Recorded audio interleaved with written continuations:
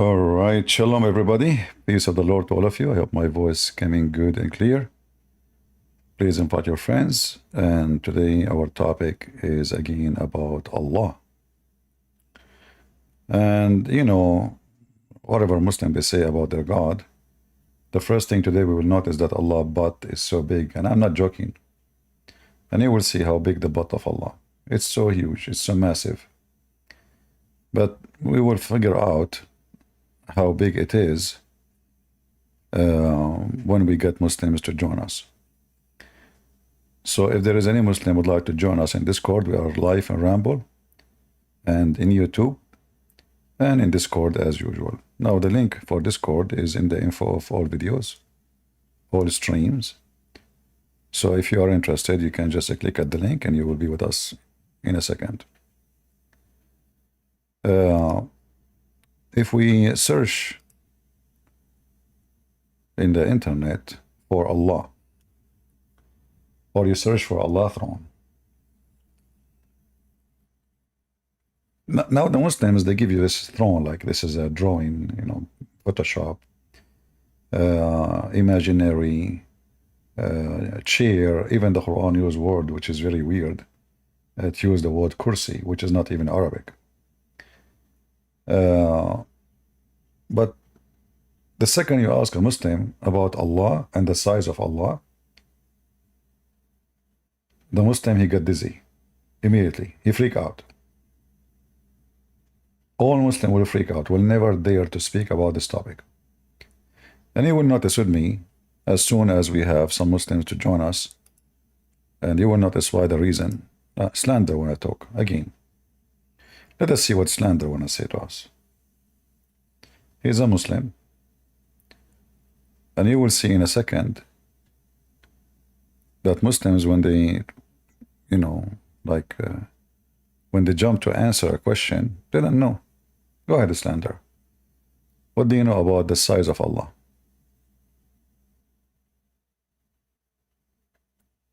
Are you there?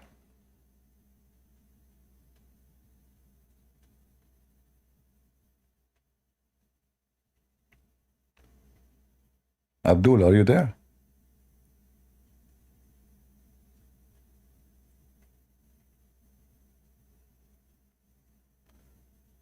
Abdul. Okay, there is something wrong with him. Maybe his wife, she did not give him permission to talk. Put your hand up again when you're ready, and I will take you.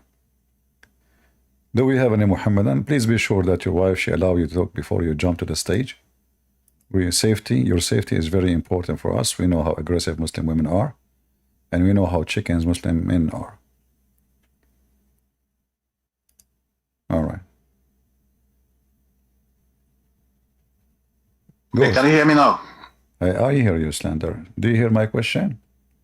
You said, what's the size of Allah? Yeah, what is the size of Allah? We know there's no limits on the size of Allah. There's no limit. Extendable.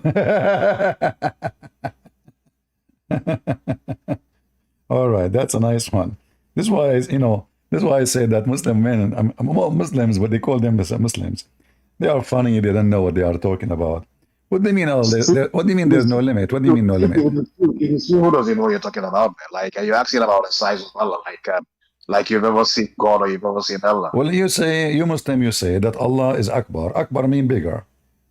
So that's just one of his personalities. So it's like Allah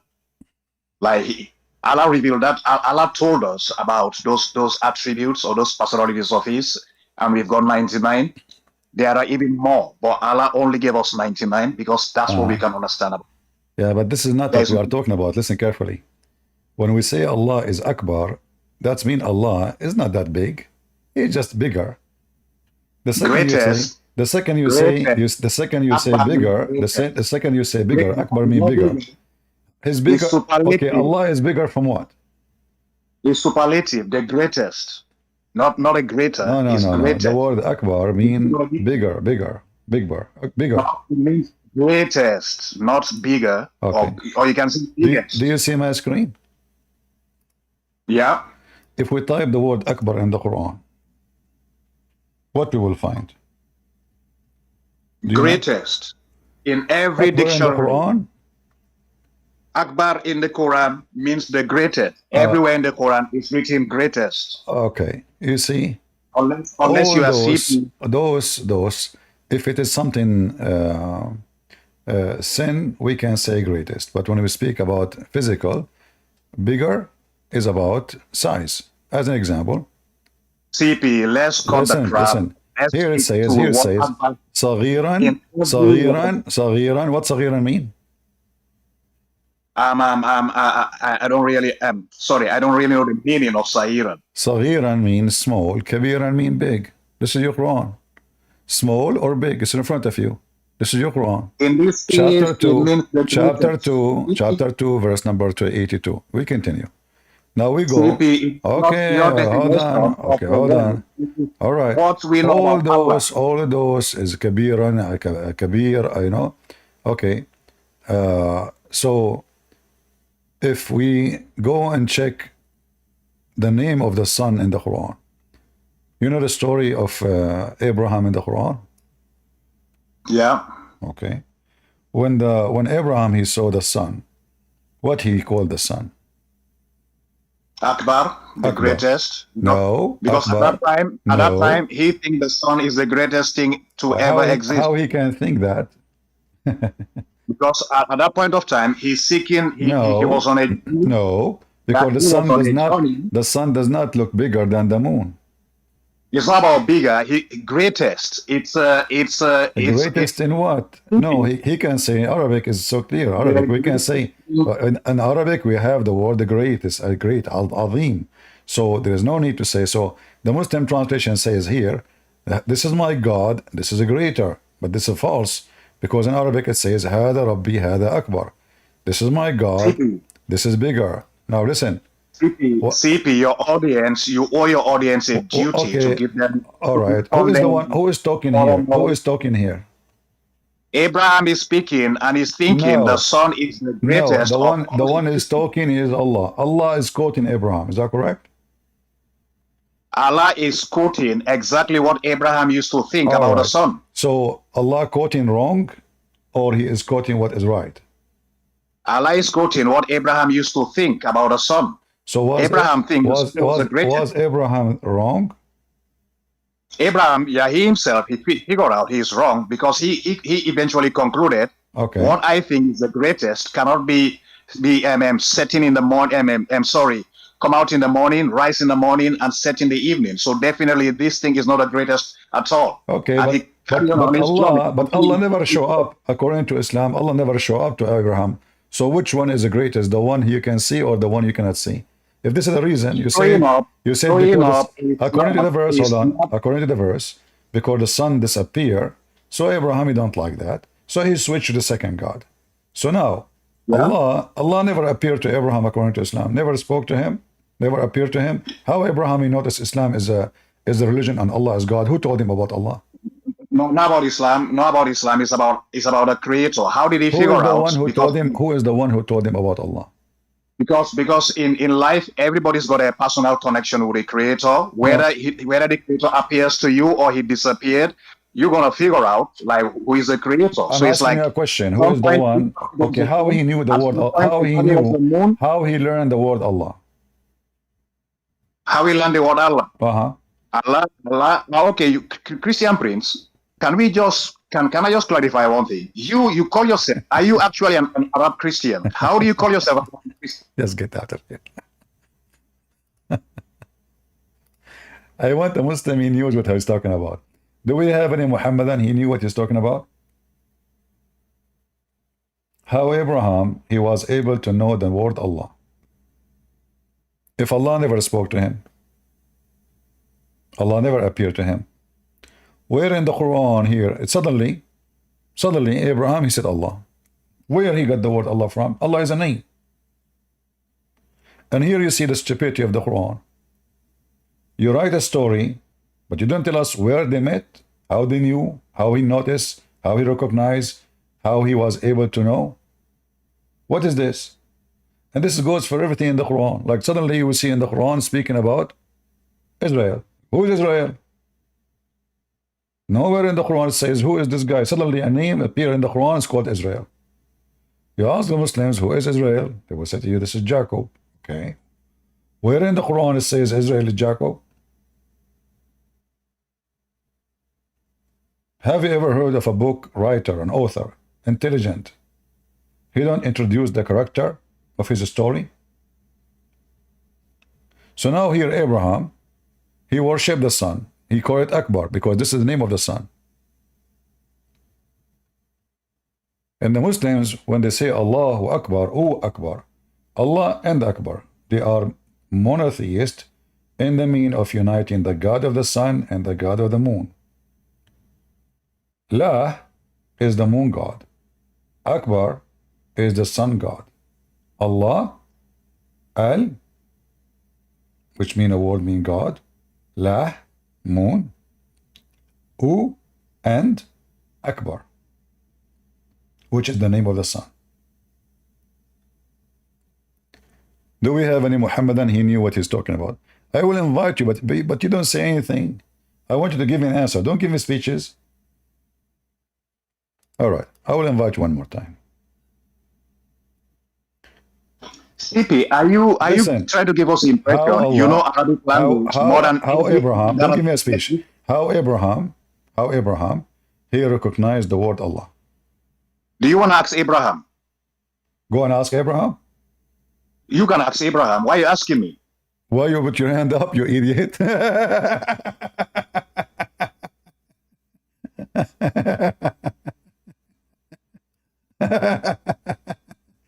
I just kick you out, you put your hand up again. I'm asking the question, you put your hand and answer, right? Why you're asking me? What a stupid cult. They don't know what I'm talking about. They don't know what Abraham. They don't even know what Abraham means. They don't know what Ishmael means. They don't know what Isa means. They don't know anything. They don't know what Allah means. If you ask any Muslim what Allah means, you have no idea. Everything is a theft from other belief, other religions. Don't even Allah have a chair. Where they get this first from? Who is a Muslim can tell us the description of the chair of Allah and why Allah butt is so big? And today we are going to kick his butt. You like it or not? Who is a Muhammadan there to join us and explain to us the stupidity of the author of the Quran? Anyone?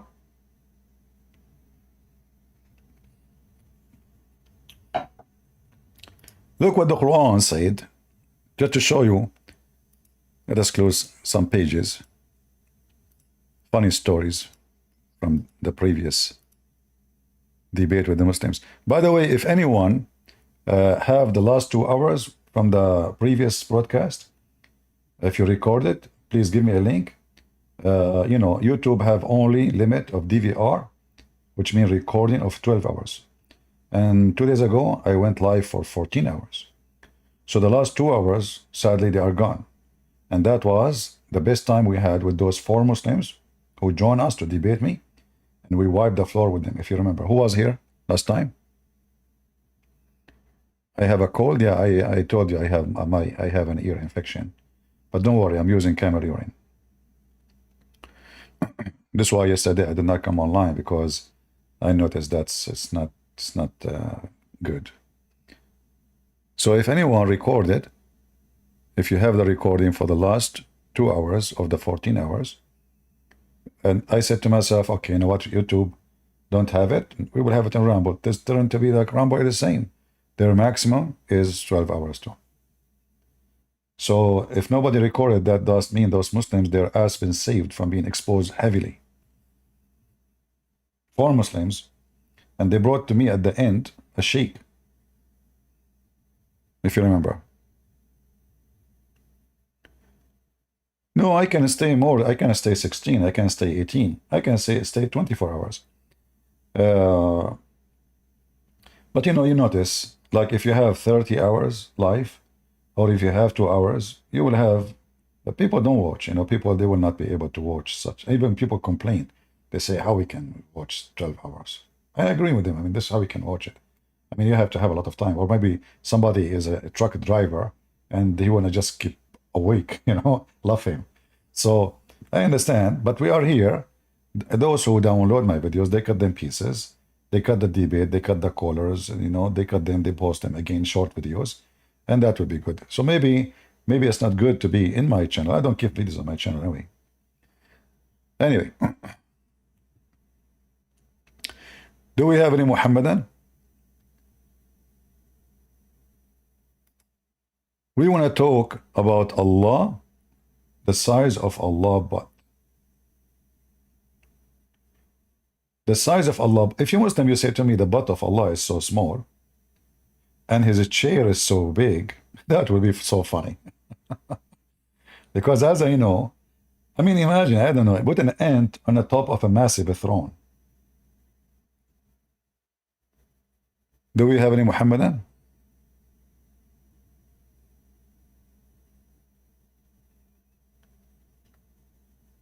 Anyone?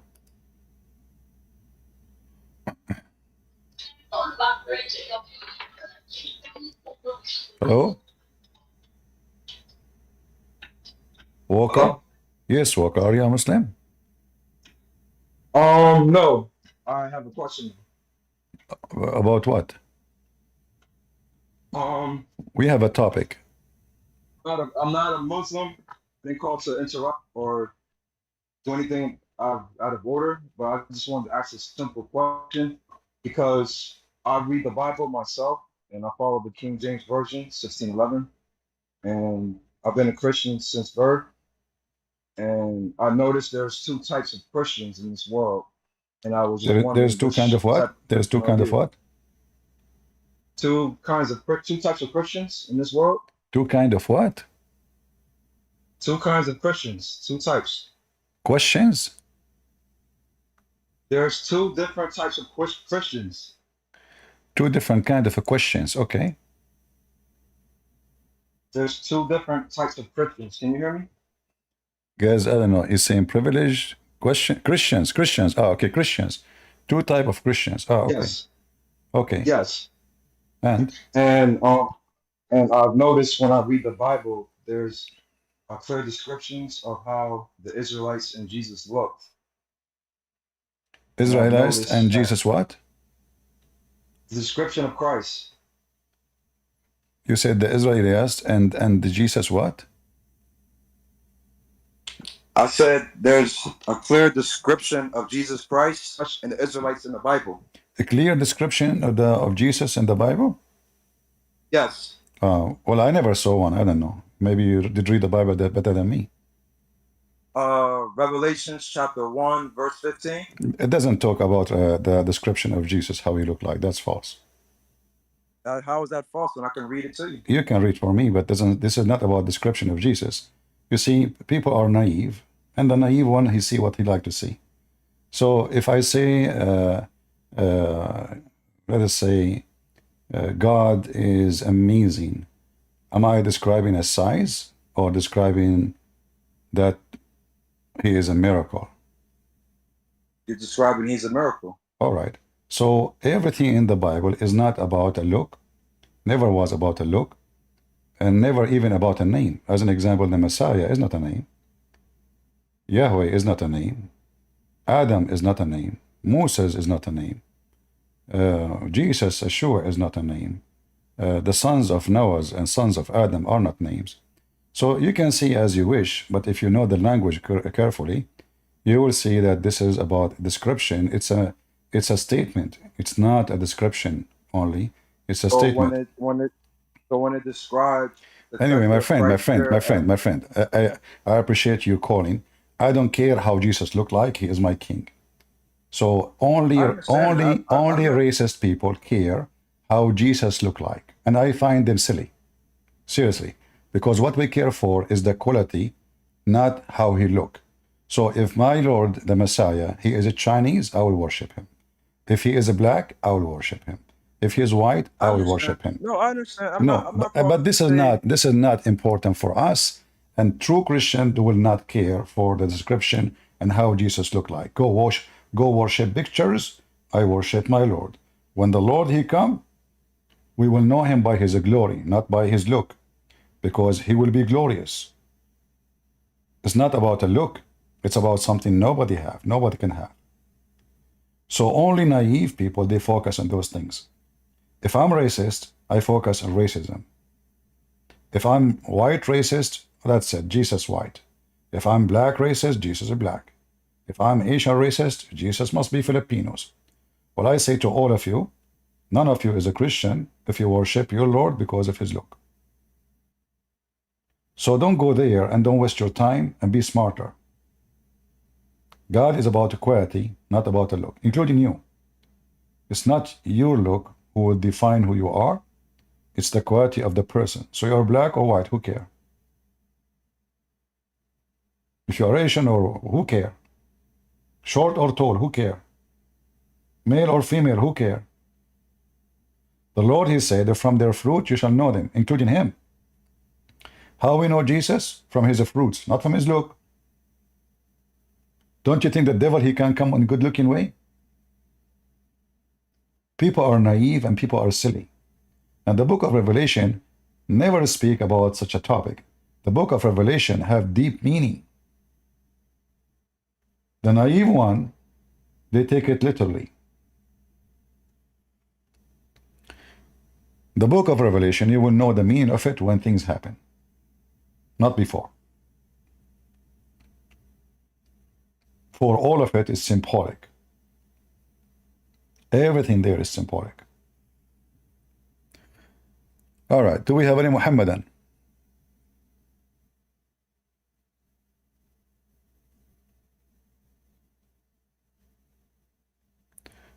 You are talking to someone Christ taught him how to read? Oh, okay, that's good. Well, I went to school to learn how to read. This guy, Christ, taught him how to read. Okay, what I can say.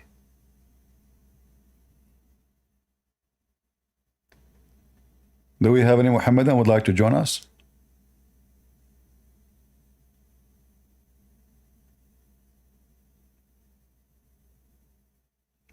There is two kinds of Christians. Yeah. It's depending on your shoe size. There's only one kind of Christians. There's no two kinds. You are just being a fool.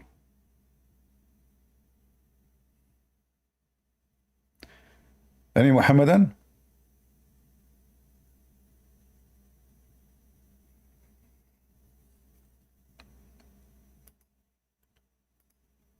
Do we have any Muhammadan? I know this topic is scary for you Muslims, but come on. One of you will have the courage. Anyone?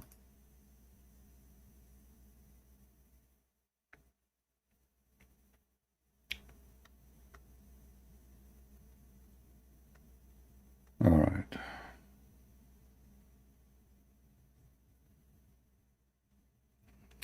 You know, the guy he is saying to you, go to Revelation number 1. This idiot, you do not know that the brass is symbolic for the temple. This is the material they use in the temple. This is all symbolic. Stupid people, racist people, filthy people, they only focus on those things. Trash. The junkie. Only trash, junkie, ignorant, do not know what the Bible is talking about. Have you ever heard of somebody look like that? He look brass. And his feet only look like that. You're an idiot.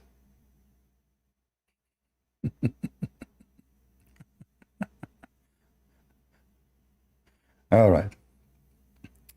So there's people, they read the Bible by their heart. And there's people who read based on their stupidity. So if you are seeking something, you will find it because you are seeking that thing. Because you are seeking that thing, you will see it only as you want to see it. It's like an ant looking for the word sugar. You give them powder, tastes like sugar, they eat it, they die. It's not a sugar, it's poison. So everyone goes where he belongs. The fly goes to the garbage. The races go to their garbage. And people who worship the Lord, they go to the Lord. Do we have any Muhammadan?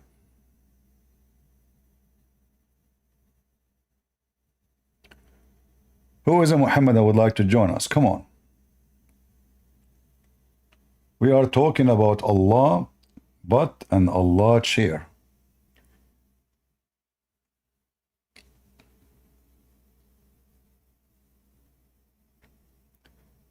Black Israelist, yeah. Well, I am from the Middle East. I never saw an Israeli as a true Israeli is black. There's Israeli now, they have citizenship. Yeah, because those, Israeli, they are desperate to have citizen to overcome the size of the Arab. So they brought Ethiopian, they brought, but those are not really Israeli. You cannot be the son of one father and one mother, and then one is blonde and one is black. And we're not talking about middle, we are talking about one is totally African and the other one is white. It's impossible. The only reason for that, there is people who converted to Judaism in Africa, and because the Israeli are desperate for citizen, the Arab population is increasing so fast, their population is declining. There's many reasons for that.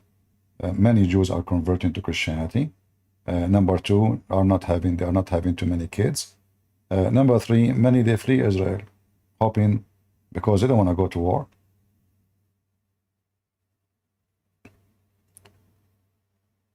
Anyway, stay away from those racists.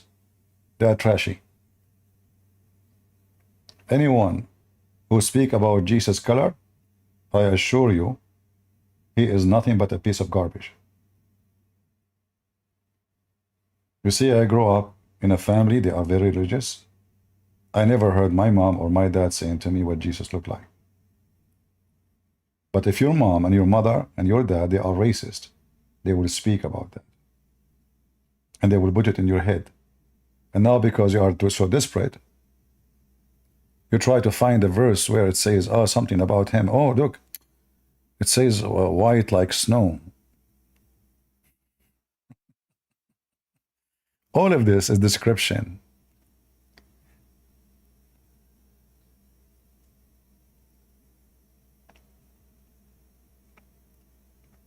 When it says like his hair were white like wool. Have you ever seen a man have such a description? Why Jesus is getting old now? Is that the guy from the Holy Buddha? Weird people. Every color there have connection either to the temple or to the practice of Israel and the connection with the Old Testament. Every word there. Any Muhammadan?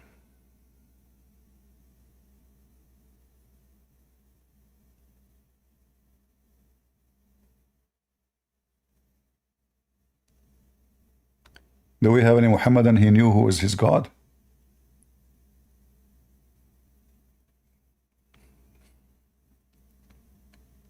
And I advise you, never associate yourself with racist, because racism is like rabies, like Islam. It's rabies. It's a disease of dogs. The purpose of it, so we can bite each other. So the white will hate the black, and the black will hate the white, and the black will hate the Asian, and etc. Rabies. Let us bite each other. Christ, he came for one reason. For God, he loved the world. Not because he came to make us dogs, biting each other.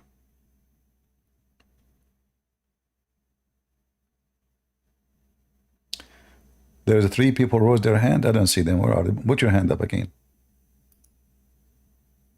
I don't see anyone raising his hand. All right. Are you a Muslim? No, I'm not a Muslim. So how can I help you? Yeah, I was blocked on your channel the other day because I was defending Candace Owens. I don't see any Muslims here right now. Why you are defending her? Tell me. Well, because she's not a preacher, she's just a regular human being who should have the right to call herself a Christian. Well, everybody had the right to call himself as he wish, but the Lord, he says, you shall know them from their fruits, correct? So you're the Are you, person now. do you allow, yes, I am the person, because the Lord, he told us to judge people by the fruit. You can judge me by my fruit too. Who said you cannot? The Lord says that. From their fruits, you shall know them. So if my fruit is bad, you can judge me. Why not? You're not judging me as a person. You do not know me. You're judging my fruit. So are you against what Jesus said now? From their fruits, you shall know them? Okay. Let me I'm judge asking you. So let me judge are you. you, are you, let me judge you, right? are you willing to allow your wife to go and meet with someone? His name is Andrew Tate. He's a pimp. He's a rapist. He is under investigation. He don't pay his tax, as he said in the videos. He lure women into sex to do porn business. Would you allow your wife to fly all the way? And not only that, she agreed with him in everything he said, and she is asking him how we can save generation. Is that what a Christian woman she would do? She will ask. She will ask a whore, because whore is not only a female. A whore is a male. He is a whore. First time I type his name, I never heard of him before. I type his name. I saw a video of him masturbating. The first thing I saw about him, I type Andrew Tate. I click. All what I see actually is porn website. Like now you have articles, you have a news, but first time I heard about him, it was just porn. So now, are you going to allow your wife to fly all the way to Romania for a guy is under home arrest, to meet with him, and she agreed with him about everything he said, and she defended him, and she said they are judging him for something he said 10 years ago? Well, this guy, he say those things every day. So she's a liar. She's a fraud. So you're gonna let you're talking yourself. I want you to answer me. Or do you allow your wife to go and do that? Go ahead. So okay, yeah, 1,000,000%, because she's a journalist. She can talk to whoever she wants to talk Well, to. but she agreed. But she agreed with him. Do you agree with the pimp and rotates yourself?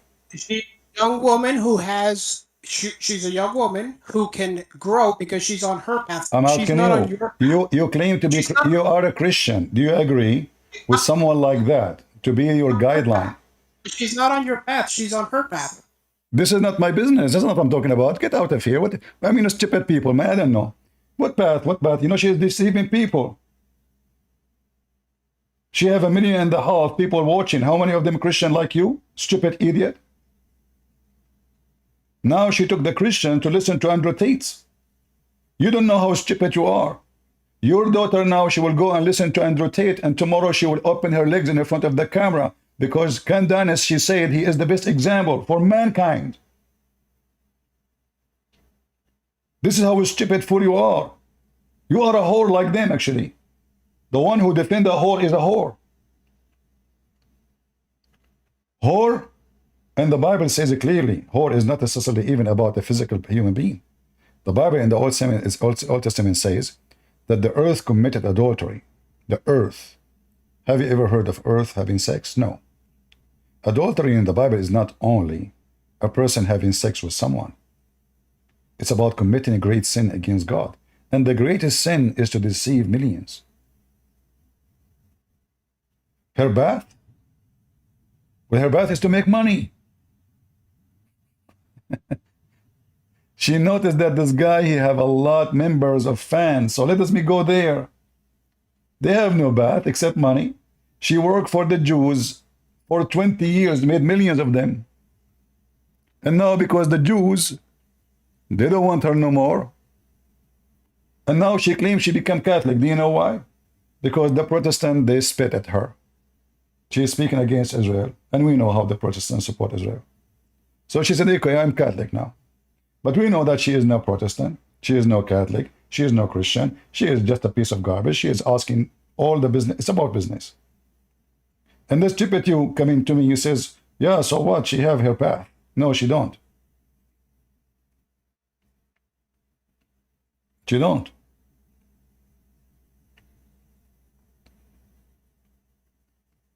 She can have her path, but not to claim to be Christian. She can say I'm an atheist. She can say she's lesbian. She can say she is a LGBTQ. She's a free. We live in a free country. You can fly and interview anyone. And you say to me she is a journalist? and the journalists agree with the person who have 10,000 videos teaching men how to lure women into pimp business, how to hide your tax, is that the Christian honest person inside you? Let us teach people how to hide their tax. Who is the one is inviting this slander? Don't invite him. His name is slander. I want to talk to someone have a brain, not just a kid. So this woman, she is a very bad woman, the same as Tucker Carlson. I call him Sucker Carlson. And the naive ones consider them conservative. Conservative, he support a pimp. He agree with the pimp. She said to the pimp, so how we can change everything, how we can fix it. She went all the way to Romania and she agreed with him. You see, if he is just like a Muslim guy, I say, okay, well, he's a Muslim guy. But the guy is literally a whore. He used, he abused, and he fooled millions of people to steal their money. $300 to teach you how to open a pimp business. Just join my class. The guy didn't have high school, and suddenly he became a philosopher. Because of donkeys like you, and a liar like her. Do we have any Muhammadan? Muhammadan, please. Going.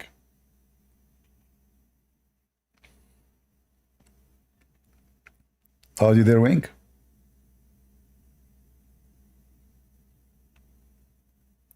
Push to talk.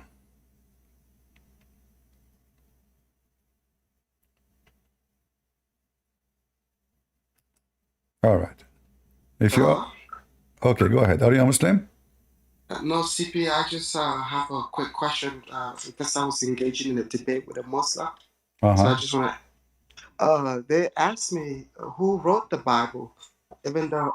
and then I try to, like, turn the question back to them. That is the most stupid question ever, because the book of John, according to John, so if they say to you there's no proof of that, they have to prove that this is not his book, not us. Because simply, we believe that this is the book of John. No. If somebody says to you, like, who is the author of the Bible? For us, if you're asking me, do we have the first page written? Nobody can say that. The reason for that, the Christians, in the first 300 years, they were very poor, discriminated. Christianity was underground faith. And the first time the Christians, they have a king, which means they have money. It was almost 300 years after Jesus. And then the Bible, whatever they have in those papers, transformed into real books, which mean expensive leather, expensive stuff. So they can claim as they wish, but they have, and the Muslim who's asking you the question himself, he don't even have one fragment of his book. So who wrote the Quran, CP? Because that's what I Nobody knows. There's many Quran. Which Quran? Because that's what I wanted to get to. Like, I was trying to ask him, so who wrote even the Quran, the most popular one, which is according to Hafs, is according to the recitation of Hafs, which means the Muslim don't have it. Recitation of Hafs is 200 years after Muhammad. And if you search right now, go to Google and type the word Hafs was a liar. Just type it. You will see how many articles written by Muslims about Hafs. The reason that Hafs, all his hadith, is rejected, because he's a liar. You will not find one authentic hadith mentioned by Hafs is accepted. So how you take the Quran from him if all his hadith is fabricated? So Hafs came 200 years after Muhammad, and this is, they don't even a book of Hafs. They have according to the recitation of Hafs. So all their books... So Hafs did not even write the Quran himself, though. That's what you're telling me, right? There's many Quran. You see, ask the Muslims, is it true that Uthman, he burned other Quran? They will say yes. He burned them because they are different, not because they are the same. Nobody will burn the same Quran. If I have 10 copies of the Bible and I want to spread them, am I going to burn 9 copies and keep one? No, I will keep all. But Uthman himself, he burned all the Quran and he kept only the version he liked. Even that one does not exist. Nobody have it. Nobody have a Quran. All right? Yes, yes. Thank you, CP. Thank you. Yeah.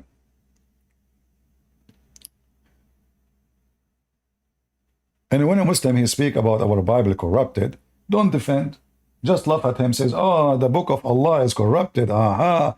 Then you will see the Abdul, he shrink like a cockroach. His face change, and he go in his hole. If the Bible is sent by Allah, isn't this the duty of Allah to preserve his book? Isn't it the Quran says nobody can change the word of Allah? Look how many times the word Injil appear, Torah and Injil, Torah and Injil. In the Quran, it's all over. So if Allah, he sent the Injil, it is the duty of who? To preserve the book of the author. Isn't it the author? And when the Muslims, they say Allah preserve only the Quran, that is even more stupid. So are you saying to me Allah was selective in what he reserved, what he's not? He don't care for the Injil? So he's shaitan. Because who is the one behind the corruption, if this is true? And look, if we look in their book, you will see that the stupid book of the Quran says it clearly that Allah, in the time of Muhammad, agree and believe in our book. All those verses, look how many. Look at this. Look at this. It is he who sent down the book, the Quran, to you, Muhammad, with the truth, confirming what is between his hand. Look at the lie. They say what came before it. That's a lie. Do you know why they say it confirm what came before it? Because if they translate what the Arabic saying, that means confirm what is between his hand. Look, I will use Google in front of your eyes. بين يديه. Huh? See it? The translation is not even accurate still. It says in his hand. No, it says in between his hands. In his hands. This is what the Quran is saying. Confirming the book which mean Muhammad, in the time when he came, he have the correct Bible. That is 600 years after Jesus. Now, who of them can tell me if the Bible is 600 years after Jesus is ever changed? We have a fragment way, way, way before. In fact, the Bible, even this guy Borat, Mimi Hijabi invited him. Even this Borat, he said, there's no documented book with the proofs as much as the Bible. Not even one book in the whole world. This is a person who's an atheist. He is the enemy of God. Even this is come back. He agreed that there's no book is documented, examined as the Bible.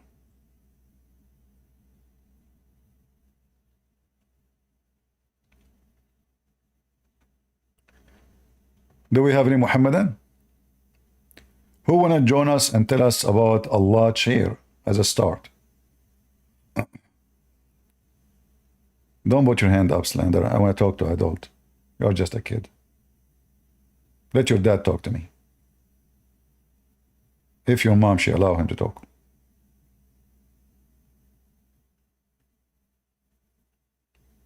Any Muhammadan?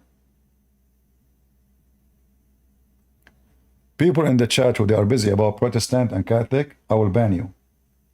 We are not here for this. We are here Christians. All of us we are united. In case you do not know me, I'm a Christian prince. I believe in Jesus. He's my Lord. I don't care if you're a Catholic or Protestant or Orthodox. If you think you belong to those, get out of here.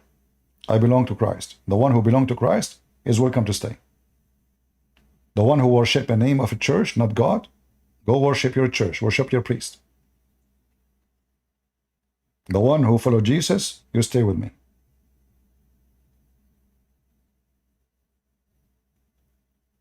Don't be like the Muslims, a fool.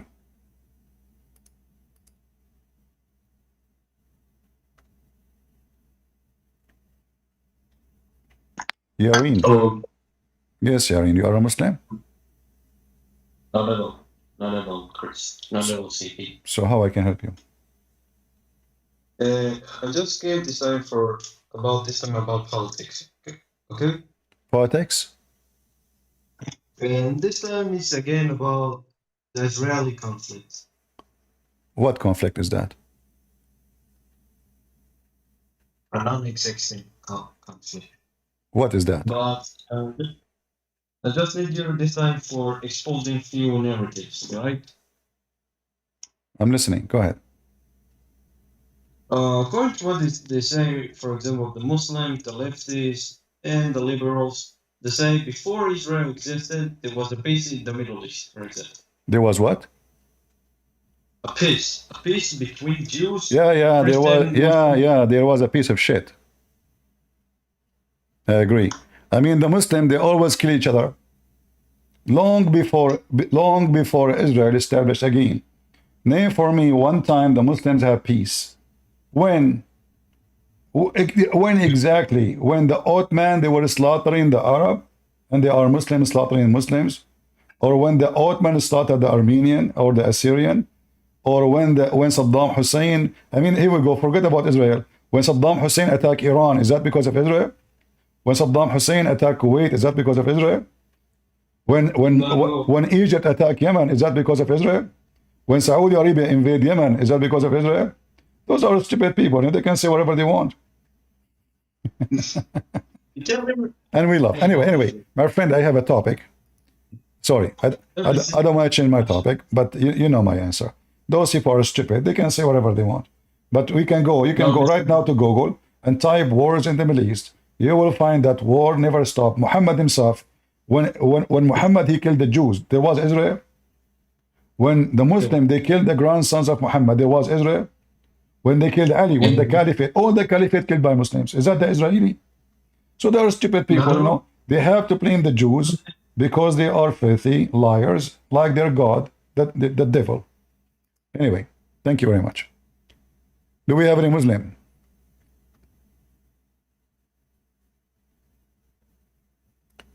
Any Abdul?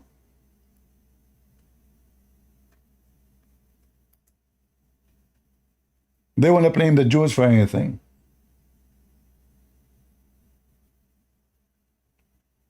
I grew up in the Middle East. Why we don't have electricity? Israel. Why Israel? We have a lot of oil. What do you mean Israel? We are not even at war with them. Why we don't have electricity? Israel. Why we don't have water? Israel. Why we have a dictator? Israel. Why nobody have a freedom? If you say one word, you disappear, you and your family. Israel. Even the filthy Muhammad, he said, if there is no Jews, no women betray her. So if there is no Jews, no meat will decay. He blamed evil things to two: women and Jews.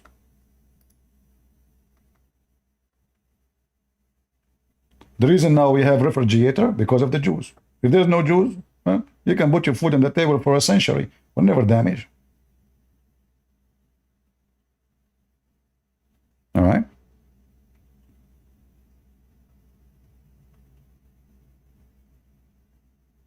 Now the second part can be a little bit true. I'm just joking. Man, women will kill me. They have nails, man. Don't ever say that. Women are so dangerous. I don't know God created them for what reason, but it is a scary reason. Especially these days, they are putting those things in their eyes. I want to buy one from Amazon, but it's, you know, I mean, you need a female to wear them when you are doing barbecue. I mean, you are a man, you cannot put them on your eyes. She just stands next to you, and she just blink her eyes, and the fire will go crazy. I think they made them for the barbecue. Those, they call them eye balcony. Anyway, none of our business. For safety and security, we better not to talk about it. Stay safe. Live longer. All right. I am willing to say the any word to Muhammad, but I don't dare to go in that direction with women. No, just, Muhammad, you are a piece of garbage. I don't care. A billion Muslim, who dare to come to me? Women, no way. I will run. Do we have any Muhammadan?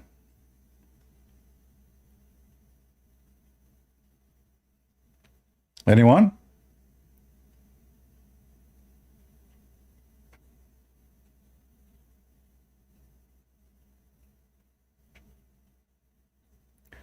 I like to know your opinion of Muslim UFC fighters. You know, one of the hypocrisy of the Muhammadan, they say, yeah, it's okay, but according to Islam, you cannot. According to Islam, anything is connected to gambling is the work of shaitan.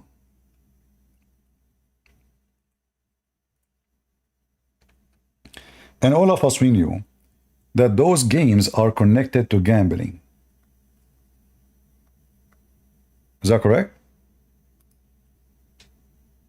In fact, gambling is a major source of the income in those games. So there is a huge companies, they set a gambling, you make a bet on this person or that person, and they go to fight. It's a fight for money. The Quran, chapter 5, verse number 9, it says that clearly it's forbidden for Muslims to do. So Muslims are hypocrite as usual. Like, you know, they say to you that interest is haram, so they created Islamic banks. So what they do, they change the name of the interest. So now it's not called interest, brother. It's called benefit. Benefit from your money. You know, this is benefit, is interest. No, like, you know, we invest your money for you, and you take, like, you know, like, it's like, you know, what are you talking about? This is the interest.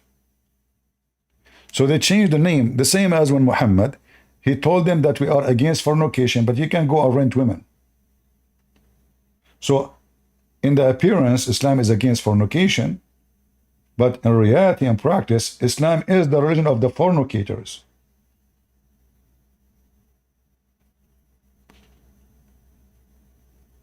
Do we have any Muhammadan?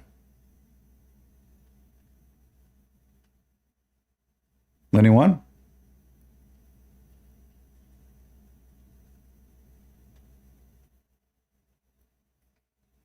Slander is insisting to come back. I don't know why. Okay, I will let him come back for a second. Let us see what you want to say.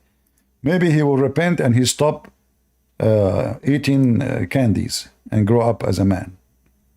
What do you want? CP, using excuses to evade me is not going to help you. Me, I'm very patient. Okay, I'm going to tell. I'm not going to ask you a question. Hold on. I'm not going to ask you a question. I'm not going to ask you a question. Can you choose a topic? You are sure you can answer? Because each time I say to you something, you say, oh, go ask Abraham, go ask Allah, go ask Muhammad. If there is something you know, you want to talk about? Why do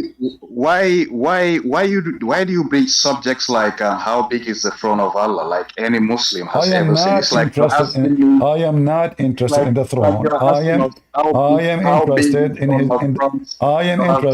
I want to know the size of his butt.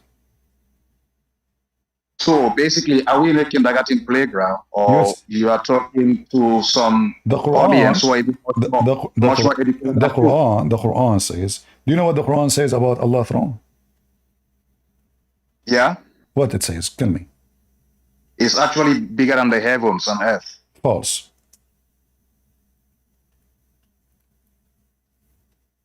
Why you lie? I know the Quran mentioned about the throne of Allah bigger than the heavens. That's a lie. It says exactly the same size. So the size of your God chair is exactly the same as the earth and the heaven. Because your God... It says it's bigger. No, it says exactly the same. So... It says it encompasses the heavens. Here we go. It says, وَسْعُ كُرْسِيهِ السَّمَاوَاتُ وَالْأَرْضِ. The size of his chair is the same size as the earth and the heaven. Don't make things up. Now... Can we read the verse for everybody? Read the verse. This is your Muslim translation. I can see it. Tell me the verse number. The chapter of the Hindu. Verse number 255. Okay. Ayatul Kursi. And that's Surah Ayatul Kursi. Ayatul Kursi. Surah No. I told you chapter 2, not Ayatul Kursi. What? Ayatul Kursi, al-Kursi. This one about the Kursi? What Kursi mean? Ayatul Kursi What Kursi mean? is What Kursi mean? chapter 2, What Surah Kursi? Al-Baqarah, What verse Kursi? What 200. Kursi mean? What Kursi mean? Kursiyu means the throne. No, it means chair. A throne is a chair in the first place. No. Okay, I know you sit in a chair and you sit in a throne. You don't actually squat or put your head on a No, throne. when sit you on. say a kursi, it's a chair literally. It's not a throne. So your God Allah is not a king, and your God is not really subvert. You see, I asked you. You mentioned before the throne. You said it is about him being a king. All right, but this is a kursi. This is Okay, just a, this is a chair. I'm Okay, trying now. to share So what is the with you. size? What is the size of Allah's chair? It's A chair exactly. in Arabic a chair in Arabic is Charlie Hotel Echo Romeo. First of all, potato. This is not an Arabic word. Okay, all the same. So what was the question? All right. The verse says that the size of the Allah chair is exactly the size of the earth and the heaven. So now, if Allah chair, his size is the same, exactly the size of the earth and the heaven, where his feet goes? You know what? I'm just trying to get that verse. Let me read it properly. Uh-huh. Okay, so I'll read it for everybody to hear. It says, Allah, there is no God worthy of worship except him, the ever-living, all-sustaining, neither drowsiness nor sleep overtakes him. To him belongs whatever is in the heavens and whatever is on the earth. Who could possibly intercede with him without his permission? He fully knows what is ahead of them and what is behind them, but no one can grasp any of his knowledge except what he wills to reveal. His seat encompasses. His seat encompasses. Encompasses means is bigger. You are reading translation of who?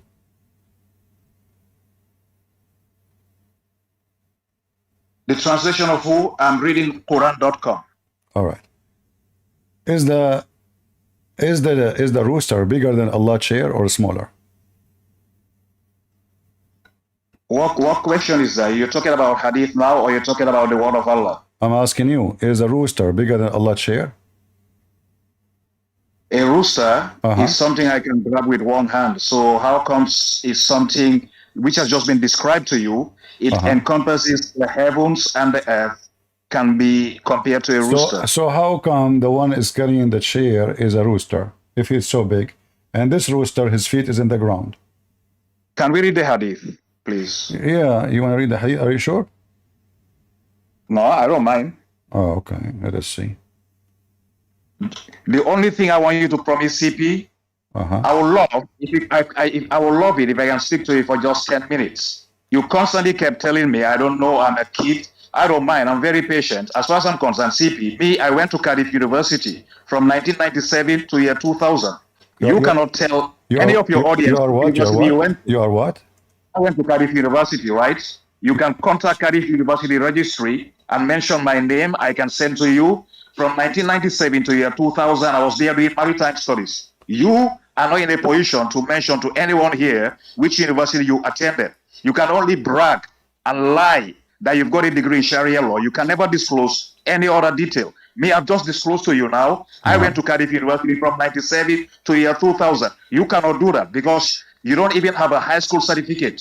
Okay. If you do, okay, hold on. You know, okay. Hold on. Listen.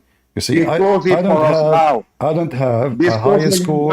I don't have a high school certificate, but yet I know more than your religion. Look, I just asked you about the chicken of your God, and you do not know. So I am the one who No, have no, high no. school according to CP, you. I'm I know tired your of you religion. cutting me off Okay, because now, you are okay, trying listen, to listen. evade I don't me disclose, scrutinizing you. Abdul, I don't disclose anything about me. And you CP, know you have why? been trying to evade me for a You long are just a time. piece of, you are just a Now piece of promise shit. the You are audience. just a piece of, you are Listen just me a for piece 20 of minutes and see you what are a happens. piece of shit, and you are Listen me trying for to 20 say you minutes and know. see what happens. No, you do not know. And everybody knows why I don't disclose who I Listen me am for 20 and what minutes I, and see what will happen no, to shut you. up. So now, is this No, no, hadith you in have front to of shut you? up. Listen to me for 20 minutes and see what happens. Can we Get, carry on? get out Go. of here, son of Muta. Can you disclose which university you are from? So if I tell you, what does that would do to you? My knowledge is my proof. It's not a degree.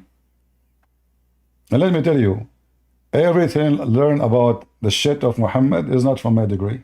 I study law. They never taught me those things. Like, do you think when you study law, they will teach you about your God, he sat in a rooster? This is my own study. This is my own research. This is my own work. In a school, the teacher Muhammad is amazing. The stupid Quran is the source of law. That's what you study. You are just a piece of shit like your prophet. And if you are a person who claims that you have knowledge because you have a degree, well, why you follow Muhammad? You cannot even read. Now let us read. This is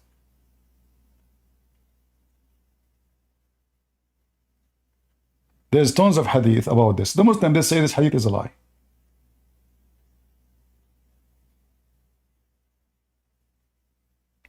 This is what they will say. But the hadith is so clear.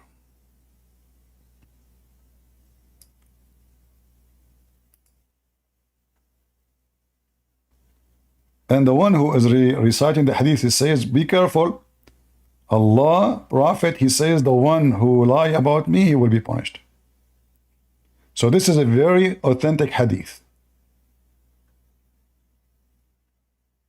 At least according to some. On the authority of Abu Hurairah, may God be pleased with him, with a chain of transmission traceable to the Prophet, God has permitted me to narrate about a rooster whose feet have touched the ground and whose neck is bent under the throne, and he is saying, Glory be to you, how great you are, our Lord. Then he responds to him, no one who swears by me will know that.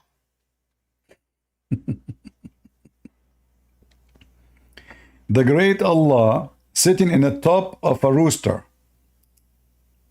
Isn't this amazing and beautiful?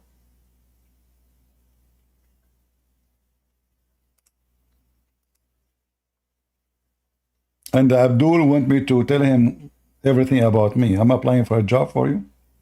I laugh at your prophet. I place all my fertilizer on him, all the manure I have. And then I go and sit next to you to the airport and you will not know me. You see how beautiful it is? I go to Muslim countries, nobody knows about me.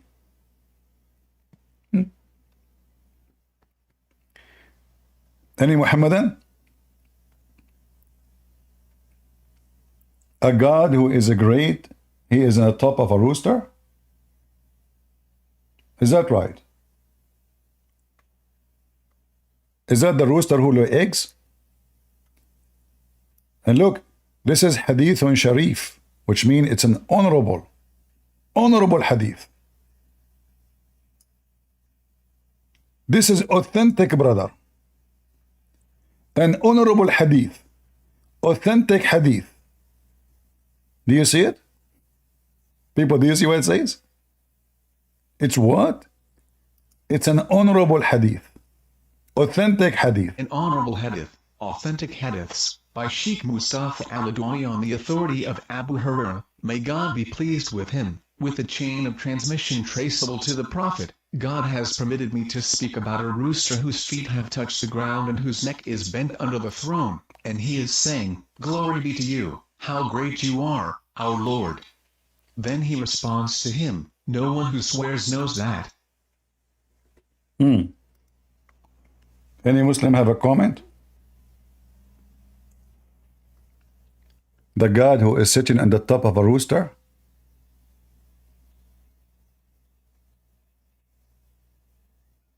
Are you sure?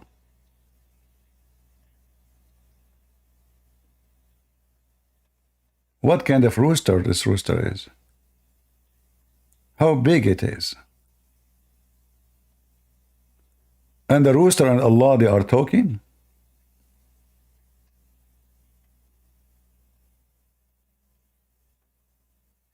And Abdul, are we making things up? Are we fabricating?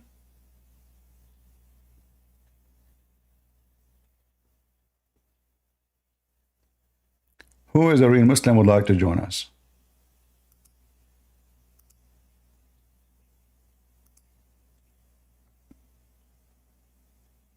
Muhammadan? Your God don't sit on a throne.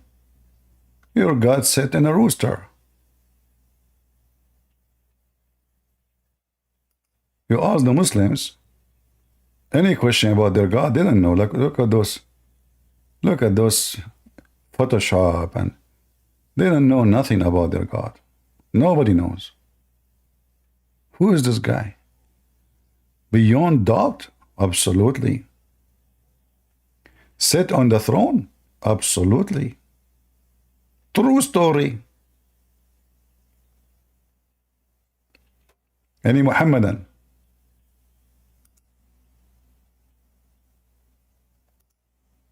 From those who follow the rooster God.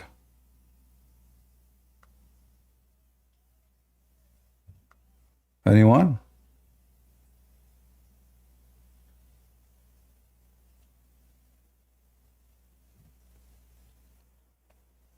Any real Muhammadan? The only one who come here is this guy slander, because he liked to slander. He have no answer. He get upset. He want to know where I graduated. I'm not going to tell you anything about me for the safety of your marriage.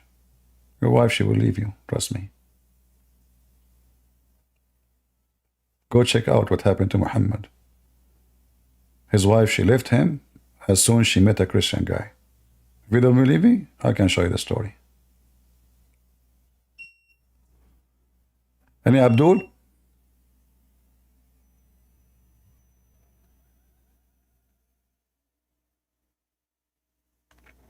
Where is the Muslims?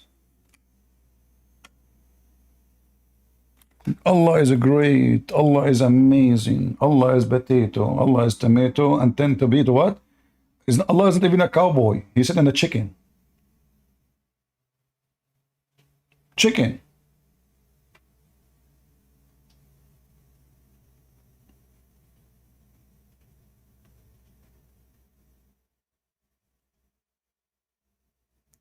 And then the rooster speak to Allah, and Allah answered the rooster. And what a nice conversation.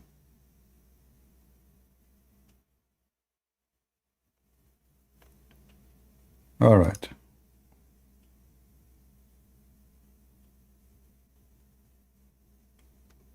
If you are a Muhammadan, put your hand up.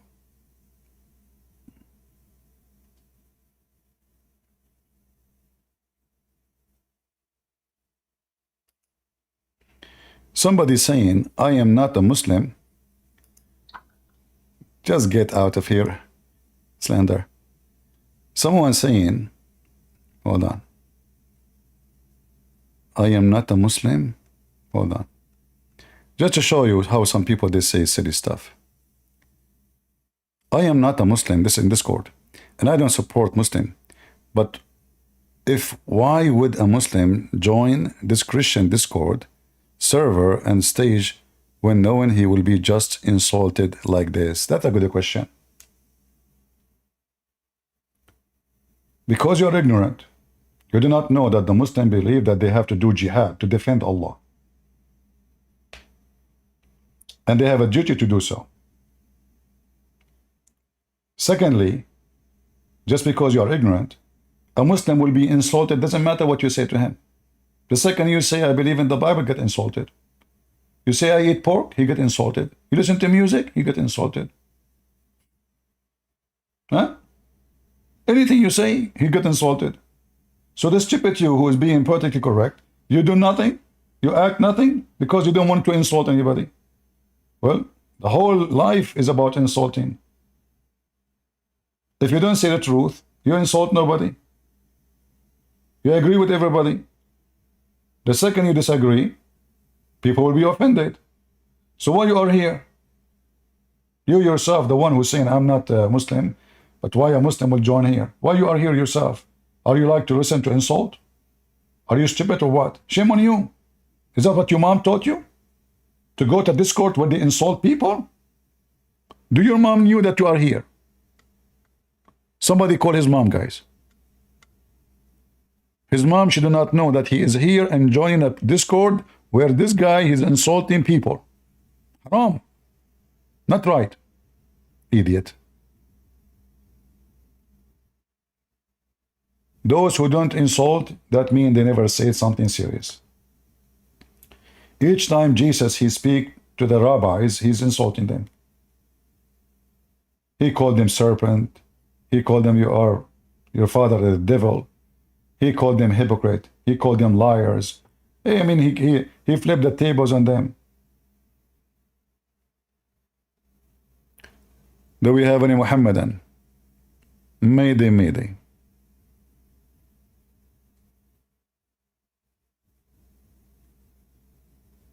Anyone?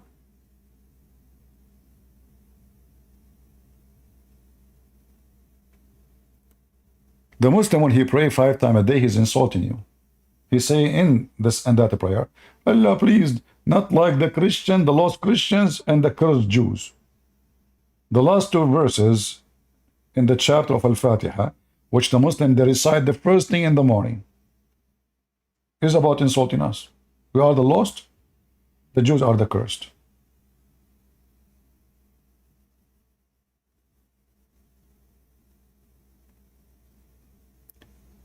Those who they are in the Discord, I have a warning for you. In my chat here, we don't have Catholic and Protestant. You want to talk about this topic, get out of here. Here we defeat Islam. And here all of us, we are Christians. Anything else, I will wipe the floor with you. You don't have to stay here. Go open your own Discord and do all garbage you want. This is a warning. You repeat the text twice, we block you. Do we have any Muhammadan?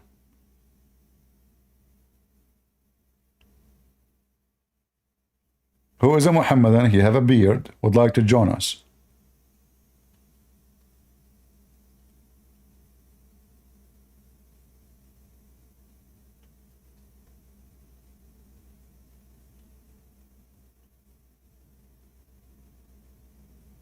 Anyone? I want to convert to Islam and I want to have an endless penis. Because I want to get rich. I want to sign a contract with all oil companies to supply oil to Mars and beyond galaxies. In fact, we can just piss there. You know, water will go there. I drink from the ocean and I piss in the other galaxy.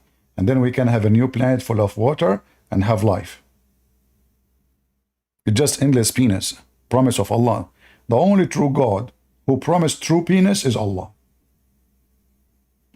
How we know that Allah is true God? I mean, look at the promise. Endless penis. Not 6 foot, 10 foot. What? Endless. Nobody can see the end of it. It's like Allah himself. Is Allah endless?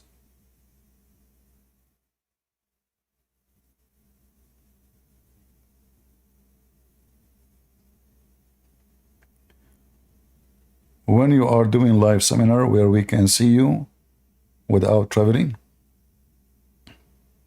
when I go live, we don't, you know, I mean, when I do seminar, I don't, we don't post in the internet. Even when I do seminar, actually, they don't even tell Christian Prince. They say, a Christian brother, he have a seminar, like to join us? They don't mention money. This is why sometimes, like when you go, people, they say, they come to you, says, are you Christian Prince? It's the same voice. I say, maybe.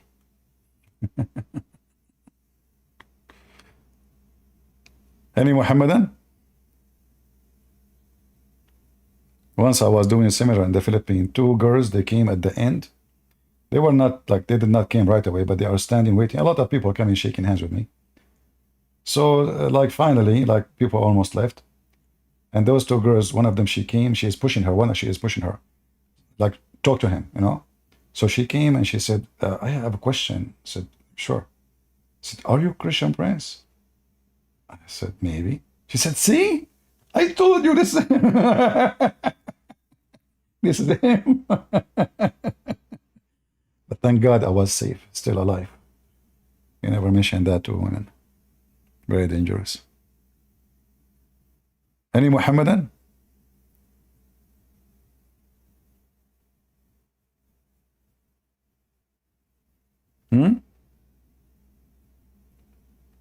Who is a Muhammadan who believe Allah sit on a rooster can join us? Get out of here, Salander. You will never be in my stage again.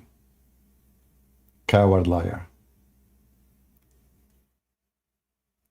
You want to know where I graduated, you potato?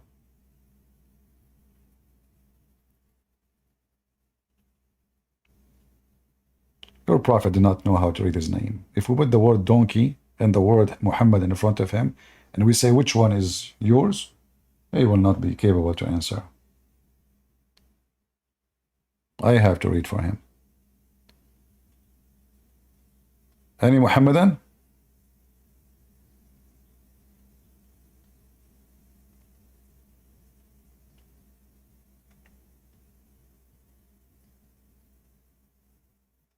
No?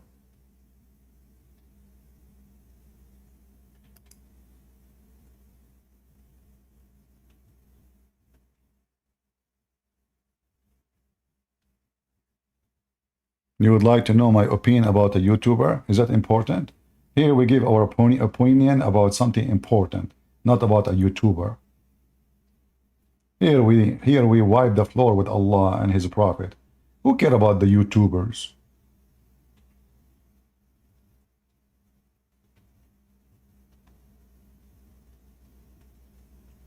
Is that what we are here for? Give me your opinion about your YouTuber.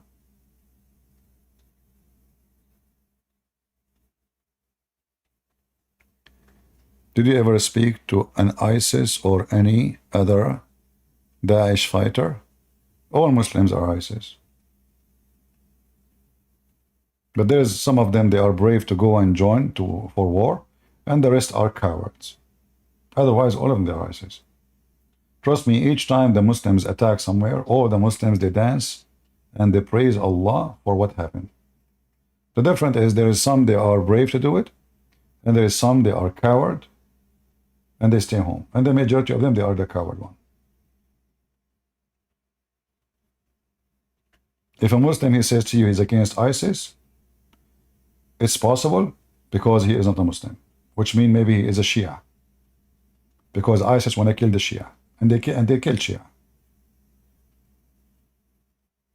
If a Muslim, he says to you is against Al-Qaeda, obviously, because, you know, the Muslim, they kill each other too, because they are competing with each other, right? So, but not because they are like all Muslims in the world, they were rejoicing for what Hamas did. Like, remember, Hezbollah was killing Hamas in Syria. Hezbollah caused the death of tens of thousands of Muslim Sunni in Syria. Hezbollah support Hamas in Israel. Huh? So, in the appearance, they look like they are supporting each other, but the reality is, now we have one enemy. We take him down, then we kill each other. And if you compete with me in my ground, I will kill you. This is why when the Sunni, they try to compete with the Shia in Lebanon, the Shia killed them. Same in Syria.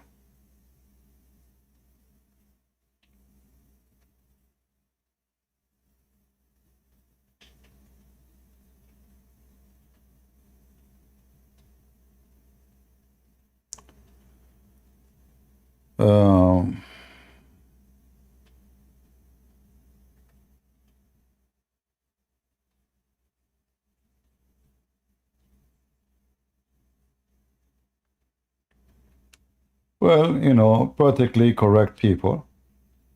If he is praying and I will walk, I will push him, you know. This is not the time for prayer. And even according to his religion, he is doing it for a scenery and purpose. It's the stupid airline, they allow him to do so.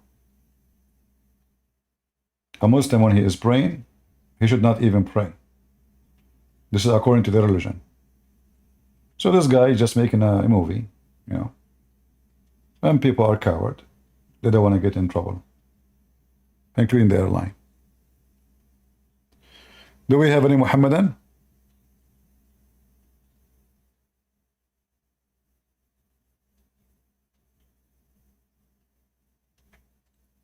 Anyone?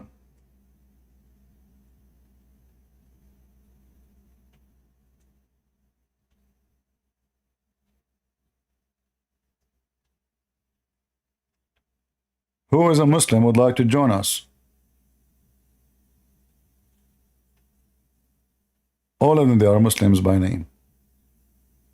No true Muslim left. Again, just a reminder, if you have the last 2 hours of the video we did, the live we did 2 days ago, please send me the link, because YouTube DVR only catch 12 hours, which means because we went live for 14 hours, the last 2 hours, especially when those 4 Muslims, they came to debate me, sadly, we don't have any recording of them. So if any of you record them, make a video of it and send it to me. Mayday, Mayday, any Muhammadan?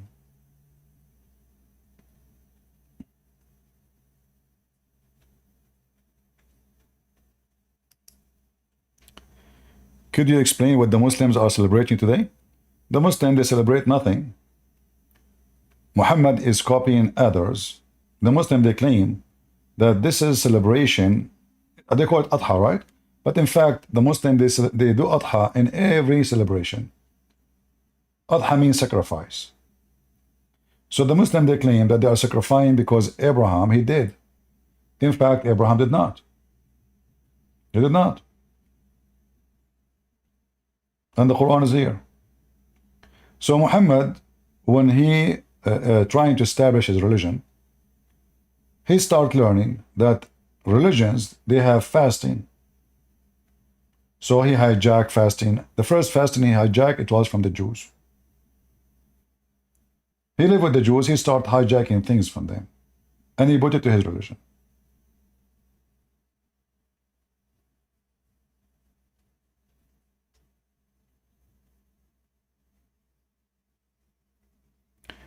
Any Muhammadan? Happy Father Day? Well, I don't celebrate those things. I believe they are stupid and they are just made for commercial reason. What a Father Day? Father Day, Son Day, Daughter Day. It's just to make you buy stuff. If you care for your father, make him happy every day. Like now you decide to make your dad happy today. What about the rest of the year? All those garbage things is just to fool people. Mother Day. What is Mother Day? Women Day. LBGTQ Day. And how many days in the year? Trust me, they will make them full. Just wait. Cockroach Day. Cats Day. Animal Right Days. Chandelier Day. And the fools are all over. Just slide your cat card.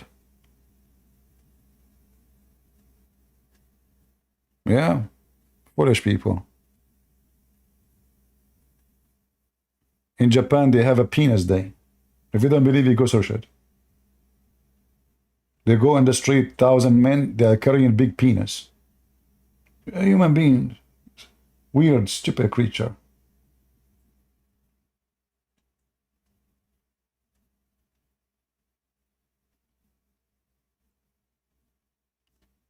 Do we have any Muhammadan?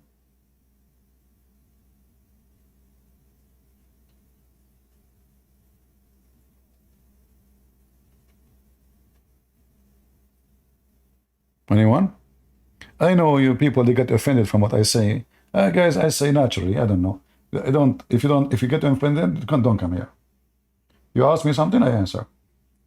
I don't mean you. I do not know you, but I say things as I believe.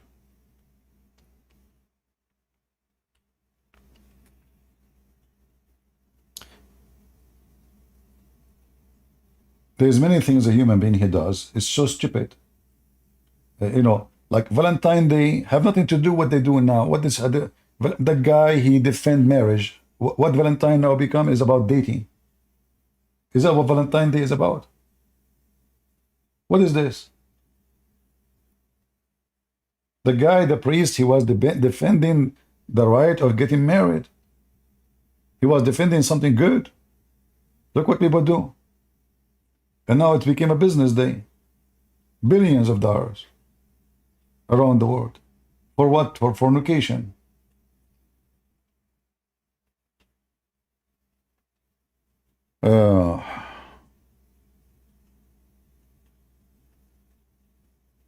Yeah.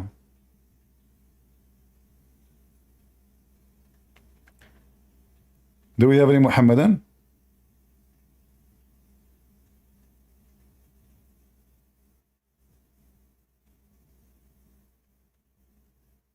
What about counting age of birthday? It's not mentioned in the Bible.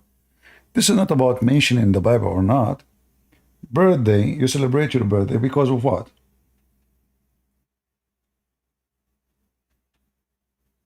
Give me a reason. People should celebrate your birthday because you are a great person.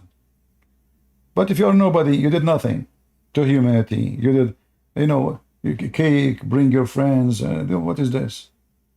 Yeah. I asked my mom actually when it was my birthday. She said, I don't know. All what I know, it was a bad day. What is birthday for? I never celebrated. I will never do that. I believe this is silly. For you, maybe this is very important. If you tell me your birthday, I will never remember it. And I will never say to you happy birthday.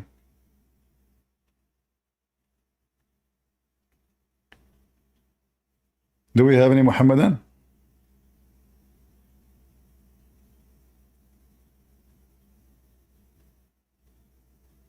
All those things, I believe, because a human being, he have a vacancy inside him. So we start looking for occasions, you know, to make we are looking for happiness, right? So we create those things, you know, birthday, invite friends, etc. But if you really want to be happy, I mean, every day it can be your birthday. By being born again, by doing something good, by helping people, by being someone useful. People love you. That is your birthday. That's your happy day. It's not by eating cake. I don't mind to eat your cake, by the way. Trust me. Any Muhammadan?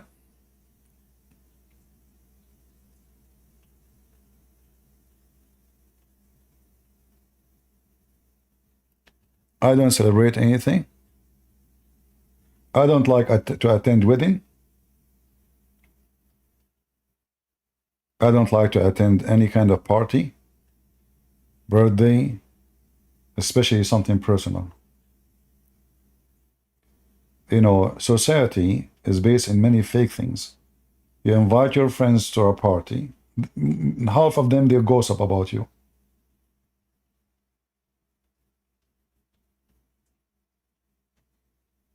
Like if I would tell you about the Middle East, a guy is getting married. You know, in the Middle East, like it's not like here in America, you invite 10 people to your wedding. There we have 10,000. I mean, if your family is small, we are talking about 500.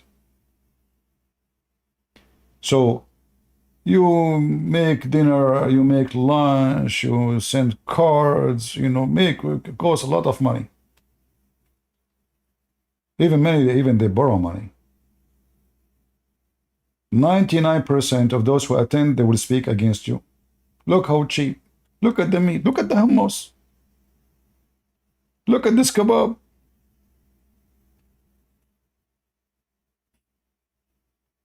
So my experience with people, it doesn't matter.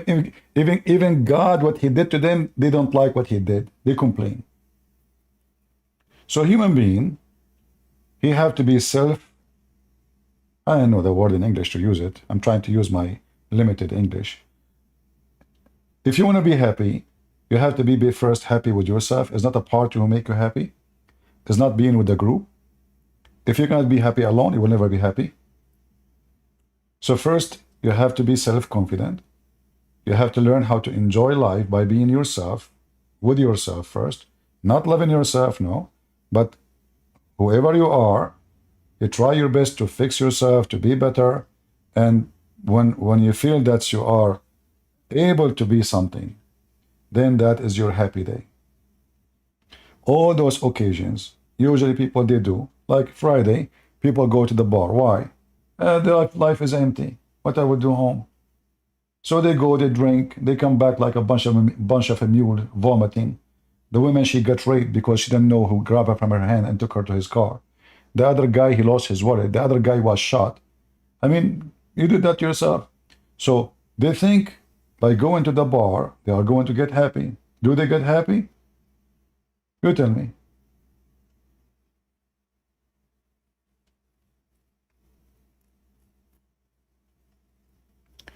Anyway, you don't have to agree with me. But I believe everything is based in you being empty inside.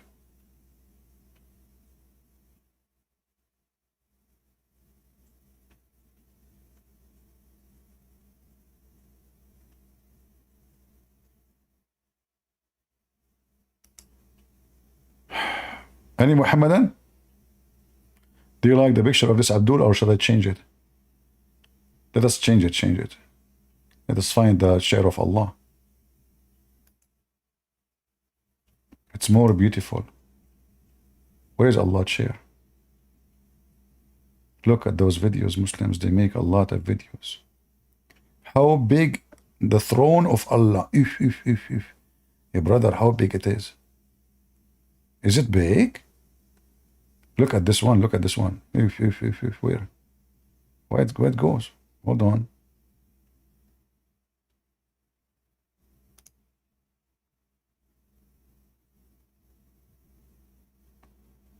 Throne of God. Somebody trying to copy my book, maybe.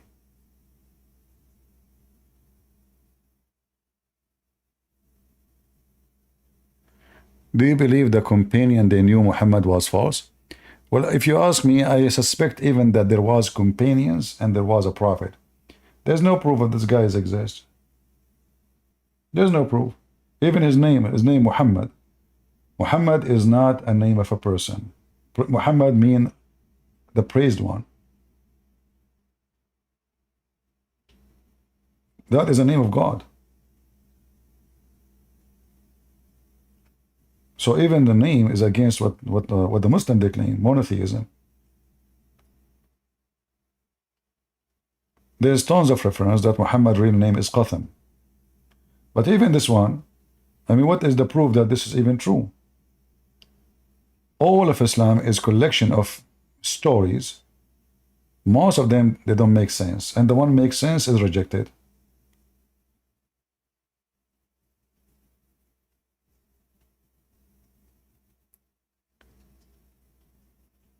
What Islamic ruling about women genitalia? Okay.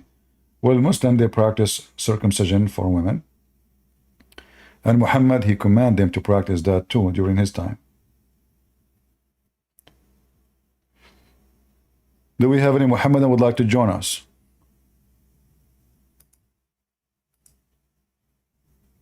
If you are a Muhammadan, you can click at the info in the video and you can join us in Discord.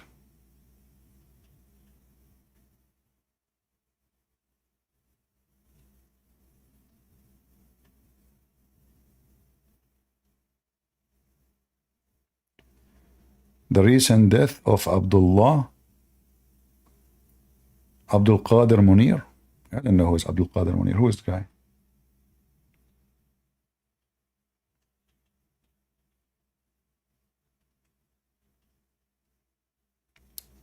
I don't really follow people in news. The news I'm interested in is, you know, like maybe war, something serious.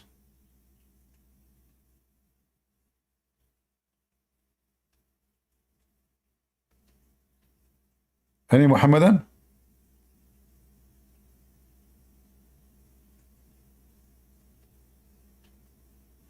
What happened to the Muhammadan today? They ate kebab because it's Eid?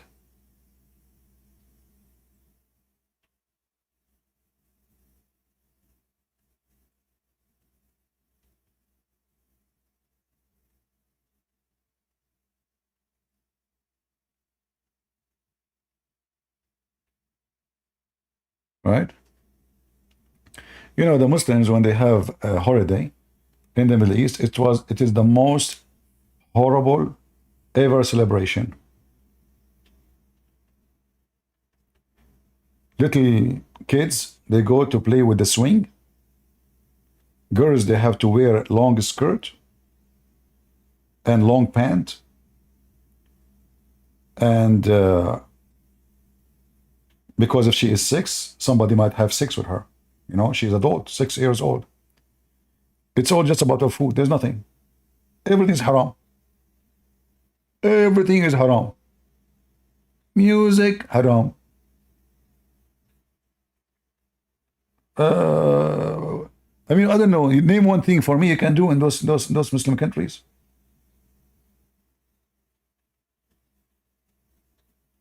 This is why the only thing they have is food. That's it. They sit like goat and they keep eating blah, blah, blah, blah, you know. And this is what? This halal. Food and sex. Singing is haram. Chess is haram. Even farming is haram. What is left?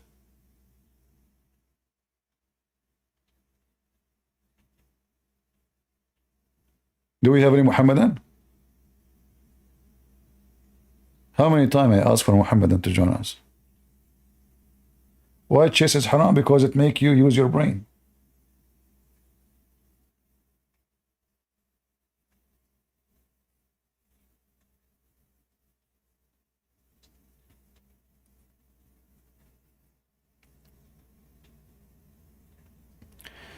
Why Shia and Sunni killing each other? First, Shia and Sunni don't believe in the same prophet. That's not true. It might be the same name, but the Shia, they don't believe that Muhammad and his family, they are human. They believe that they are lights from the forehead of Allah. And they came in the flesh of a human, but they are not a human.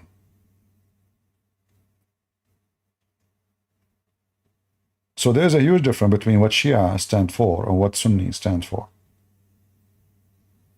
Like as an example, when the Shia, they use certain words in the Quran to prove that Muhammad is light, like Allah. Why? Because Allah in the Quran, actually, this is Muhammad describing himself. So he described himself as a light. Chapter 33, verse number 46.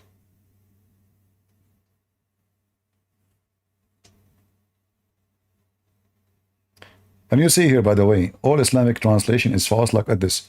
As one who invite to Allah Islamic monotheism. You don't find this in the Quran.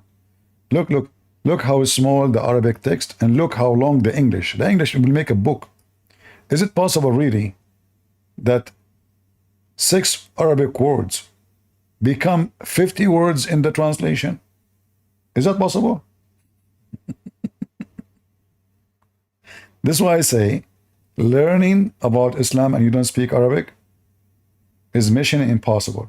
All those who they claim they knew about Islam, even including the Christians, without saying names. As long as they don't know Arabic, they know nothing about Islam. Because simply, in order to know something, they have to read something. In order to read something, you have to read it in the language you understand. Well, as you see, all their translation is fabrication. There's no monotheism, there's no worship none but Allah alone. There's not none of this. It says calling to Allah by His permission as a candle of light or a lamp. That's it. What is this? This is Hilali and Khan. Let us see different translation.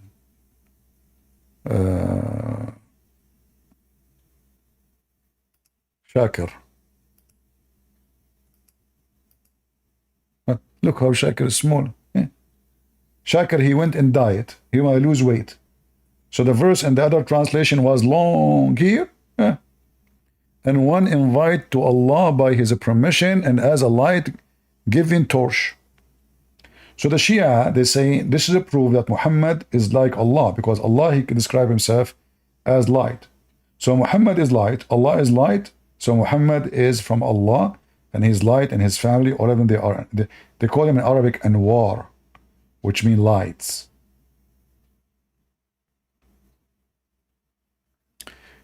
Do we have any Muhammad that would like to join us?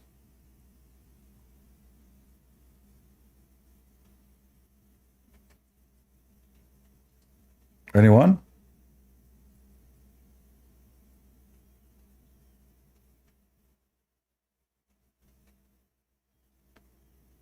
If you like to join us in Discord, you can click at the link which is in the info of the video, and you will be here and you can talk to me. Anyone? And you know, Muhammad, obviously, he is the light for the whole world. I mean, if not Muhammad, how will we know where the sun set? In a boiling water? There's no way to know. If not Muhammad, how we know that sperm coming from the backbone of the man and the ribs of the women? No way. Muhammad, he brought light over everything. It's Muhammad who taught us that the throne of Allah is in the top of a rooster. Thank you, Muhammad.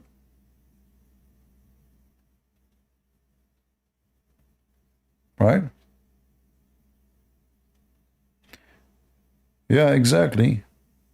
خلقت من نور محمد من نور محمد.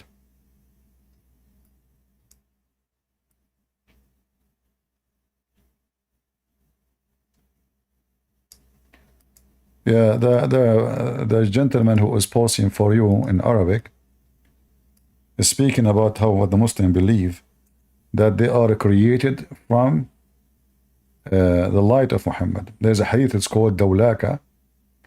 Lawlaka ma khalaqtu al-afla. So if not you, nothing is created Muhammad. You can search, even in Latin or letters, you know. Let me show you.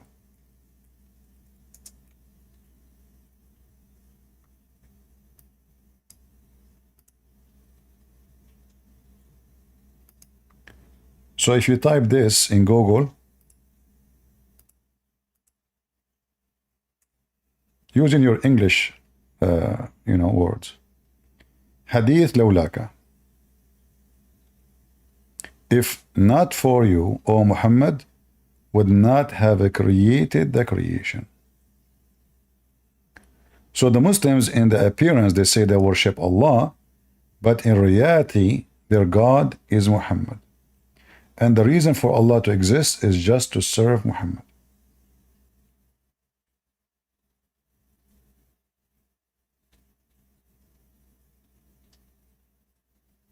You see it? So here, a person asking question, is this hadith is authentic? The answer is yes. If not you, Muhammad, Allah said, I would not have created the creation. So what is the respect of ulama? Ulama means scholars of the religion, about this hadith. The answer is, indeed, indeed, the reason for all the creation is Prophet Muhammad. Indeed.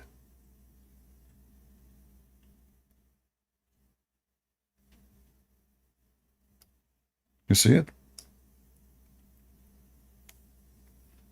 Indeed, the Prophet of Allah, even they say, when they say Sallallahu Alaihi Wasallam, they lie to see you in English, they say to you, it means Allah bless him. That's a big fat lie.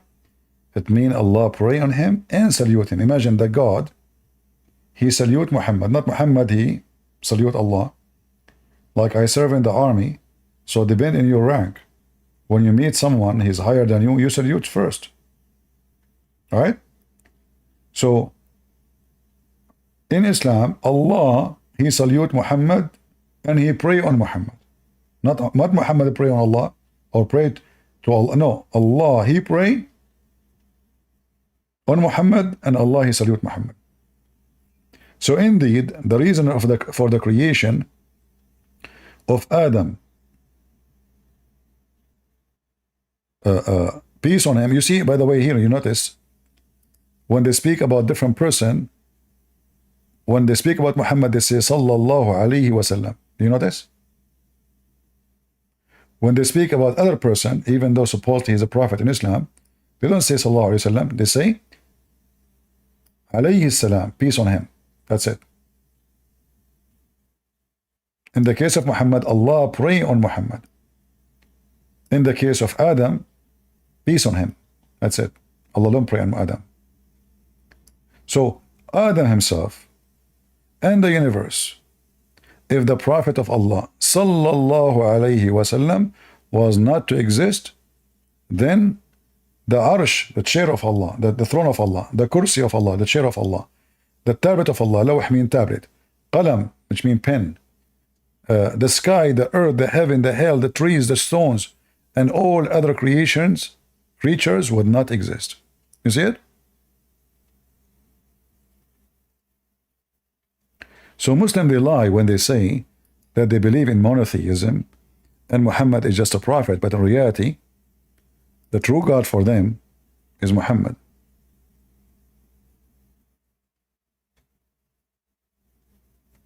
Any Abdul?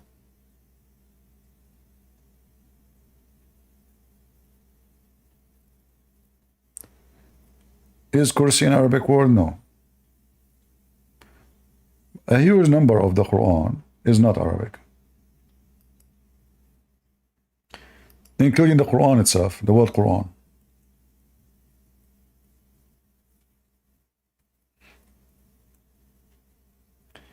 There's an author, he study like Aramaic, he speak Aramaic very well. I think he's from Germany. He made a book, I forgot the name of the book, proving that the origin of the Quran is an Aramaic book, have nothing to do with Arabic.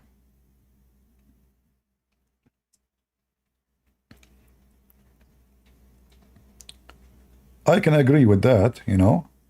However, we don't have that book, so we have to stay with the Arabic one we have.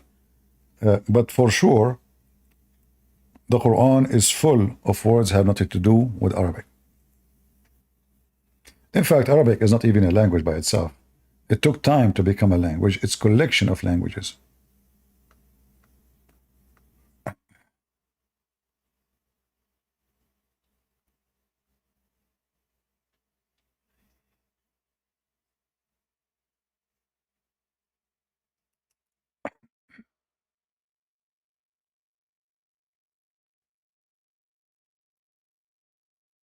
Any Abdul?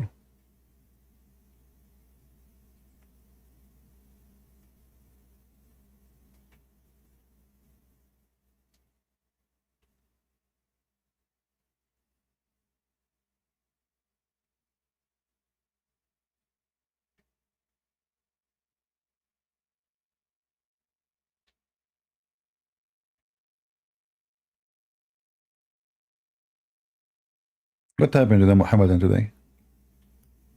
Where do they go? They are eating, celebrating.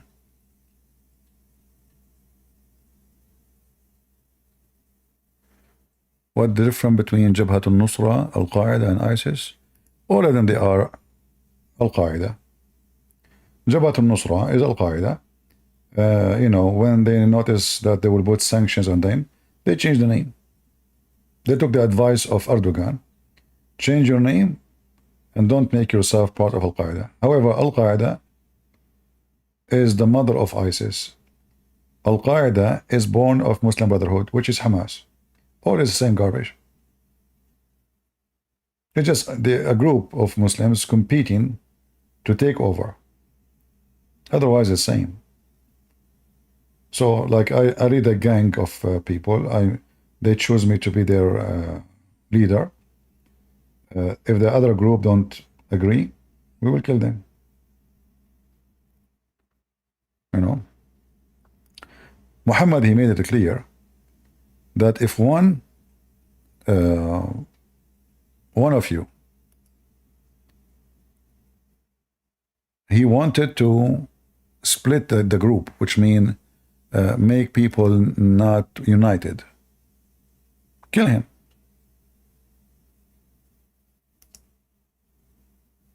As simple as that. So Muhammad says, فَمَنْ رَأَيْتُمُوهُ فَارَقَ الجَّمَاعَةِ, whoever of you see him dividing the Muslim group, kill him. Let me find the hadith.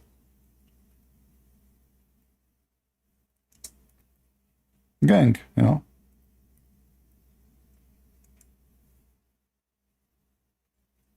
See? All of those are sahih. Whoever of you try to do that, kill him.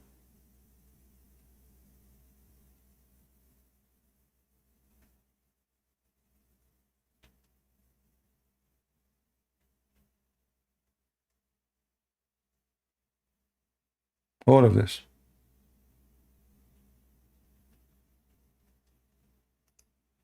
This is why ISIS and Al-Qaeda and other group, they kill each other because they have legitimate reason based in their prophet teaching. So each one of them, he said to the other one, you are the one who left the group.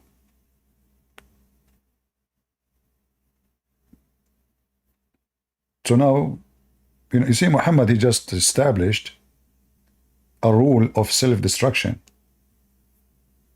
The devil, Muhammad, by saying that, he established the self-destruction.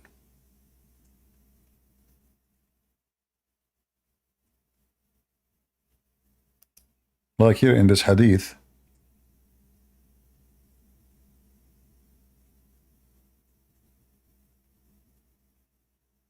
let me see if I find the hadith where it says, just kill him. Here we go. من فارق جماعتكم فاقتلوه.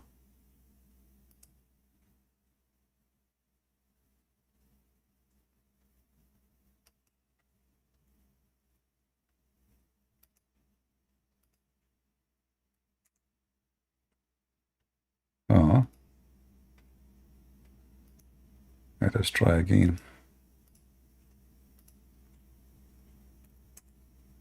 All right. You see it? Kill all of them.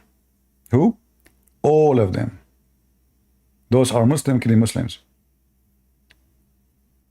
I heard the Messenger of Allah say, when you are holding to one single man as a leader, as your leader, you should kill who seek to undermine your solidarity or disrupt your unity.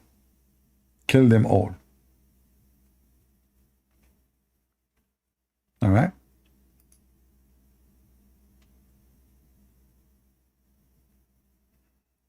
This is why since Muhammad died, Muslims killing Muslims.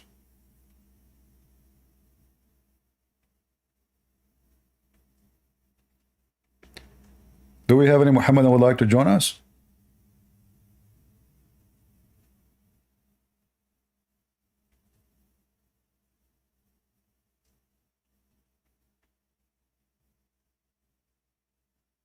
Yeah.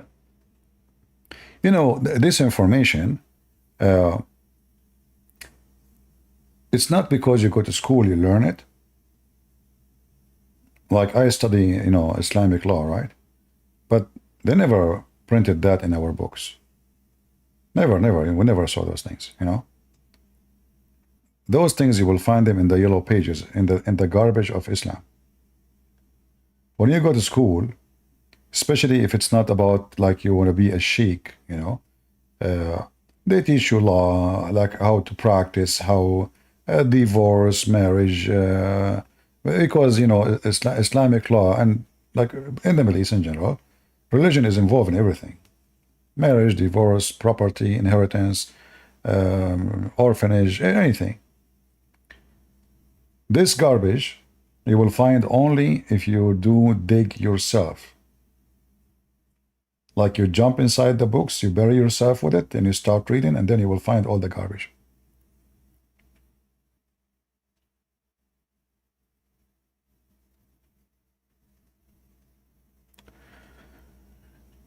Do we have any Muhammadan?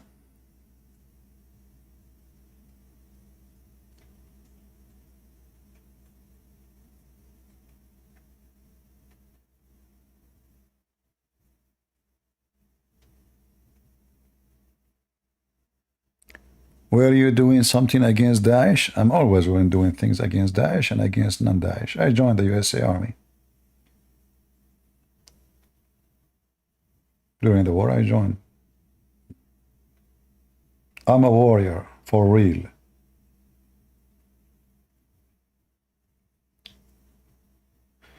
Do we have any Muhammadan?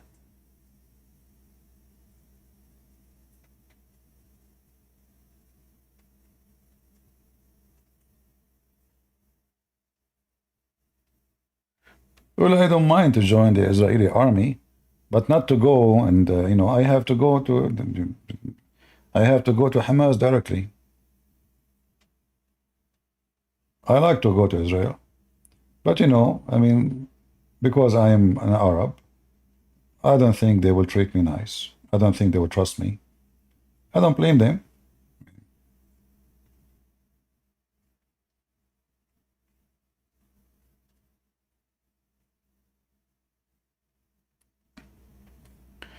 I don't know, all documentaries about Daesh are not really realistic.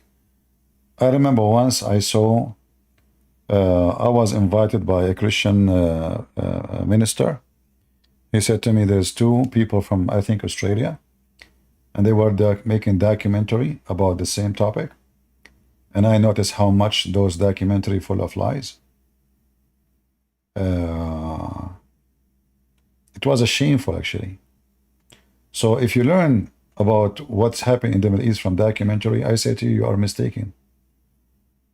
Everything you hear in the media is absolutely a lie. Even the one who speak, you know, like negative supposedly about Daesh. Everybody have his agenda. Some, they want to make money. It's about money anyway, all the time. But the media never say anything truthful. Like, you know, when Obama was in the office, Fox News was asking Obama, how come he don't attack Syria? And Fox News, including Tucker Carlson, they call the Syrian terrorist rebels. Rebels. When everybody knows that those are the most evil Islamic terrorists ever. So they keep pushing Obama until he sent them $560 million of money and arm and weapon. And even the filthy John McCain, he went to Syria and he met with them. So in your TV, those are rebels. In reality, they are slaughtering Christians, burning churches, raping women. That is the truth. So it's about who is your friend in your media and what is your agenda. Osama bin Laden himself, he was a hero in Washington Post. Go and search. The title says, a hero left his country to fight the communists in Afghanistan.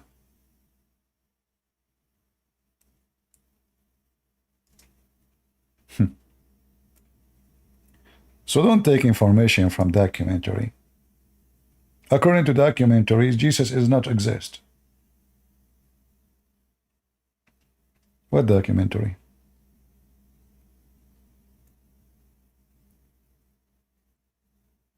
Is that how we get our knowledge?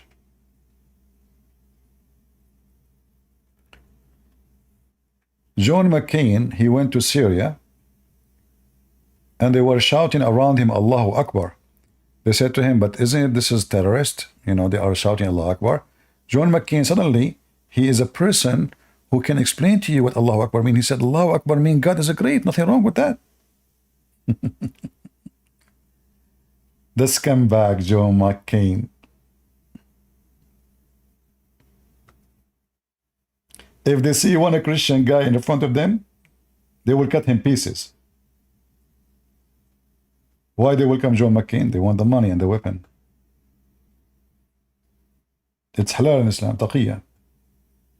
So the devil of America, John McCain, and the devil of Islam, Al-Qaeda, they are friends. And who is the one who is paying the life? The Christians there. Did you hear the American want to send any support to the Christians in Syria? No. Any help? No. No. Anybody mentioned them? No. Nobody mentioned them. Who cares for the Christians there? Yeah. And this is the leader of ISIS. Look, he is next to him. This is the leader of ISIS, the one in the with the circle next to him. This is ISIS leader.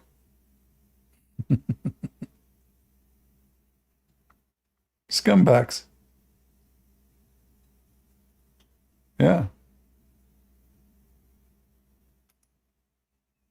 But you watch TV, you listen to them, you believe them. Even the scumbag Netanyahu, he supported them. Do you know that?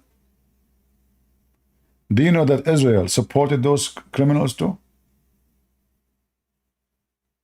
Do you know that Netanyahu, he opened a hospital for them in the Golan Heights? Do you know that if the Syrian army, they try to catch them or shoot at them, the Israeli army have command to protect them from the Syrian army? Do you know? This is the truth.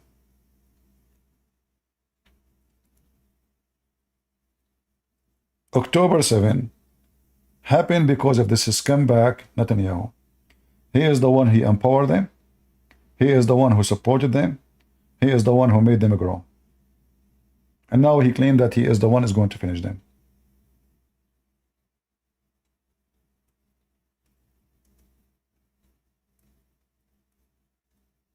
But people do not know, but we do. He opened hospitals for them. He gave them arms. He gave them weapon. He gave them shelter. He gave them coverage. Yeah. That is for real, my friend. Look at them. This is Netanyahu supporting the terrorists in Syria. You know, people don't learn the lesson that when you support evil, the evil will come back to you. So the stupid American and the stupid Israeli, they thought, okay, you know what? Those people, they hate the Shia. They want to kill Hezbollah. We support them. But those are Hamas. Literally. So we support Hamas in Syria, but we are against Hamas in Israel? Is that right?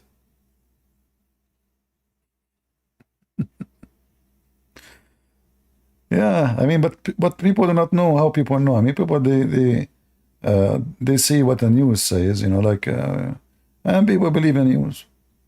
They open hospitals for them. He give them arms. He give them weapon.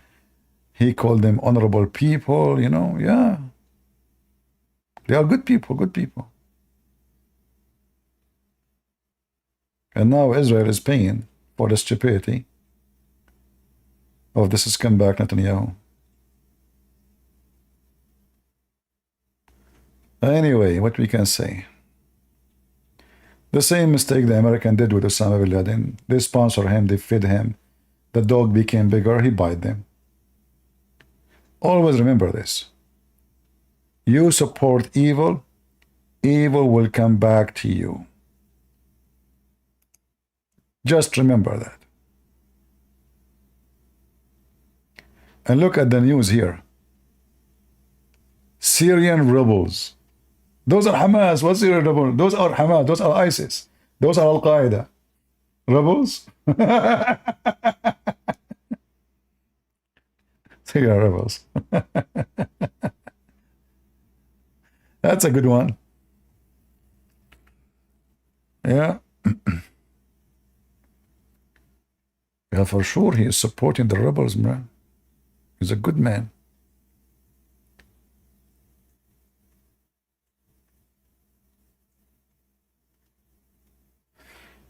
Anyway. Do we have any Muhammadan? Until now we don't have any Muhammadan. Look like nobody want to talk about the butt of Allah. Okay, Brian. Okay, I got you, my friend. That documentary was very good. Good.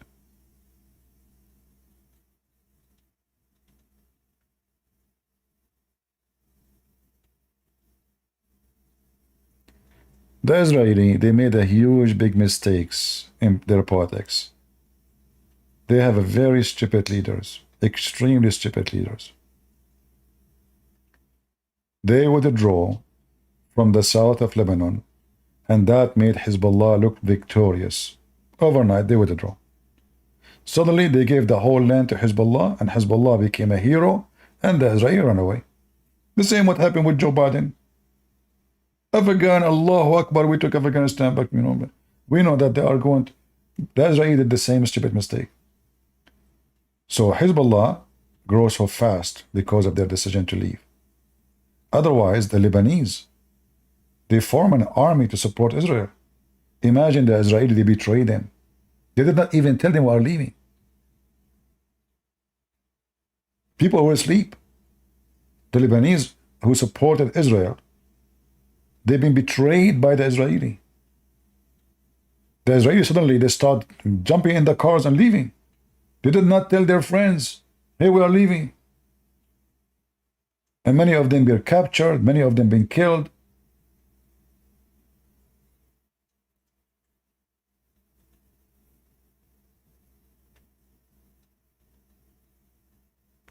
This is why now, who is going to trust the Israeli anymore in the Middle East? The one you friend them, you betray them.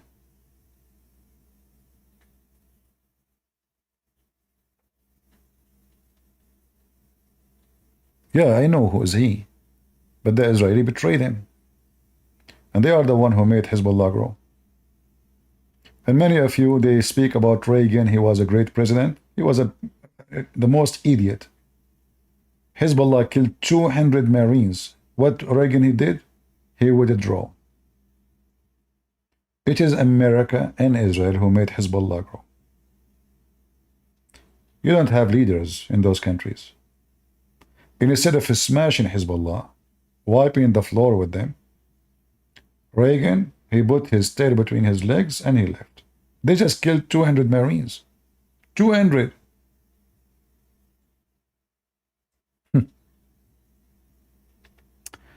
Anyway, but they say to you that Reagan was a great president. That's what they say. I laugh.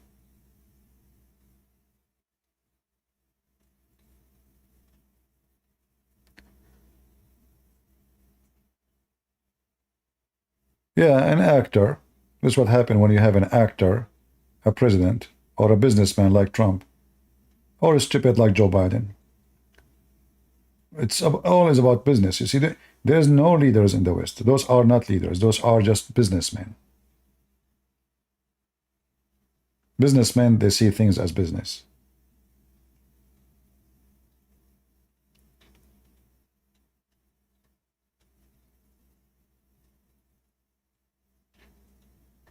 Have you heard of a human, Khalil? I don't know who's that. I have no idea.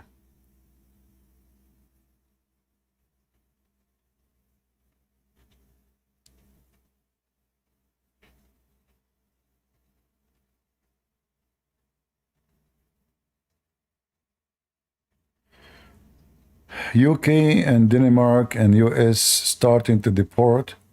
Well, I don't believe those things is true. UK, they will never deport anyone. They will deport someone who have no papers anyway.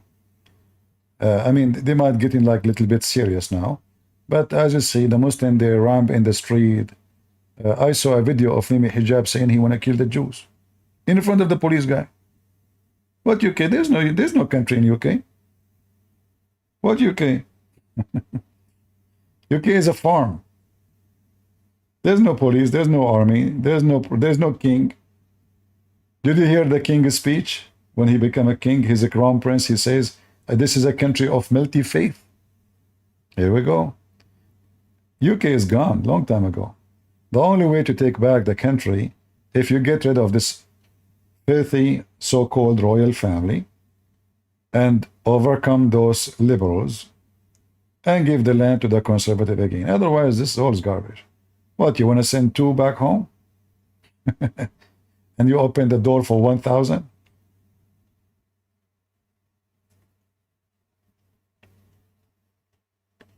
Europeans are stupid. I don't have respect for them. I don't. They destroy their land. European, they are going to be minority. Maybe in 50 years from now. I can go in London and I will meet Middle Eastern like me more than I will see English people in the street.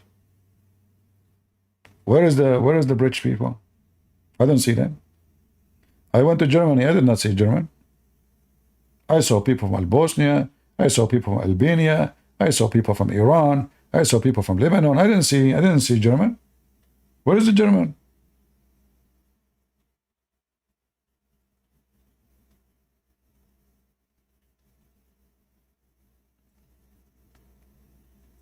East Europe is even more horrible. The Turkish taken over. They invade all those countries. You will find Turkish business in every corner in East of Europe. Putin, he invited Turkish to take over Russia.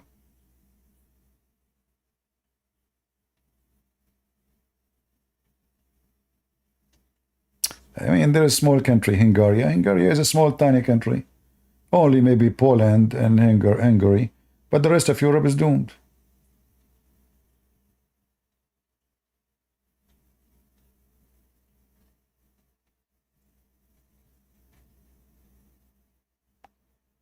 Anyway.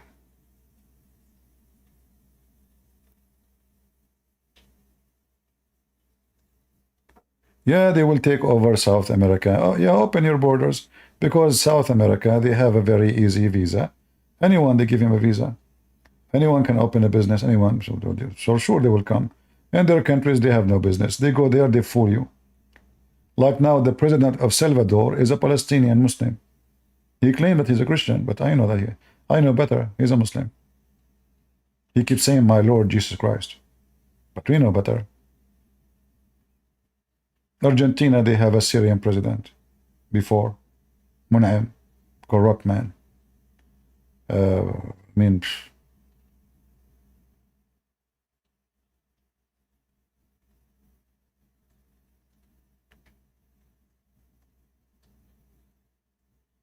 Okay.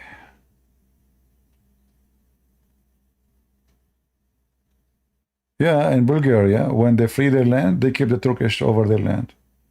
Same as in Romania. So, Europe is going to be burned sooner or later. Europe is going to face a civil war, if not international war. When the second you go with war with Muslims in Europe, all those Islamic countries will go and join together against you. The same what's happening now, and your kids will go against you. Like now, who is supporting Hamas? Your kids. Hippies. They forbid the Bible from schools.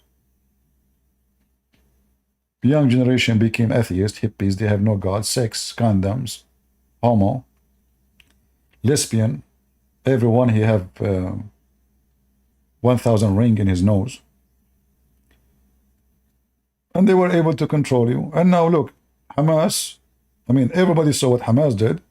Still those stupid European, and I call them European because even those who they are in America, they are European too. They support Hamas. Mental. This is what happened when you forsake God. Your ethic became awkward. There is a KGB agent. I don't know if you guys saw it. He spoke exactly what the Soviet Union did to America. If you watch the video, everything he says is true.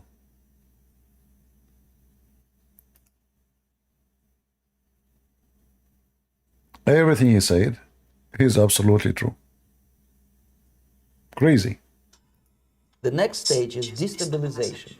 This time, subverter does not care about your... Let me show you.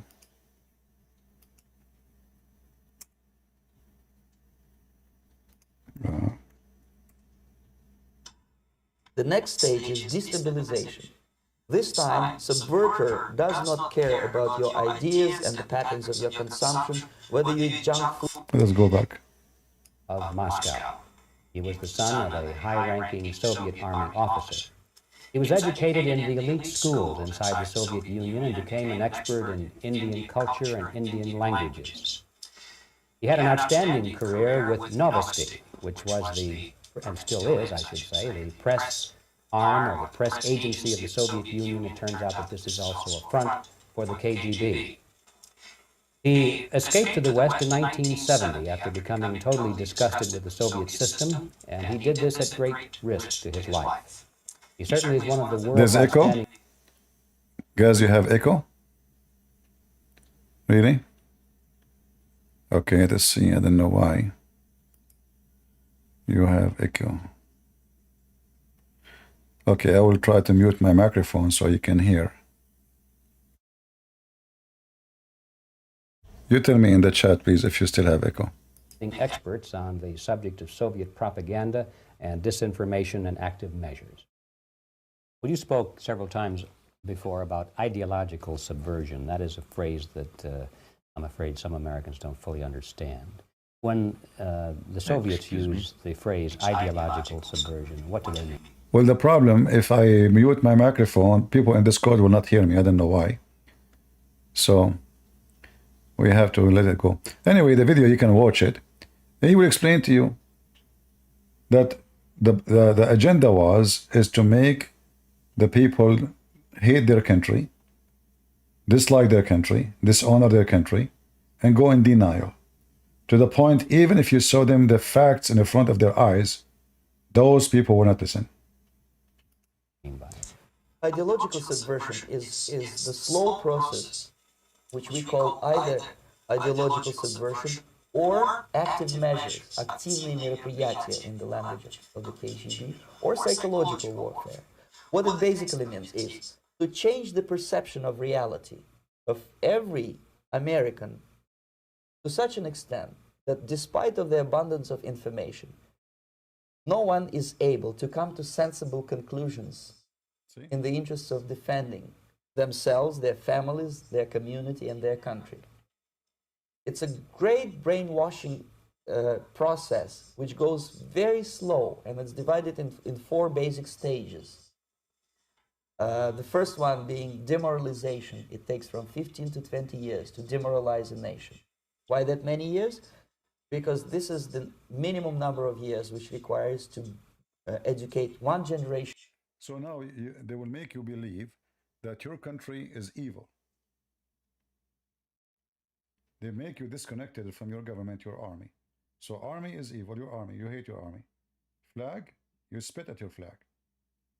This is the socialism movement, you know? So now anything happened is a conspiracy. CIA behind it. America is evil. The flag is disgusting. America is a bad country. This is what they did to the American generation. All of us, we knew the movement of the hippies. Even the hippies, behind it is the KGB. They were able easy, because America is an open country. Migration is so easy. They were able to establish such a movement, and the movement became so popular. American army cannot even find men to recruit. Everybody became hippies. Sex, party, drinking, long hair, music.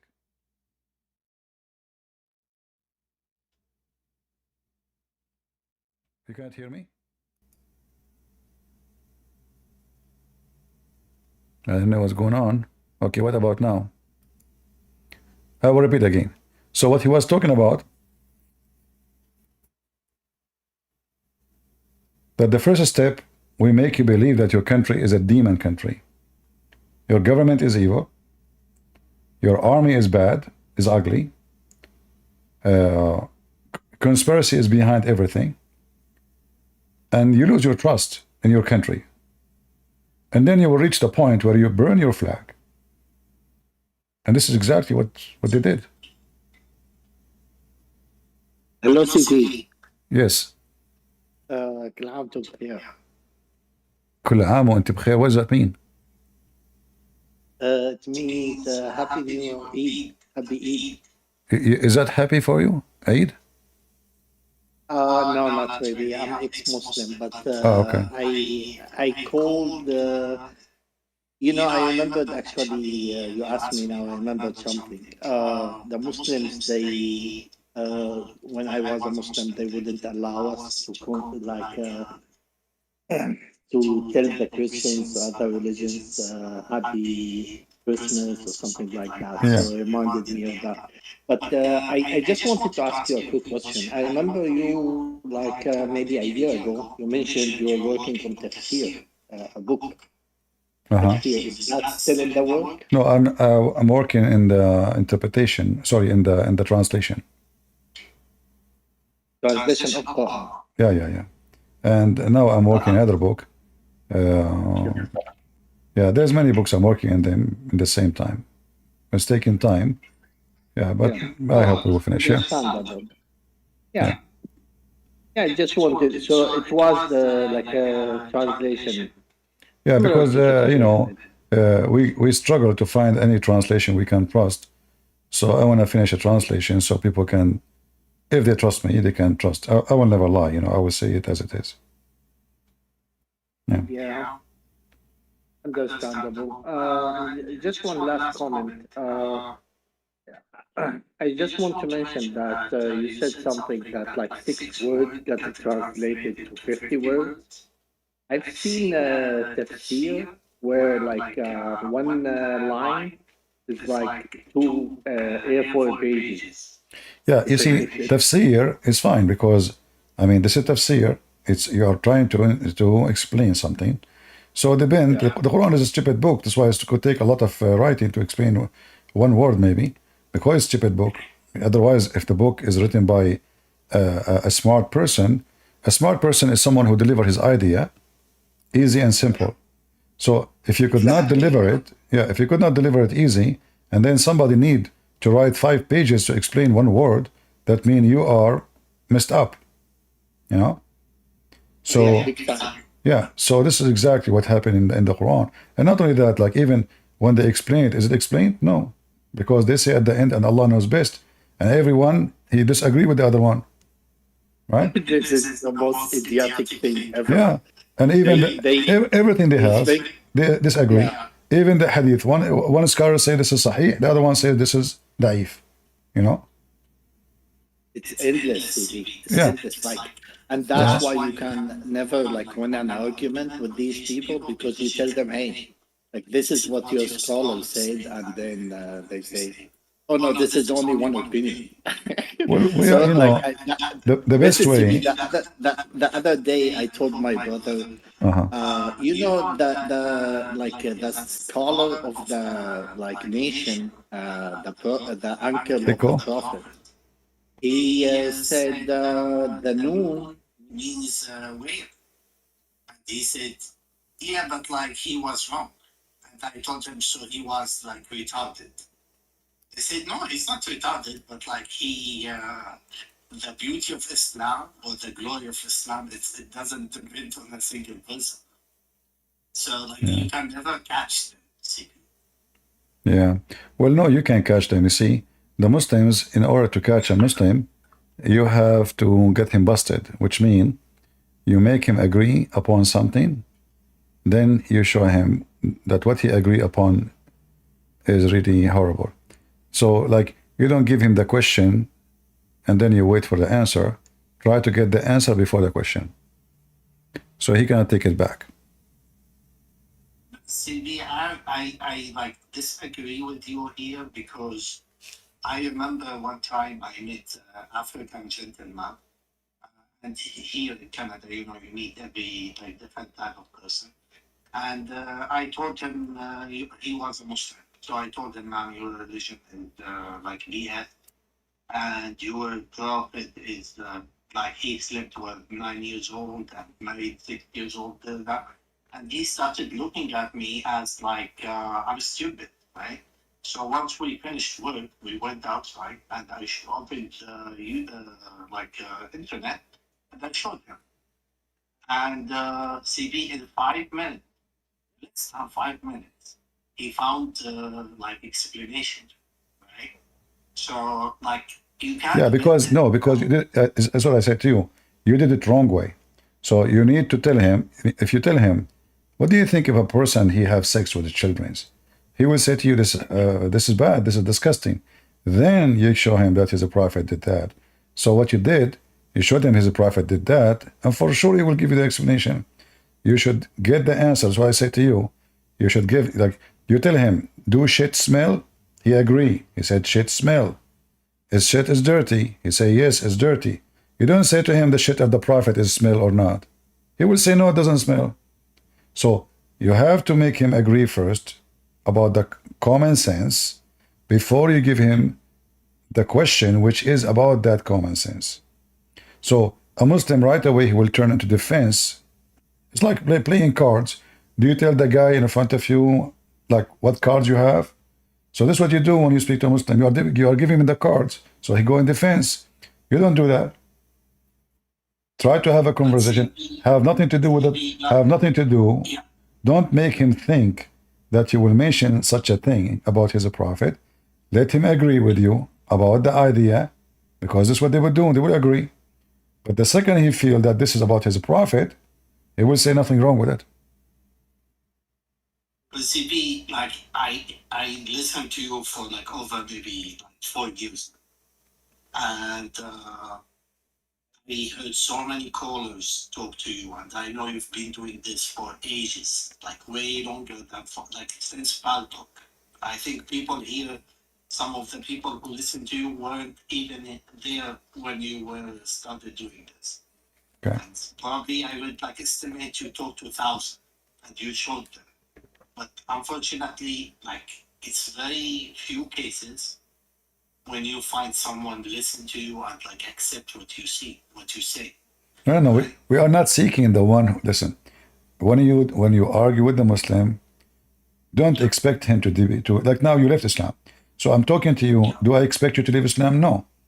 I am not expecting you to do anything. I am here to show that Islam is stupid.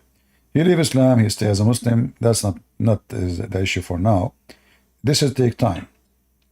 Many Muslims, they come and they argue with me, and they debate with me, and they call me liars. They call me names. And then later, they become admins for me in Paltalk. You mentioned Paltalk. Yeah. So, there's a guy from England. He have a chat room, 3 years. 3 years. The name of the chat room is my name, Christian Prince. Christian Prince is a liar. So the whole chat room is just to attack me. 3 years after, suddenly he came to my chat room, and he told him whatever Christian Prince is saying is true. We thought this is fake name because, it's Paltalk. People, you can create a name look like somebody. So they told me, look what he's saying. I said, there's no way this guy is going to say that. It turned to be him. So they asked him to come to the mic to hear him. Yeah, it was him. So he take the mic. He's a doctor. He left Islam. He said, everything he said is, I check it out. I was lying to myself all those years. I was angry. I was upset. But you know what? Not a single thing he said is not true. So fighting the devil is like, a faucet, and the faucet is dropping water. The water might be soft. It might be weak. But by time, the water will make a hole in the rock. So it doesn't matter how hard the rock is, the water is going to win. So they can deny, they can claim they are, you see, all those Muslims, they say we don't agree, and inside them they knew, trust me, they knew that this is what's happening. So he denied in front of you, he go in denial as a defense. It's like somebody, you say to him, your sister is a whore. Yeah. But he will not accept that somebody says, even though he knew his sister is a whore. He will be upset from you. What do you expect him to do? So this is what you are saying to him. Your prophet is a whore. So what he will do? He will go in denial. He will fight back. But slowly, he will notice that his prophet not only a whore, he is the whore of the world itself. So it takes time, but it works. Especially when all your life you hear that he's the best man. You know, I remember something, CB, that's 10 years ago. I met someone who was atheist. So we were talking, and I told him like Islam is the best religion because I was religious back then. And he asked me, okay, what is unique about Islam? So I told him Islam is religion of peace. And he told me, so you think, for example, Christianity is a religion of like aggression, for example, or like let's say Buddhism or Hinduism. And when he said this, TV, I swear, like I never thought about this all my life, and I stood shook. Speaking to what you just said, that people could block things, but I remember going back home and like at the night, I just keep thinking about this. Like, yeah, what makes this religion quote unquote unique? So yeah, I think it takes time. I think it just takes a long time.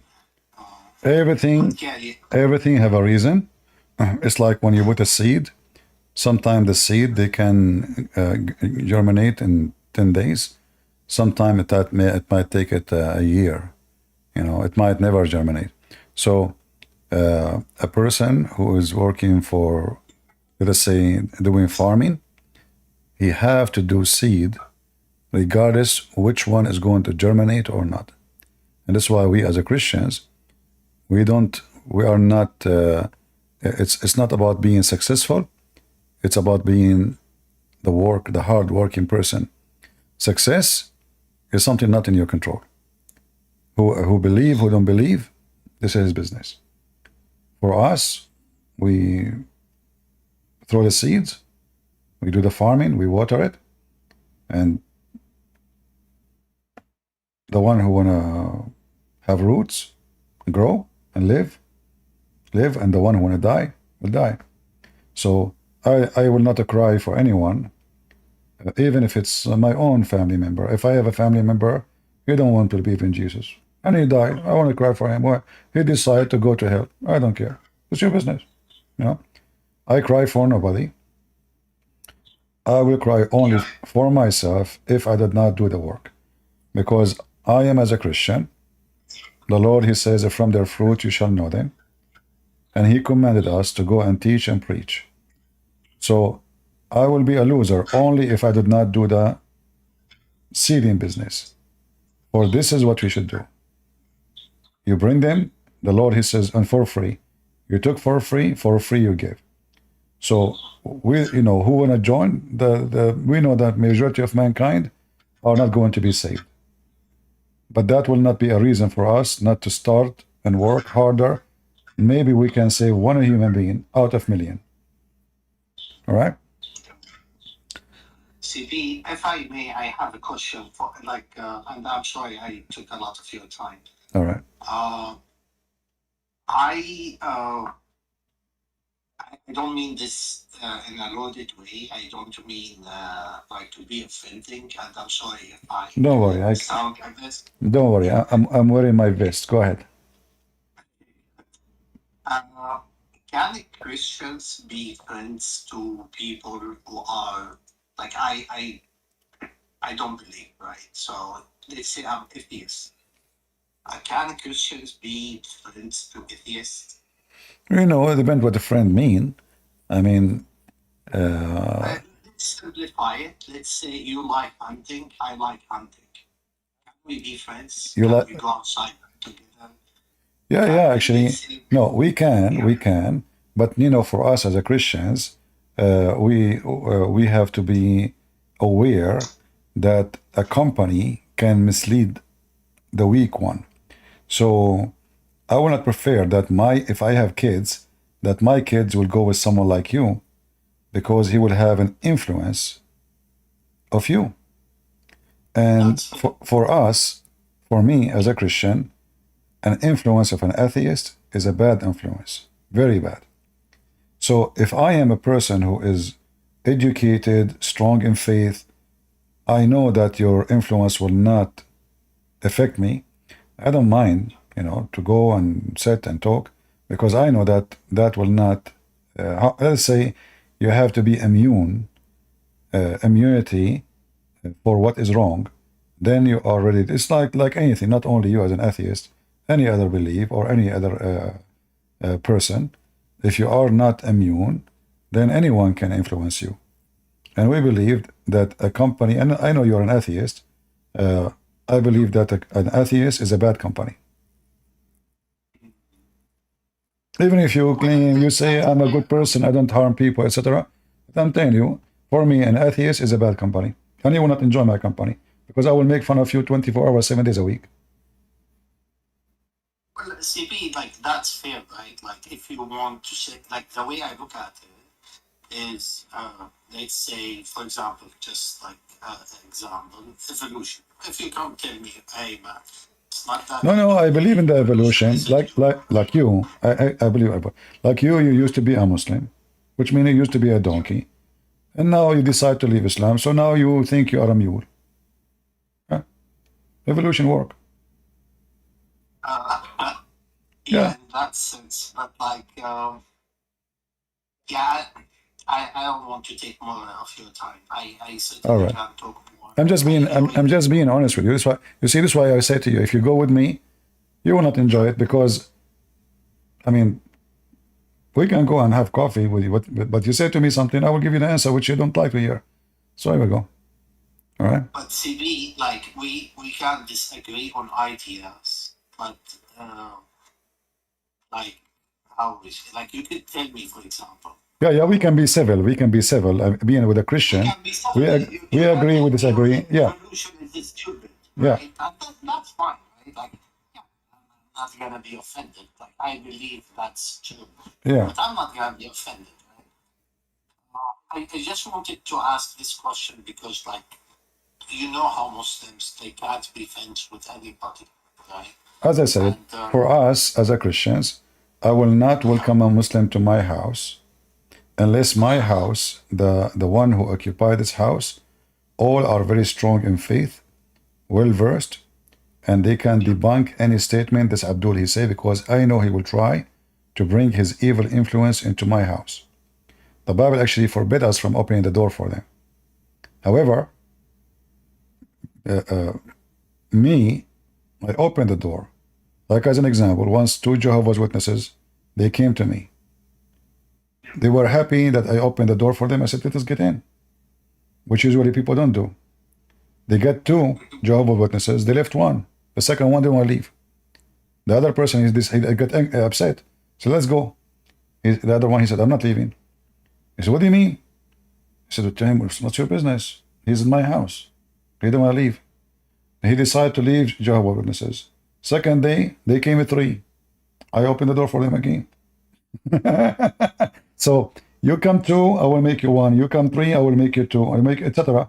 So if you are a person who knew what they are and you know how you can refute them, then the Bible does not forbid you from dealing with them. But if you are a naive who do not know, opening the door for evil will bring evil. Maybe,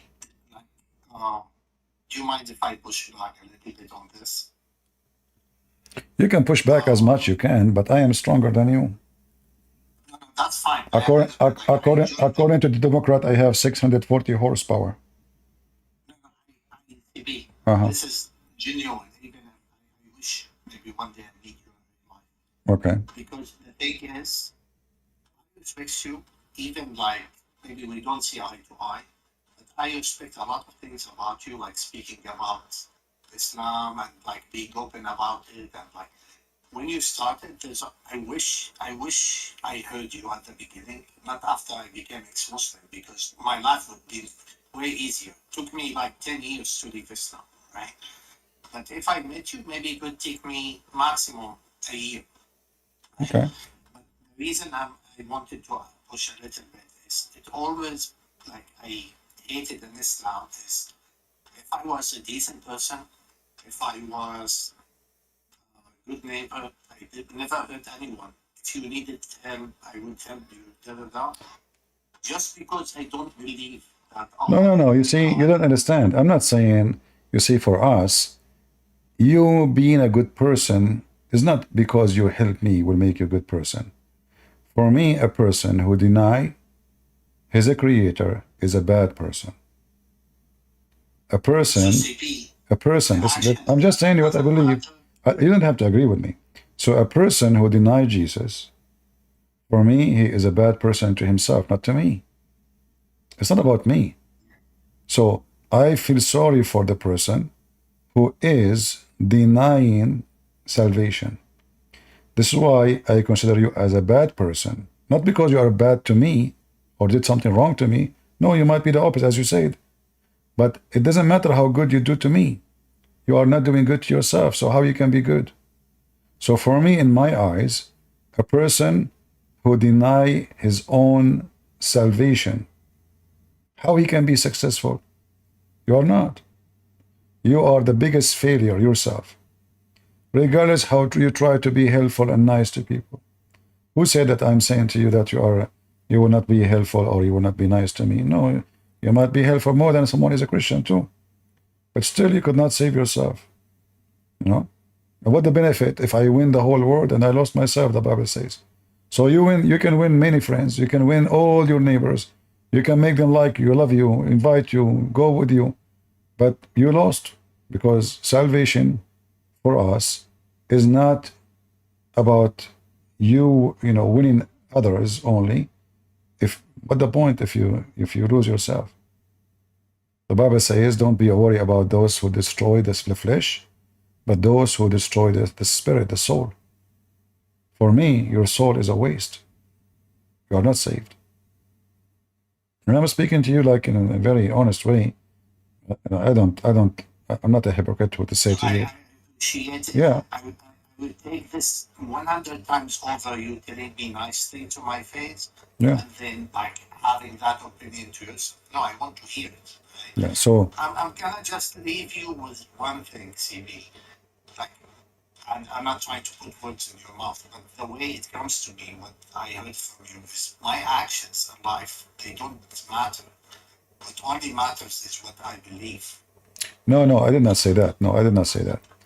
What I am saying, even if you are the one who did the best thing in the world, but you decide to deny that the one who made you do it, created you to do it, you denied him. I'm not saying that. A Christian, the Bible says, faith without fruits is a dead faith. So I did not say you can be a Christian, you believe in Jesus, and you are an evil man. In fact, if you are an evil, you don't believe in Jesus anyway. I did not say that. So what I am saying, that all the fruits you accomplish, you are denying that all the fruits you have is given to you from the one who created you. How that can be as successful?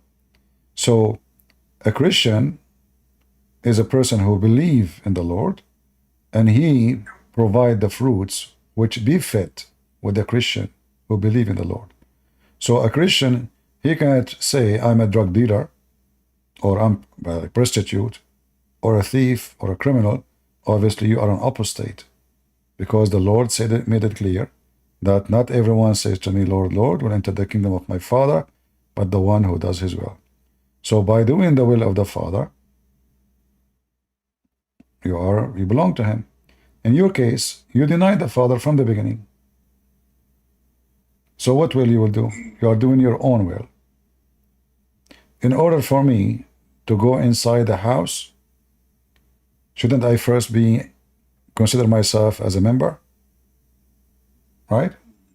So if you don't consider yourself a member of the house of God, well, simply, you are not going to be invited.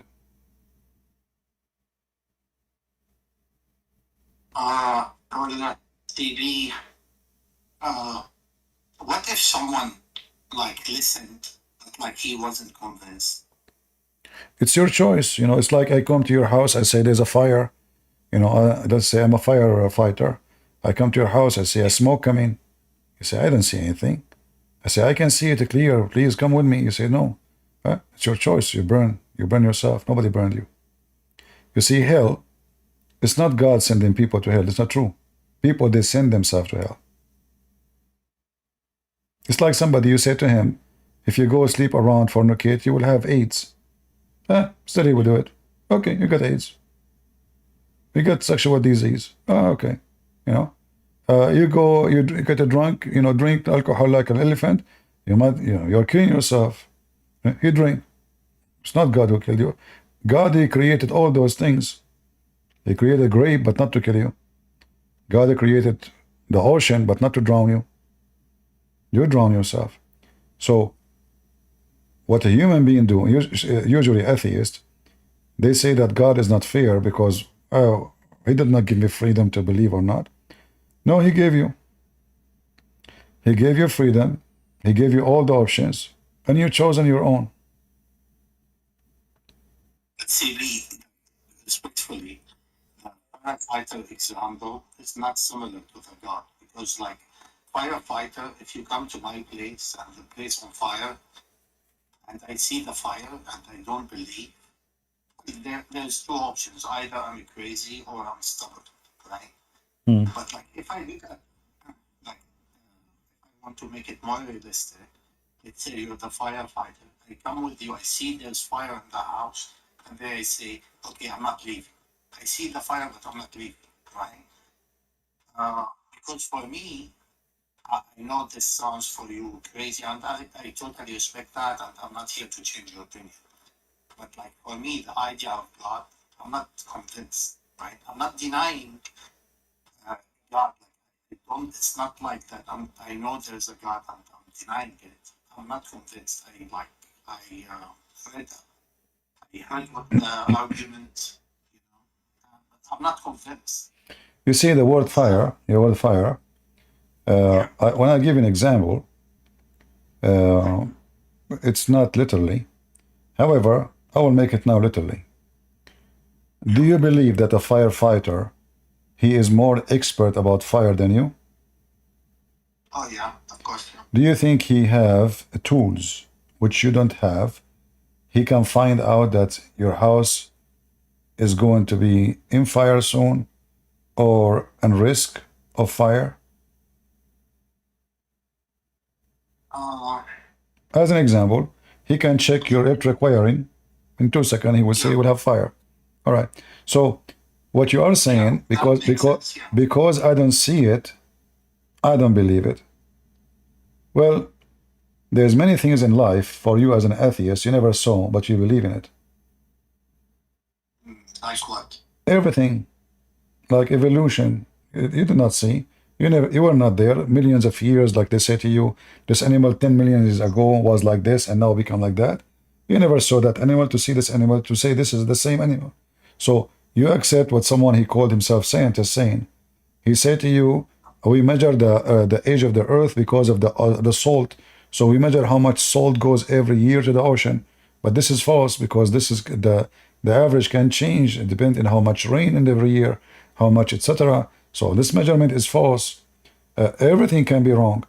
And you believe in the Big Bang, but the Big Bang, even now, they come to the conclusion that it's not true. There's a lot of things in the Big Bang theory is Big Bang in them. So you believe in things you never saw. But when it's come to God, you ask him to see. Here there is the double standard. Either you believe without seeing all the time, or you don't believe without seeing. So atheists, they believe blindly. They saw nothing. They trust someone. They call him scientist. They say something. They believe in it. Why this guy he die? They say, well, because there is a corona. We do not know really. Maybe he's lying. Maybe it's true. They make search center just to collect money. If you don't have a project, donation will not come. Global warming, we have to convince the population that the earth is burning, and then donation will come from government, from entity, from billionaires, from millionaires, so we can have a yacht and go in the ocean. And now we are the ones going to save the world by what? By having a bunch of blonde people wearing bikinis go into the ocean, We pay for their trip and they are enjoying their life. And they make a lot of money. There's tons of a project right now sponsored by European unions. It's just a joke. The effect of games on the society, the effect of TV in society, the effect of bad air on the society. All those studies did not even fix the air, did not fix the people, did not fix even the one who studied those things are hippies. So all of those is not really to fix anything. It's just to waste money, to make money, and to confuse people. You want to fix all what you are talking about? Teach people ethic. You want to fight the crimes? Teach people ethic. You want to fight the global warming? Teach people ethic. Because an ethical person, he knew what is right, what's wrong. He will not burn things unless he have to. He will not cut a tree unless he have to. He will know what is ethic about. He will not harm people unless he, defend himself. So ethic can fix everything. What they do, they think they can fix everything by what's so-called science, which is most likely, not in all cases, but mostly it's just a fabrication of a project so they can collect money and fool people. So now, like they say to you, global warming. Do you believe in global warming? I believe there's a global stupidity warming, because the same scientists, they said to you that in a certain time the earth went freezing, and now there's a group of scientists saying that the earth is going to freeze again. So which one is true? The global warming or freezing again? Both are scientists, but both, they are opposing each other for a reason, to collect donation. So now, like, it's Fox News and CNN. Fox News supports supposedly Republican, CNN supports supposedly Democrat, but in reality, none of them support any. They want to make money. There's two coins. The coin have two faces. How we can take the whole coin? If we support one side of the coin, we take half of the coin. So now we create two companies. One support those, one support those. We control the business. So now Republican listen to us and Democrat listen to CNN. So now what we do, the same as in the global warming. The one who don't believe in it, we control him. The one who don't believe in him, we control him too. It's just a business. And the fool believe it. And in the top of that, all the study about the global warming, are they going to fix it? No. It's just waste of money and stupidity.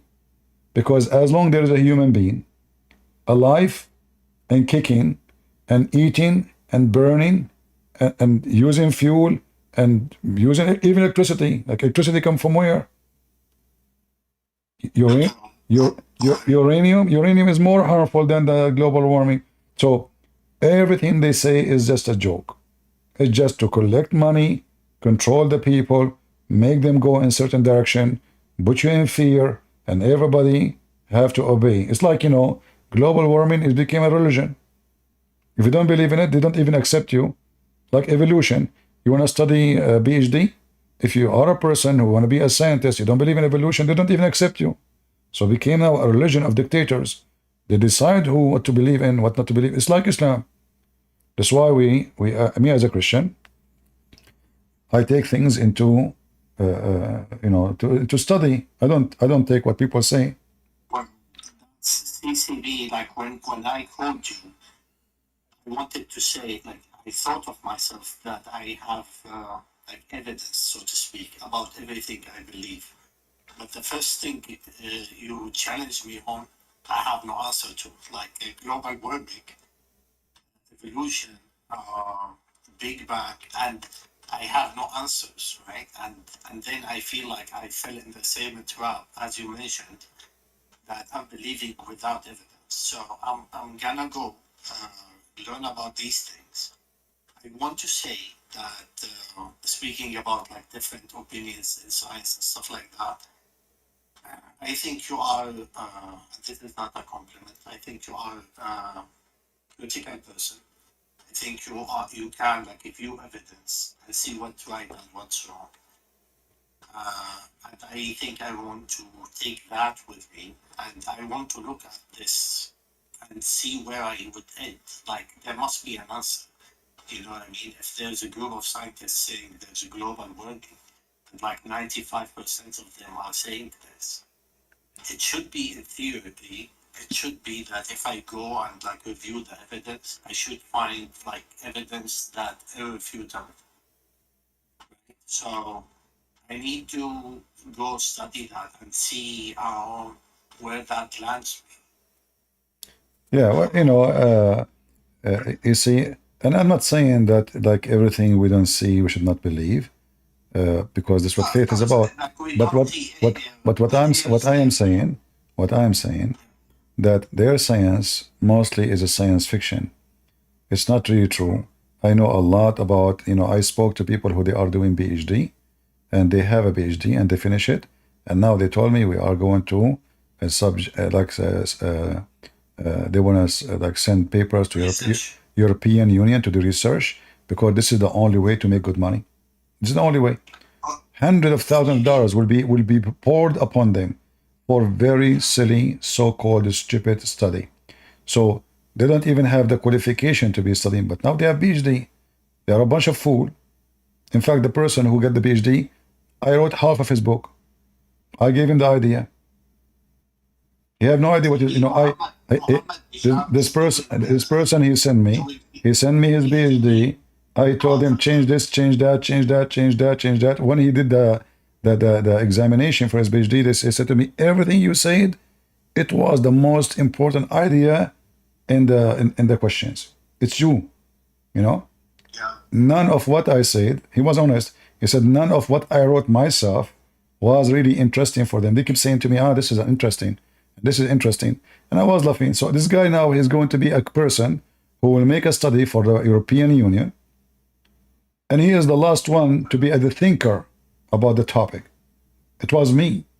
So when they promote an idea, and then and not only that, they demonize you. So if you don't agree with it, like YouTube will shut you down, Facebook will take you. So it's like became a gang. It's like even terrorism. If you don't agree with them, atheists, I see them as terrorists. They are aggressive. They are the same as Muhammad. Either you agree with us, or we will demonize you, and we will say you are a fool, and we will frame you, and we will say you are mental. So if you don't agree with the global warming, how many people laugh at you? Everybody. But you know, I see that the whole Earth is the same. You know, I mean, the Earth, we have atmosphere. Where the global warming is going to come from, even if it's true, I believe the Earth can always correct itself. They themselves, they believe in evolution. Okay, that's evolution, fix it. As long as it's, you know, if it's get hot, maybe tomorrow we will become cockroaches. Cockroaches, they can handle 400 degrees. So as long as you believe in evolution, why you are worried? The Earth will fix itself, and the human being will become a rabbit maybe. So it's just the idea itself is against the idea itself. Either we believe in the evolution and we can adopt, and the Earth always do that, and this is what they teach in school, or you don't believe in that. So when they want, they don't believe in it. When they want, they believe in it. Will be phased out, right? That's the thing. Like when you have like yes, the nature, like okay, just this small like remark about like global warming. If you see the global emissions of carbon, CO2, and how it's skyrocketed, because I was reading. Where is the CO2 is coming from? It's from the Earth. It was exist anyway. One volcano explosion is bigger than all of those for years. So it's just a joke. The Earth, it's have it already. You are not giving it, and you are not taking it, and you cannot get rid of it. And as long as we have way more water than all what you think, then we will be fine, because 70% or more of the Earth is water. Yeah. So the whole idea, we have the biggest filter machine God gave us, the ocean. It's massive. We live in a small, tiny piece of land. The rest of the Earth is covered by water, so we are lucky. So do you know that those little tiny creatures in the water, they filter the water, the shells, seashells? So there is system. God created a system to fix things. The scientists, they can't point their finger at things which exist to fix it, and we can encourage people to do it. But to scare the people and to, you know, we can tell the people like there is bad habit, like we don't want to make the ocean dirty. That's good. We don't want to throw garbage in the ocean. That's wonderful. Let us use recycle. I support that. But this is about ethic more than about science only. Because in order to make a person believe that this is the right thing to do, well, first you have to know what is right, what's wrong. And this is where I believe that believing in God is very important. Because what is the point of I believe that I should keep the beach clean, but then I take drugs. I give myself heroin. So now the beach is clean and we have a clean street. But next road, we have a bunch of kids, teenage, they are dying from cocaine and heroin. So they focus all their studies in a global warming. Where is your money to fight the addiction of those kids? Where is your money to study why they are there? How come you are not fighting the reason for it? How a kid he in that place? How come you don't? They want to defund the police. Okay, do you want to fight drugs or you want to support drugs? This is almost a stupid thing. Yeah. I So don't believe Europe, like the West in general, America, also is going backwards, right? Like here in Canada and British Columbia, yeah, they are, because they are decriminalizing the drugs as well. yeah. So you see, they want to fight the global warming, but they are encouraging drugs and marijuana and smoking. I mean, it's stupid, you know. So society of a stupid is a society of doom. So they can speak about the global. The only global warming I see is the warming in their vagina and their penises, because the whole world now is about smoke, hashish, penis, and vagina. They are busy about transgender. They are busy about homosexual. They are busy about smoking, but they are not busy about something useful. But CB, just to be fair, those people are not like, these are lefties, and these have nothing to do with the scientists. No. You see, if they're the one you call them scientist is the liberals. They are behind all of this mess. They indoctrinated the childrens to believe in nothing, so they became empty. So now we took God. I respectfully disagree. But You can, no problem. Let me finish. No, you see, if I tell my son that fornication is wrong, and I tell him if you do that, you will go to hell, and he believe, is he going to do it? No. If I tell him that harming your body is against God, because simply this is a body is given to you as a gift, he as a faithful believer, he will not harm his body. So he will refuse to do anything bad against his body. So now I am able to protect my son or my daughter from taking drugs. When you say there's no God, there's no, and we make it legal, and nothing wrong with that, and homosexuality, homosexual people, they have a lot of high percentage of death or because of sexual diseases and very dangerous diseases. So promoting what is wrong is wrong. So if they are fighting, if they're fighting for the sake of health of the planet, well, all those things are connected. Everything is connected. It's not only you have a beautiful yard will make the world green. No. The world green if all of us, we are flourishing. And then the flourish people, they will make the earth flourish. What we focus on, we focus in the silly stuff, and we ignore the most important, which is the human being. So liberals, they invest in silly ideas, and they ignore the important, which is their kids. And their kids is messed up. You will see a son saying to his father, F you. You will see a girl, she is 16, she want to open her legs, she don't care. She want to sleep around, she want to take drugs, and her mom, her dad can't even say to her. This is what they did to themselves. So how they can fix the global warming if they cannot fix their own kids? All right. Thank you for joining us. Okay, I'm going to... You're welcome. Yeah, thank you so much, and maybe we talk later. Thank you so much for the conversation. All right. Have a good day. Take care.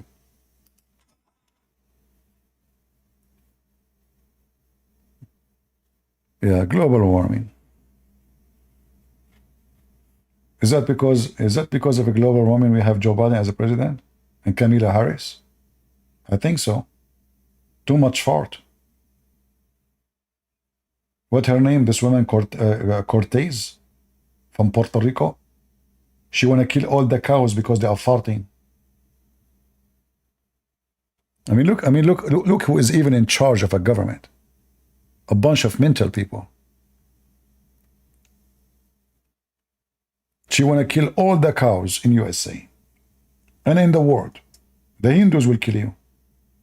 Don't even say that to in India. You go to India, you say that, you are in trouble, big trouble. Mental. And still there's people, they vote for her. This is telling you how stupid the society is. Cows must die? Really? Why? Because they're farting. You fart too.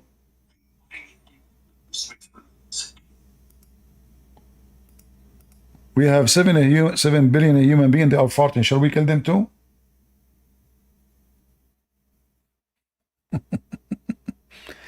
Shall we ban beans? We should make a law, anyone fart, he go to execution, you know. Ocasio-Cortez explained farting cows comment.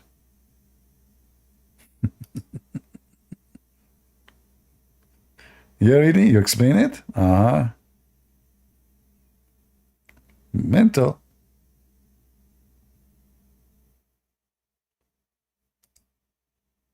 All right, we have Sheikh Halal.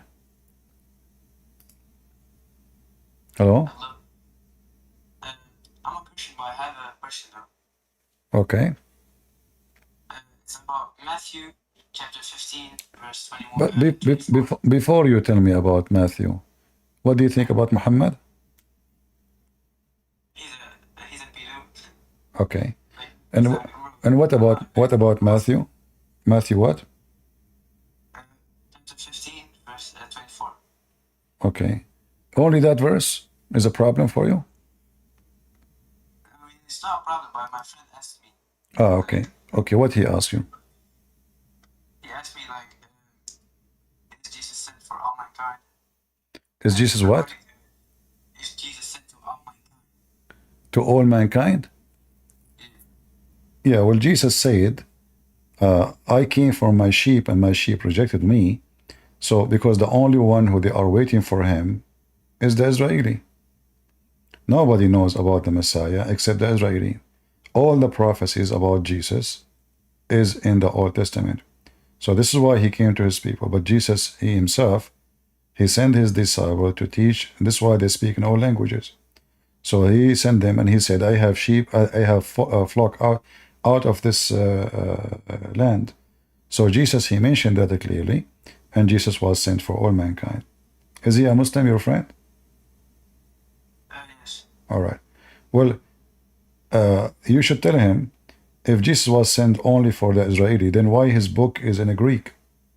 Because according to the Quran, the name of the book of Jesus is Injil. And Injil is a Greek word. I mean, he's listening right now. Let him talk to me.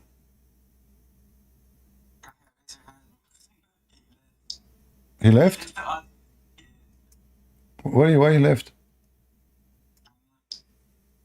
Yeah. He always says he will smoke you. He will what? He always says he will smoke you when he comes to life. He will smoke me? Tell him a Christian prince is sick now, you can smoke him easy. Tell him he is hungry and he is tired. And, tell him to come back. Call him.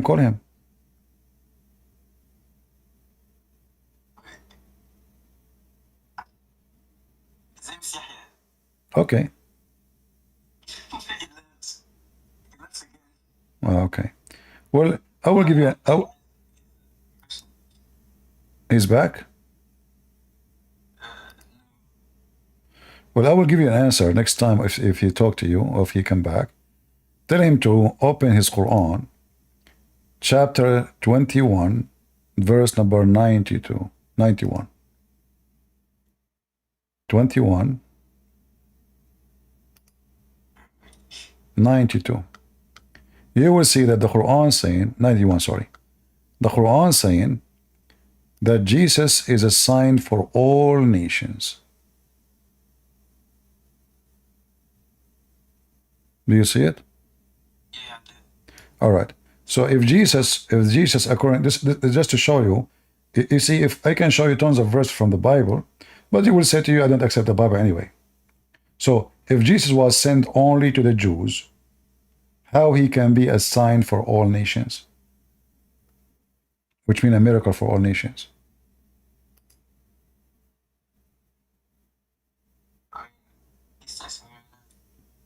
Do you understand? Do you understand me?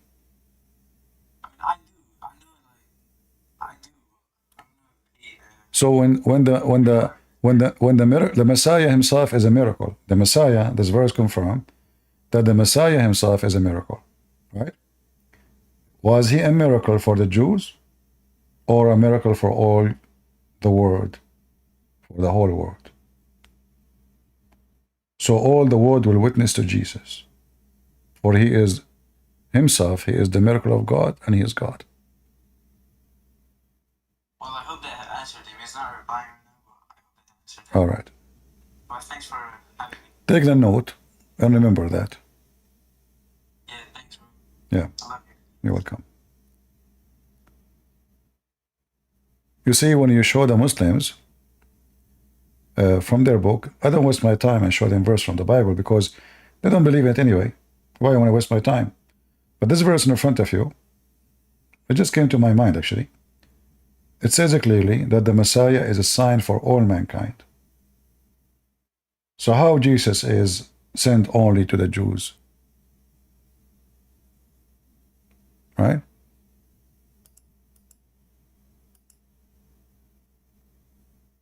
Do we have any Muhammadan?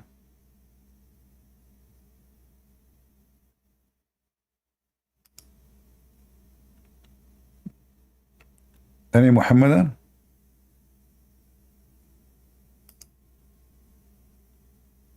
Yareen? Yes. Go ahead, Mr. Yareen. Are you a Muslim? Not. You're what? I'm Jewish. Oh, okay. How I can help you? This time I'm also talking about Jesus. What do you think about Muhammad? First of all, in one word, a pervert, and one more, a liar, Okay. So what do you want to say to me? Go ahead. and also the one who actually wants to trick anyone he sees. Because I have a question. Why the Quran says good things about Jesus, even true the Muslims don't respect Jesus at all. They say they respect him, but in reality, when they see a Christian or a Jew or anyone with a different religion, they will disrespect him. No, you see, the Muslims, the Quran never said any good thing about Jesus. Like now, I want to teach you something, how to read things. Usually, when we read things, we see the appearance. Like now, do you see the verse in front of you, 91? Yes. Does it appear like it's praising Jesus or praising Allah? Praising Jesus. No. What Muhammad trying to do, he is trying to give a credit to his God. He is using the name of Jesus, claiming that his God is the one who did that. So he is not honoring Jesus. He is giving the credit to his God. So what Muhammad did, he never respect Jesus. He is using the name of Jesus, the name of Moses, the name of Abraham, to take a credit, so he can make you trust, so he can fool you.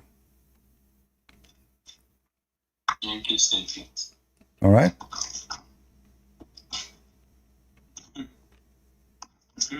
Yeah. So when when Muhammad he says he believed that Moses he crossed the sea, it's not because he support Moses, but he want to use Moses to give himself a credit. It's like, you know, you go to a bank and you want to take a mortgage.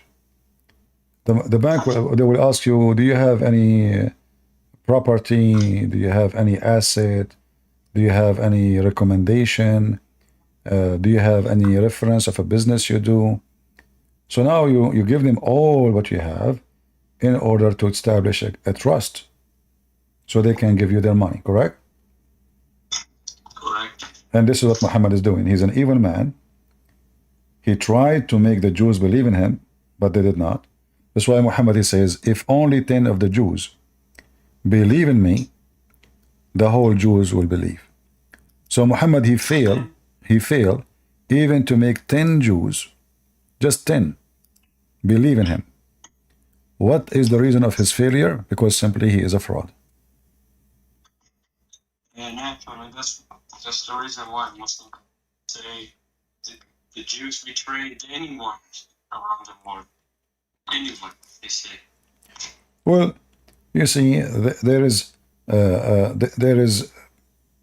if the Muslim want to talk about betraying, ask them who is the one who killed Muhammad's sons, the Jews or Muslims? Who is the one who killed the caliphate, the Jews or the Muslims? The only one we can say that the Jews, they killed Muhammad himself, but they did not betray. He's their enemy. So the one who betrayed really is the Muslims. It is Muhammad who killed the grandsons of the Jews who killed the grandsons of Muhammad, who killed Ali, who killed the caliphate, and they keep killing each other non-stop. And also making people.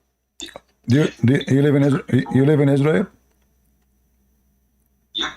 All right. We'll say hello to the IDF and give them my support. Of course. All right. Thank you very much. Wait. I have a question this time. Other question? Here another question about how they speak about this conflict. When they say around before the British ruled the land, during the Ottoman time, they always keep telling about how the Jews were a minority. They never tell you why they were a minority. You know, my friend, doesn't matter who care about the Ottoman or not Ottoman. We have all the evidence that this is the land of the Jews. We can show them that the land of the Jews, even from their book. So the Ottoman, if there is Ottoman or there is no Ottoman, if there is a bridge or there is no bridge, this is the land of the Jews. Even in their stupid books, chapter 5, verse 21, Allah, He said, Now they're talking about the Canaanites. They're saying they are the Canaanites themselves. who? Those are the Arab, and the Canaanite didn't speak Arabic. In their language, and their language never was Arabic. And they have nothing to do. The first time any Arab person enter into that land is when Umar al-Khattab, he came and he invaded Jerusalem. Before that, not a single Arab lived in that land. That's why nobody speak Arabic there before. So this is false. They have nothing to do with them. But as usual, you know, the Muslims, they hijack everything. They occupy Egypt, and now they claim Egypt is an Arab country. What is the name of Egypt? The Arab Republic of Egypt. But all of us, we knew that Egypt is Africa. How it became Arab? They invade, they conquer the Coptic, the true Egyptian, and now they hijack the name. Same as Iraq. Iraq is the land of the Chaldean and the Babylonian. You know? What about the Assyrians? Who? The Assyrians. Assyrians. You mean Assyrian, Ashuri? Yes. Yeah. Well, isn't it the Old Testament says that Abraham is from the city of Ur, the Chaldean, correct? Or the Chaldean. This is the Old Testament. So even the Iraq, the heart of Iraq, have nothing to do with the Arab. So they are the one who hijack countries. Turkey does not exist. There's no such country. This Erdogan. He go and make speeches about occupation. All his country is occupation. This guy, his nation came from the heart of Asia. They have nothing to do with that land. Turkey, half of it from Greece, half of it from Armenia, the other half from the Assyrian, the other half from the Syrian, the other half from the Kurdish. And he give Israel speeches about occupation and colonization. So people are stupid, ignorant, they do not know history. And you know, when you are ignorant, everything goes fine. That means when they talk about colonization, how the fuck can it be if they actually colonized everywhere, even in Europe and until India? Yeah. Anyway, my friend, who care what people say? Live in your land, defend it, and don't never give it to anyone. And if you Jew ever you give Jerusalem, we Christians will take it. We will not let the Muslims have it. All right. All right. Okay, thank you very much. All right. The Jewish people never gave up on Jerusalem. That's good. And we promised for generation to generation, never gave up. All right, Ryan. Thank you very much for joining us. Hello? Skended. Hi, Christian Prince. Hello. I have a few questions for you. Are you a Muslim? No, What are you? I am kind of a free spirit. You are a free spirit. I'm a free spirit. Who captured you inside my Discord? Captured me. I think it's you. Oh. You captured me. You brought me here. How? What I did? You were talking about stuff, and I find it very fun to listen. Okay. So your spirit is captured by something fun to listen to? Yes. All right. What do you want to say to us? Okay, so I heard you. One of the things you do is you laugh at Muslims even don't agree with each other. They have a lot of times where they contradict each other in writings and so. But then I have a question. In Christianity, you have the same thing, right? You have a lot of types of Christians, like many, like I don't know, maybe 100. So how come they don't agree with each other? What happened there? No, you see, the disagreement we talk about with the Muslims is not about agreeing about simple things. They disagree about everything. So in Christianity, there's a Christian, he believed that having pictures is wrong. Other pictures, other person, he says, no, it's not wrong. But that will not affect the faith. That will not change that all of us, we believe that the Messiah is our Lord, he's our Savior. So having picture, not having picture will not change anything. You know, I don't like the Pope. You like the Pope. Well, we're not following the Pope anyway. We follow Jesus. So the differentiation we are talking about in Christianity is not the differentiation in the faith. It is about little details, and I find it very useless. You know, for me, it doesn't affect me. When we talk about Muslims, from the first day Muhammad he died, Muslims they start slaughtering each other. It's not like took time and this guy he can create a group and that. No, right away they start slaughtering because Islam is a gang from the beginning. That's why Muhammad he says, if one of you he try to split the group, which means the majority of the group, kill him. For us as a Isn't it a problem though? If you want to unite all Christians under one banner, and now a lot of Christians go under different kind of like, oh, I'm Catholic, oh, I'm Eastern Orthodox, I am this, I am Polymal, I don't know, all those stuff, Protestant, like it divides, you know, it divides people between Christianity. Like, it's a problem. my friend, people they can be divided by church name, but they are united by Jesus. All those, they believe that the only Savior and the only way to be saved is the Messiah. So even division is the appearance, but unity is the core. So you can be Catholic, I can be Protestant or Orthodox, but for me, I see things differently. I see that all churches is the same as delicious fruits on the table of the Lord. And we compete with each other so we can be better fruits. If we are as a Christians, let me answer. If we as a Christians compete to be good, no problem. So now you are a Catholic, he is a Protestant, this guy is an Orthodox. Let us compete to make the world better. That is even can be more healthy, because having, I'm not talking about division, the division is healthy, no. I'm talking about competing in different way. As an example, you see that the Catholic, they were able to be successful to send missionaries around the world. And now hundreds of millions, they join and believe in the Messiah because of their work. Why other churches, they were, subdued by the communists like the Orthodox. So they were not able to accomplish the same thing. Then the Protestant came, and because they are more free in their movement, they were able to accomplish a lot of things too. So I find that all of them, they complete each other as long hatred is not involved. And we as a Christians, we know that our enemy is hatred. And the one who hate, he is no Christian.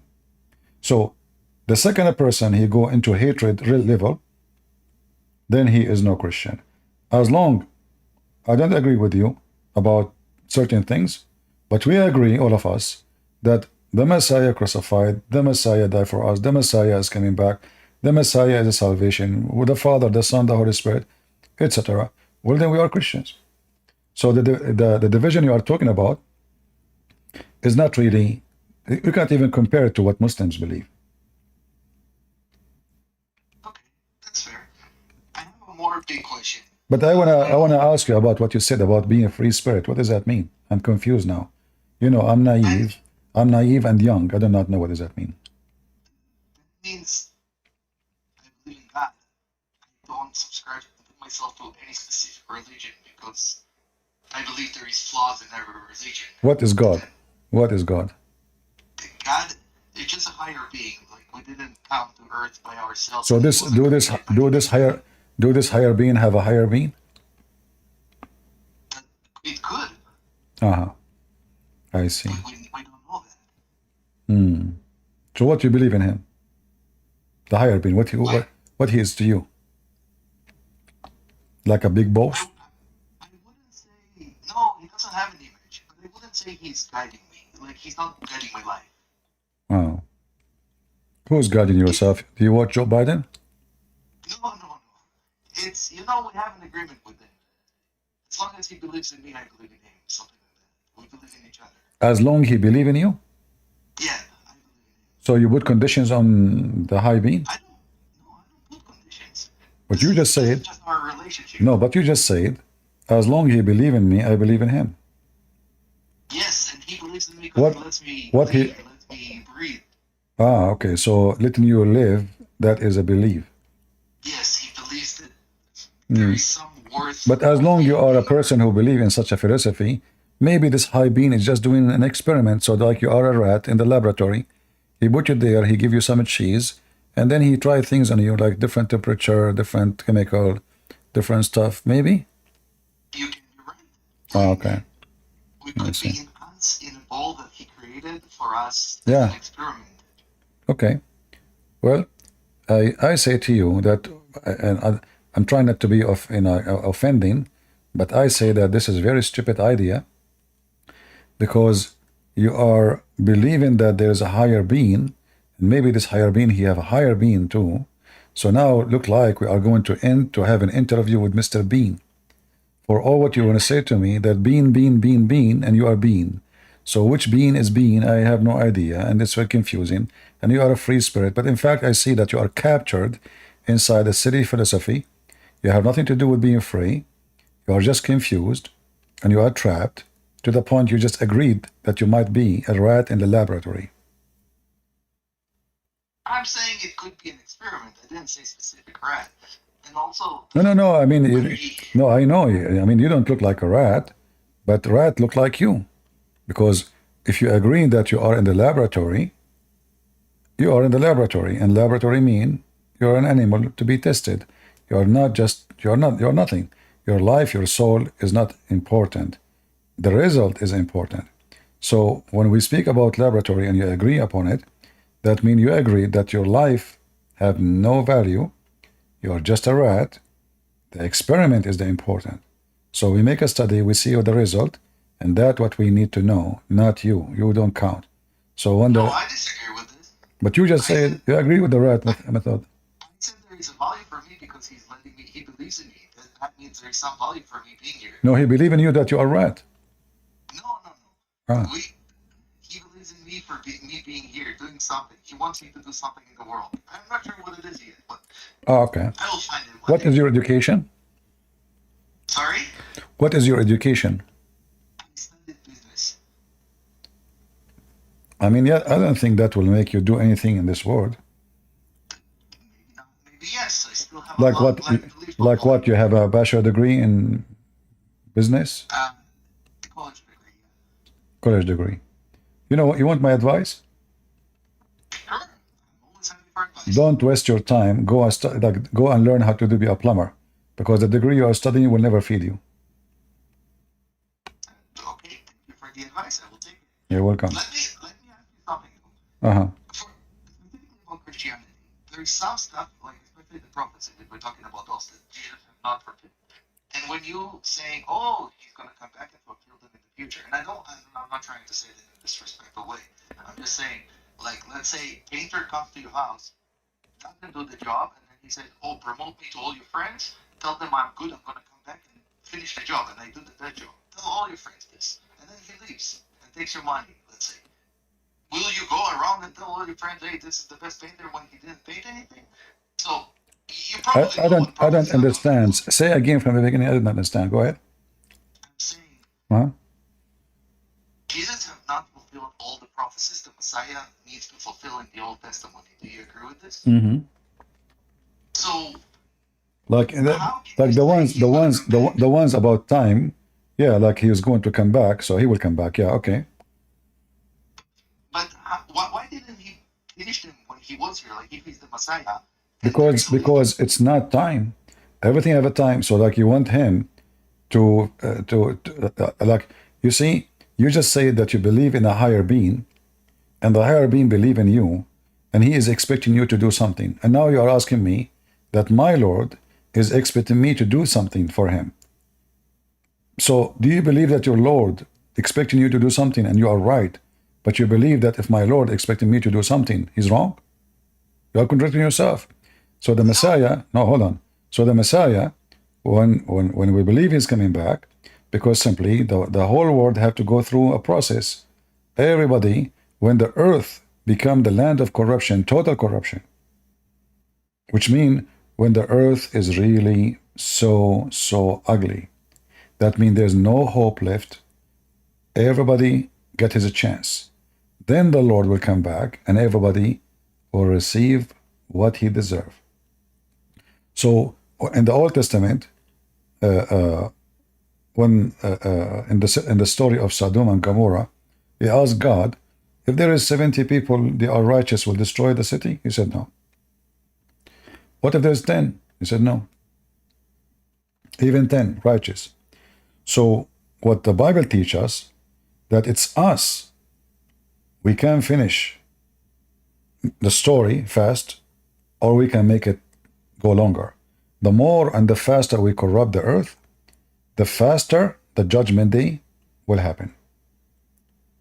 And you can help and make it faster. Like now you are a free spirit, you can go and fornicate as much you want. You can kill, you can rape. So the more we have people who are bad and ugly, the faster the Messiah will return.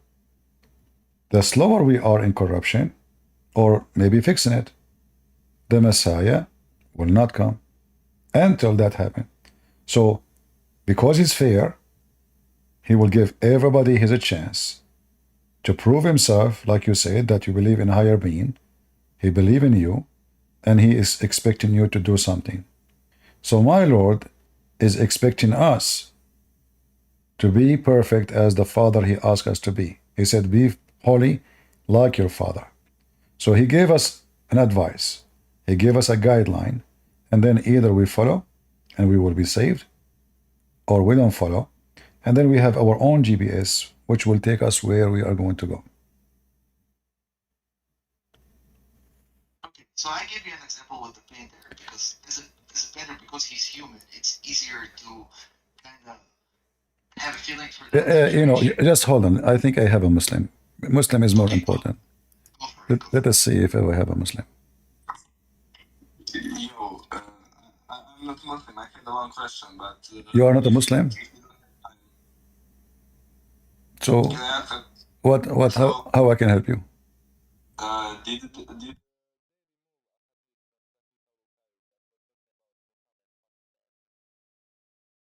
Don't use bad language. Muhammad sexual intercourse? All right. Anyone want to come to speak to me in the stage, don't use a bad language. All right? And don't think I will support you just because you are insulting Muhammad. You can insult Muhammad, no problem. But you cannot say, I mean. Anyway, go ahead, Ascendant. Okay, so I'm saying when I'm talking about giving an analogy with another human, it's easier to see. Or if somebody, you order a plumber to come to your house, and he tells you beautiful words. I'm the best plumber. I'm the best looking plumber. I am this, I am that. But I'm gonna come back and I'm gonna do a beautiful job, okay? And then he leaves.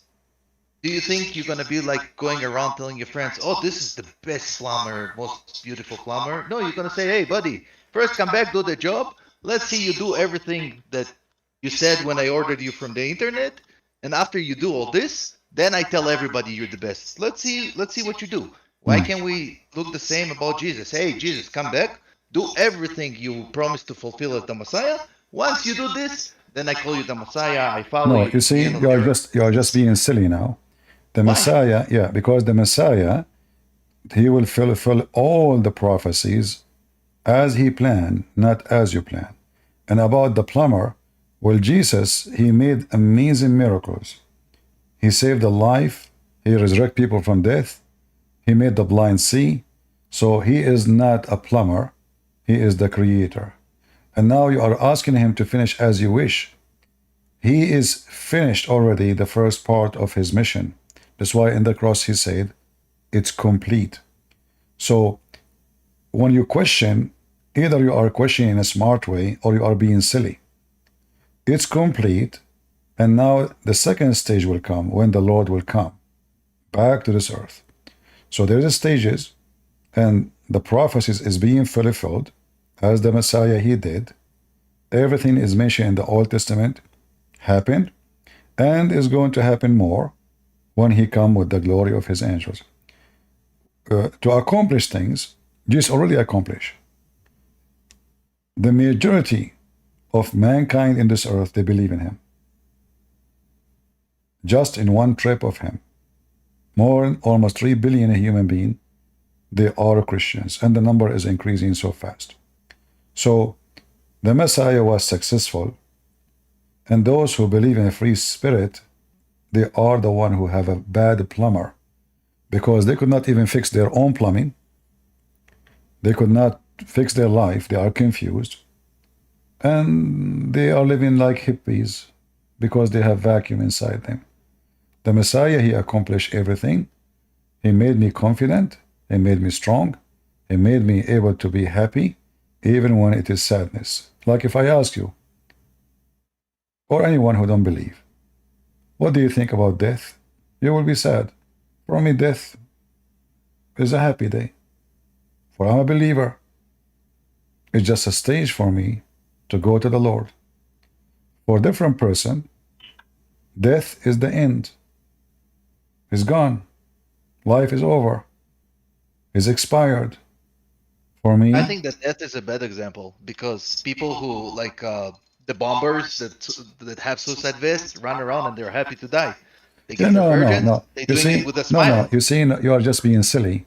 You are comparing between someone. Yeah, you are comparing between someone harming people, being selfish, No, and I'm someone. talking about death. No. Yeah, we are talking about death.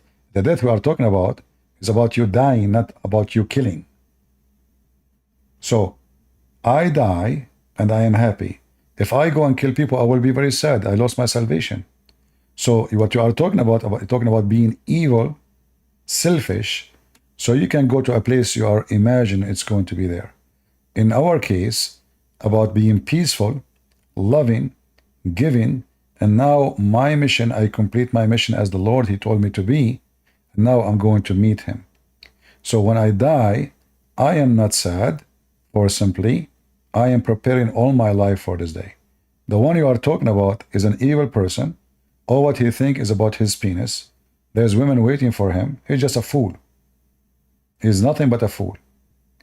In your case, you are like him. You are a fool too. Why? Because you live alone in this earth. You are sad.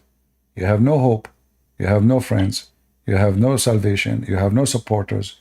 And in the best scenario, as you said, you believe in higher being. But who is that? Maybe Mr. Bean. We don't know. So you live alone. You die alone. You end alone. You believe in nothing. You are nothing. This is why things are so different between us and people like you. I don't agree with most of what you said, especially your description of me is really off. But it's okay. I'm not here to argue about myself. I was here to ask questions about Christianity. Is your being will save you when you die? Or you will die, that's it. I don't know what he's gonna do. I don't know what's his plan for me. Well, you know, so you are asking us what we will do, but you don't know about yourself. And I find it very funny that a person who is worried about what the Christians believe, what will happen to them, what Jesus will do, but he don't care what's happening to him, what will happen to him. You don't know. You are Mr. I don't know. I didn't say I don't know. I don't know about myself. You know about yourself. You're No, you see? This way, exactly. Which one is more important to know about what yourself or what will happen to me? Which one is important for you? Me or you? Me, it's important for me to learn everything I can to see why I might be wrong. I take it. I might be wrong. I might be no problem. But you see what the reason you are using is awkward, because as an example you said to me, why Jesus did not finish it? Well, if Jesus finished it when he came, you yourself will not be exist to have your chance. So Jesus came 2,000 years ago. You yourself, you are deleted from the map. You were not born. You are nobody. You never came to existence. You never have a chance. This is what you're asking for. You're asking why Jesus did not come and finish it and finish me. No, isn't he supposed to be around for like many years on Earth after he comes? What many years? This is not about what many years. It's about time will come and the Messiah will come and he will take the chosen people who they are, they chose him, those who they are saved. It might take a second, it might take a year. I don't know. This is time mean nothing to God. However, what we care for, am I being saved or I am not? In your case, you know nothing. And you know, if you think you will know about Jesus by just asking questions like me, so oh, Jesus will come back and I say yes, okay, now I'm going to believe in Christianity. This is not what belief is about, or faith. You have within you, you have to work in yourself and see if Christ speak to you, move you within you, not a Christian Prince answer moving you. If you read the Bible and you find that the Messiah is a person who speaks to your blood cells, to your brain, to your heart, to all of you, he can move you, then that is the one you want to listen to. For me, I can give you answers about my belief, why I am a Christian, but the true question should be asked to him. But did you try? I don't think so. Because you are trying just to study things as a philosophy, not as relation. You did not want, you don't try to have a relation with the Messiah. You are asking about him. You don't want to meet him. You don't want to see him. So I advise you, if you really want to know the Messiah, you try to meet the Messiah. I am not the Messiah. And I cannot even present him in any way, any mean. I am a sinner. I need salvation. I need his help. You know how to find him. How? The word of the Messiah is the secret word of a communication. Read the book. Try to read it with your heart, not only with your eyes. Try to be connected to the words, not reading it just by your eyes. And then see if the Messiah speak to you. And see maybe if you're, as a person, is able to reach a point as long as you say you are a free spirit. Let us see the free spirit inside you. If it can be free, freeing all ideas. Because in order to call myself a free, I need to be free for real in order to receive a free idea, a I free don't know if it's you or me, belief. but the microphone is like cutting off. So I don't know, maybe Discord. So in order to know the Messiah, I need to know to free myself from believing in atheism, or somebody says something negative about the Messiah already. So if I go into to know the Messiah by a preset judgment, I will never know him. I am an atheist. Oh, the Bible is funny. You are a communist. You are whatever you are. So already you have a prejudgment in the book you are going to read. So if you read I think it's your sensitivity. I think you have an issue with your microphone sensitivity, maybe. Okay, I will leave the stage, but I have to kick you out first. All right, guys, give me a second.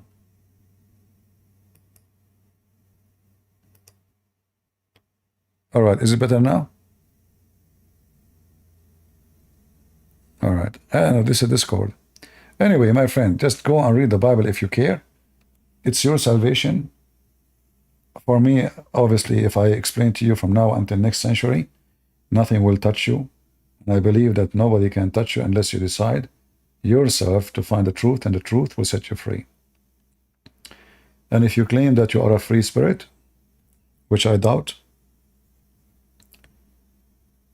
because I think you are occupied with a lot of preset ideas, and you are a victim of what indoctrination they're giving to you in schools, living with the hippies, carrying their ideas, copy and paste, and now you are very confused. All right, do we have any Muhammadan?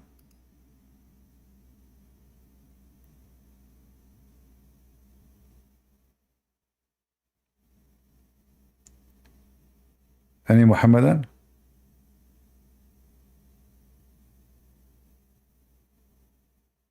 All right.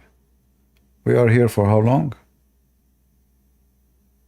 Oh boy, 3 hours. Almost 4 hours. Well, I better finish for today.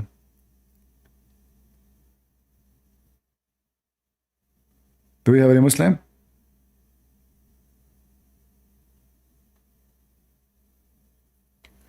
Come to Dubai and preach? You see, thanks to the internet, we do not need to go anywhere. I go live. In 5 minutes, I have thousands of people listening to me. 10 minutes after, people download my videos. Then they add a subtitle and languages to them. And then we end with millions. So, you know, the days where you need to go to somewhere, it's not needed. In fact, now I can show you reference. Like now, this is why actually, you know, if I go in the street, I will be shouting, nobody will talk to me, maybe 1, maybe 2, maybe 3.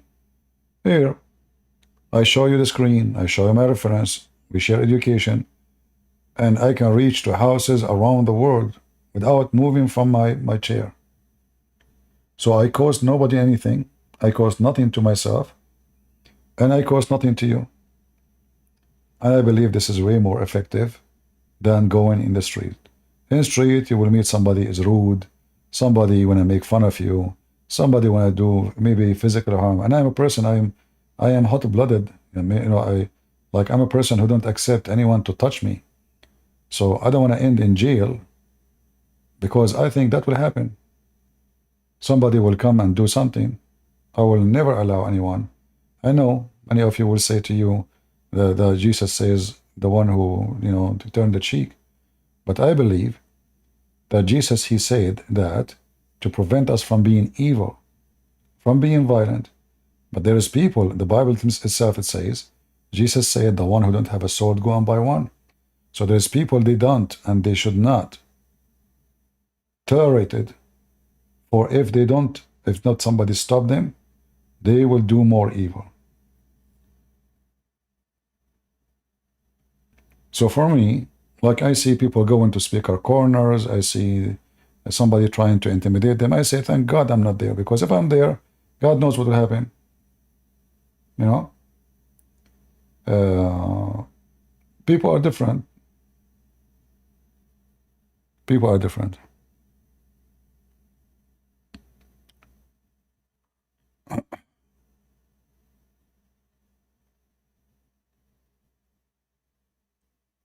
All right.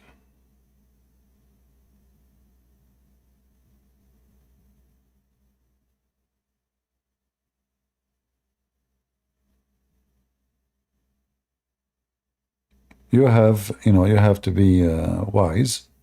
And wisdom says that here I'm doing better job than going in the tree, in the street. Can you do 24 hours stream, please? Can you stay 24 hours, please, Yusuf? Why you meant to stay 24 hours? What, I want to go to the bathroom, is that okay? You know, most of people, they cannot even stay without going to the bathroom every 1 hour. For me, I can stay like the whole day. Like 2 days ago, I was here for 14 hours, right? But you notice that a long video, people don't watch it. Because right away they say, oh, this is 12 hours. Like the one we did is 14 hours, but YouTube, DVR allow only 12 hours. You might make a video of 15 minutes, have way more view than long video.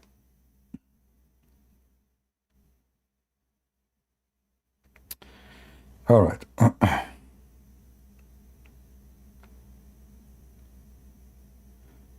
And if I go long, they will complain. If I go short, they complain. Right? You will see a comment, somebody saying, are you serious? 12 hours? Do you think we can watch 12 hours? Yeah. Yeah. You know, for me, I have a passionate to help people. And I believe that the Lord, He gave people gifts. Every one of us have a gift. God knows what is your gift. I don't know what it is. And you better use it for His glory. You remember the Bible speaking about the talents? I can now, just instead of being here, I have an ear infection. I think you can tell from my voice. I can say this is an excuse for me, at least to myself. I mean, come on, you are sick. I should not come. But I know that I will feel guilty because I know that my voice feeling comfortable, feeling fine. So I can do it. So I do it. So each one of us, he have his own gift, and we better use it. For the one who will not use the gifts given to him by the Lord for His glory, he will be sorry. Time will go fast, and you will get older and older, and then you need to ask yourself what I did, how many people I help, what I accomplish, how many people I tried to bring to Christ. Not necessarily you brought, because maybe you succeed with none, but you tried. You tried your best. Time goes so fast. Yesterday you are born as a child. Tomorrow you are a growing man or woman. Few years after you are parents. Then you are grandparents. And then bye-bye. What you accomplished. The house you own, you don't own it. Nobody took anything with him. Your chairs is not yours. Anything you have around you will live longer than you. Anything.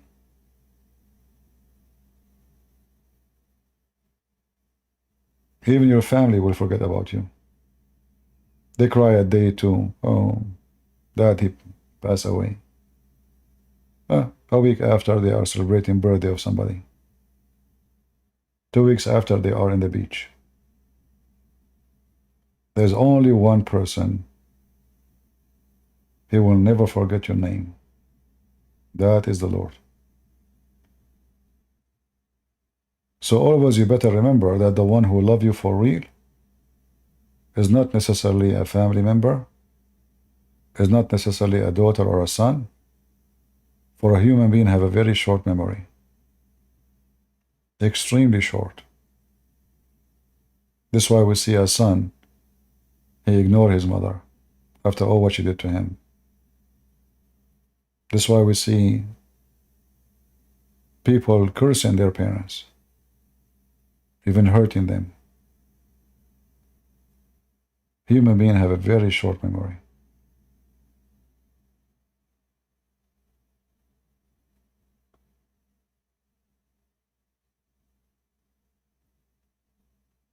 All right. Do we have any Muhammadan? Last call.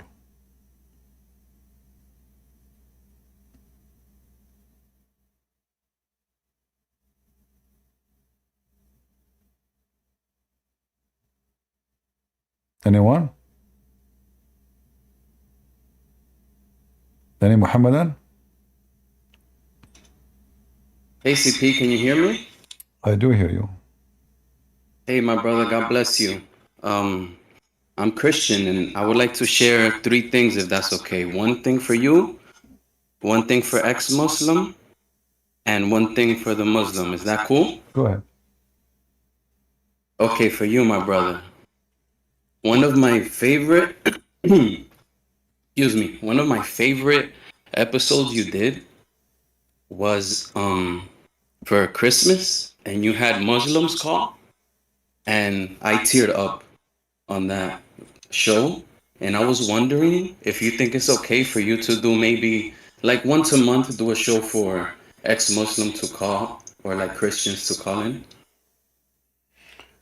Yeah, you know, I mean, we don't oppose ex-Muslim to call. They can call me anytime, but I am not the one who dictate who can call me, who not. You see, like now, like you jump. I don't know if you're a Christian or not. Especially now, it's in Discord. Anyone can jump easy. They can join us anytime. Yeah, I understand. That's true. And so I'll go ahead with my next message for I'll do the Muslims. I'm Christian. I was born in the USA. I'm Latino. And thanks to you, I have so much knowledge now. And it's amazing the patience you have because, to be honest, once I started hearing about camel urine in the Sahih al-Bukhari 5686, breastfeeding for adults in the Sahih Muslim 1453a, flying donkey, genie, magic carpet, the age of Aisha, endless peanut. It's crazy, and to be honest, CP, you amaze me. Like it's like never stops. It never stops, and for someone to believe these things is crazy. And I'm teaching my little brother this so he can know this information. And in the school, he faces this. The best thing a Muslim could have done is be humble and quiet, but they want to go crazy on the internet, and now we onto them. And I want the Muslims to know that. Yeah, the whole purpose of what we do, that the reason actually I start what I'm doing, I never thought actually, me myself, I never thought I will be doing what I'm doing. But first time ever in my life, I faced a debate. It was a Muslim, he's a prince. He invited me to his house. I was not even 18 years old. He have a video of DDAT. He invited a bunch of sheikhs. And I was a kid. All of them, they are grown men, gray beard. And I don't know. I mean, he called me. He said, we want to show you something. So I came. I went to his palace, and they put the video, and they played that. My English was not good. I mean, but they have subtitle, in Arabic. So I'm watching, and I know now what's going on. They brought me. They are trying to convert me. They are trying to make me see that Christianity is bad. So I was very, very, very upset. But you have to be wise. So I said, I want to watch it again. Can we play it again, especially that part here? So he played it again. I said, do you notice here there's something wrong? Like the guy, he asked a question, the answer was something else. Why all the videos is all the video they play with it? So the guy, he asked something, the Muslim guy, the Christian, he looked like a fool. He had no answer for anything. So he said he speak English. So then he started concentrating on what he's saying in English, and then he said to me, "You are right. There's something wrong. This is the question. This answer is not for this question. Somebody cut the videos, and they play with them." So anyway, this is the first time ever how I encounter a debate. I never debated really. I mean, I have like in school, etc., but not like in sheikhs. Those are sheikhs. They have a long beard. Before I talk to kids and my age, etc. But this is the time when I say to myself, I need to know and I need to study. And then this prince himself, he became a Christian, the one who invited me to his house to convert me. He left Islam, he became a Christian. There was a radio station, it's called Monte Carlo, and I'm sure many here, they knew it. After a certain time at night, they have an Arabic program, a Christian program. It's a gospel preaching. So I told him about the station, he started listening. He asked me questions. Me, myself, I'm learning too. So that was an opportunity for me to study the Bible more, learn more, so I can answer questions which I never expected before. And it did not take long before this person, he himself became a Christian. And he is a very high person, high rank person, he's a prince, literally. So that was the first thing. And then when the internet came, first time I went to the internet, I saw a chat room, and they are saying this person today is coming to take Shahada. And this person today is going to come to take Shahada. One from America, one from England, one from etc. So my blood started boiling. How those people, they are fooling those foolish Western people.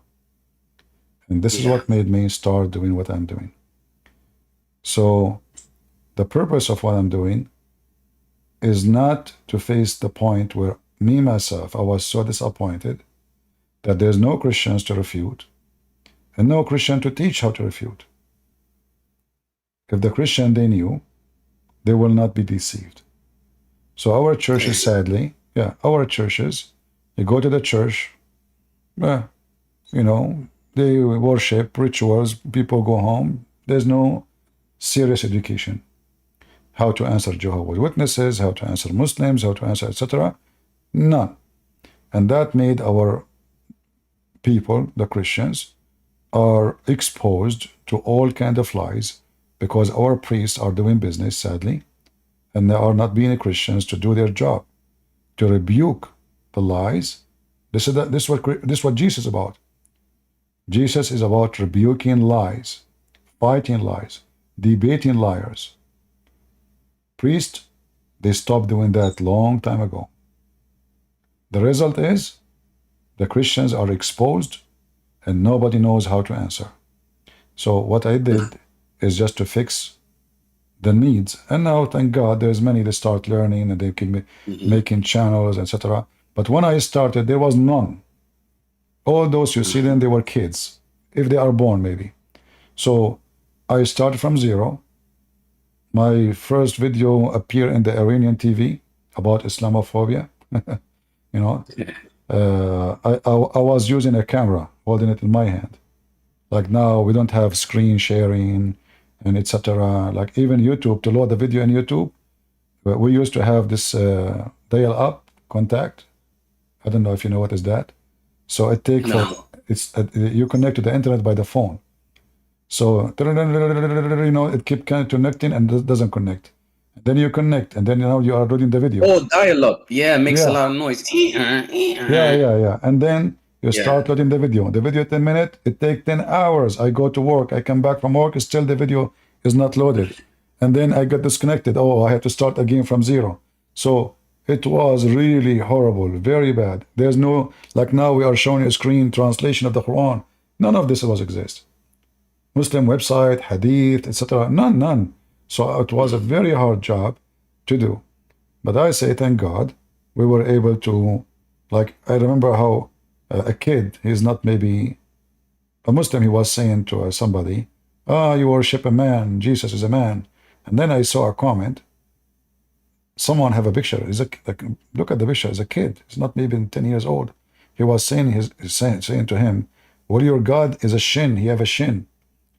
And I felt really happy that now my teaching is spreading. How this kid, he knew this?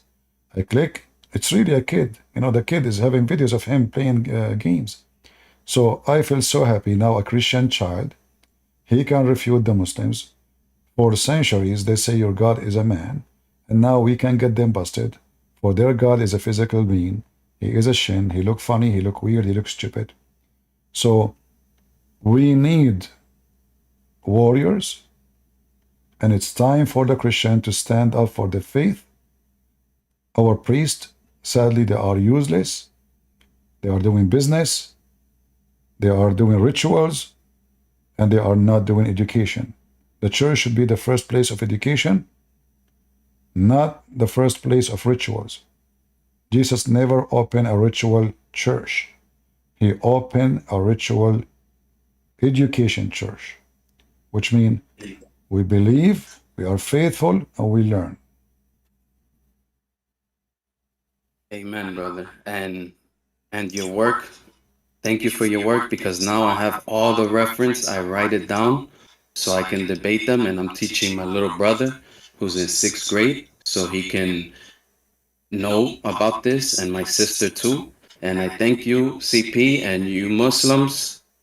Thank you for coming out, because now we on to you, and now everybody else is seeing you, and more than ever, more Christians are noticing this. And another thing too, CP, seeing how ridiculous the Quran is makes me appreciate and love God even more, because I see how true our word is, you know, from the beginning to the end. It all is cohesive together. Yeah, you know, it's sometime, you see, I believe everything exists for a reason. So in order to know what is salty and what is sugar, you have to have both. In order to know what is evil and what is good, so you can compare, both have to be there. So Islam is the evil, and Islam will make us see what really good is. Because many Christians sadly don't appreciate being Christians until they see how evil it is not to be Christian. Yeah, exactly. And that's that could lead me to my next thing too, is about the ex-Muslim. You know, the ex-Muslim is my favorite Christian. The ex-Muslim is the strongest Christian that I can see right now. And I'm very proud. And I know it can be hard, because especially if you're Middle Eastern or, I don't know, Asia, I know it can be really hard, you know, and really tough. But yeah, I just want to say to the ex-Muslims, I love you, I'm proud of you, and I'm very happy. I even tear comes to my eyes sometimes listening to some of you guys. And I just wanted to encourage you guys. So, and thank you, CP. Thank you very much. And yeah, we know the ex-Muslim will be a perfect warriors for Christ. And I met many of them, and the Lord, he blessed me to help thousands and thousands of them to leave this garbage cult. And you know, this is the good thing about the internet too.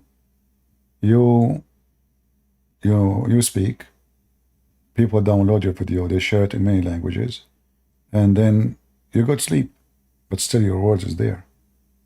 Before we used to speak, and what we speak, the second we close our mouth, our word is gone, except to those who listen to it at the moment. Now we can reach to millions and millions, and people, they can learn. Like one day, sooner or later, the Lord is going to take me where I belong, and still people can watch my videos, hear my voice, read my books. And this is why we need to remember that if you have faith, you can make a big difference. Don't say, why me? Don't say, I don't. My English is not good. First time I went to speak online, people were laughing at me. You know, like, oh, CP, what you said, Christian Prince, what you said, say it again, say it again. So I know they are trying to bully me, but I am self-confident because my confidence is based on my faith. And that is, my Lord is with me. So they laugh at you, they bully you. I mean, okay, they said to me, if you have knowledge, why? How come you don't have a book? Okay, I'll write a book. If you are a man, come to Paltalk. The Muslim invited me. Every place I went to, it was the Muslim challenged me. I never heard of Paltalk. I used to go in a program called Hear Me. They challenged me to go to Paltalk. I went to Paltalk. They started reporting me to Paltalk to ban me. Then they challenged me. They challenged me in YouTube. So I went to YouTube. Now in YouTube, they flagged me to ban me. And then they said to me, if you are knowledgeable, how come you don't have books? Said, okay, we make books. So actually, everything I did, it was them who made me do it, you know. It's very funny that they are the one who encouraged me to be in the place. And the more they try to defend, the more they lose. It's like, you know, the Muslims, I see them like somebody doing gambling. They play, they lose, they want to get their money back, they play more, and they lose again. Yep. And not even Chat GPT is going to save the Muslim, because now they're trying to use Chat GPT. That had me laughing so much that day, that podcast you did. Yeah. They have a new prophet. Yeah, the prophet ChatGPTQ. Even actually 2 days ago, I don't know if you were here, we have 4 Arab Muslims, 4. And one of those sheikh, he was typing in Chat GPT to get the answer. You know? Yeah. Yeah, it was here. I wish people record it because, you know, YouTube did not record 14 hours, record only 12 hours. Sadly, because that was a very funny, for Abdul, you know, we made them hummus. Yeah, exactly. Now they turning to the woke community, and they turning to the Chat LGBT community, but nothing's gonna save you, Mohammedan. Nothing. Well, the evil, he used the foolish ones to sponsor him. We know better. You know, actually the proof that Islam is evil, how you believe that you should harm very aggressive way homosexual, hippies, all those people, and then you go with them in the street and you want to defend so-called Palestine, and then those people will promote the Quran. But because Islam is evil, all tools is lawful. A person who have no ethic, he have no limit how to promote himself. So in one hand, they say they are against them, they want to kill them. In the other hand, they use them to promote their faith because Islam is satanic. A Christian person, because he is a Christian, he will be ashamed to use the woke people to promote the Bible, because those are the last one to promote the good of God. But because both are united with the devil, they find a benefit. Yeah. So Satan was able to unite them together. Otherwise, if you think about it, this is mission impossible. How somebody is a gay holding the flag of Hamas? I mean, this is crazy. But because but because Satan is involved, Satan heavily is involved. Yeah. Yeah. Remember for anything else? No, that was it, CP. Thank you so much, and God bless you in the name of Jesus, you and your family. I mean, thank you very much. God bless. God bless. Last call for any Muslim before we go? Any Muhammadan?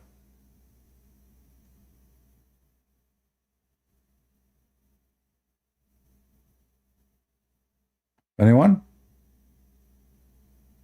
We have a person, his name is A. Are you a Muslim, Mr. A? Why people don't give themselves a name, like how I can read A? Go ahead. Hello? Push to talk.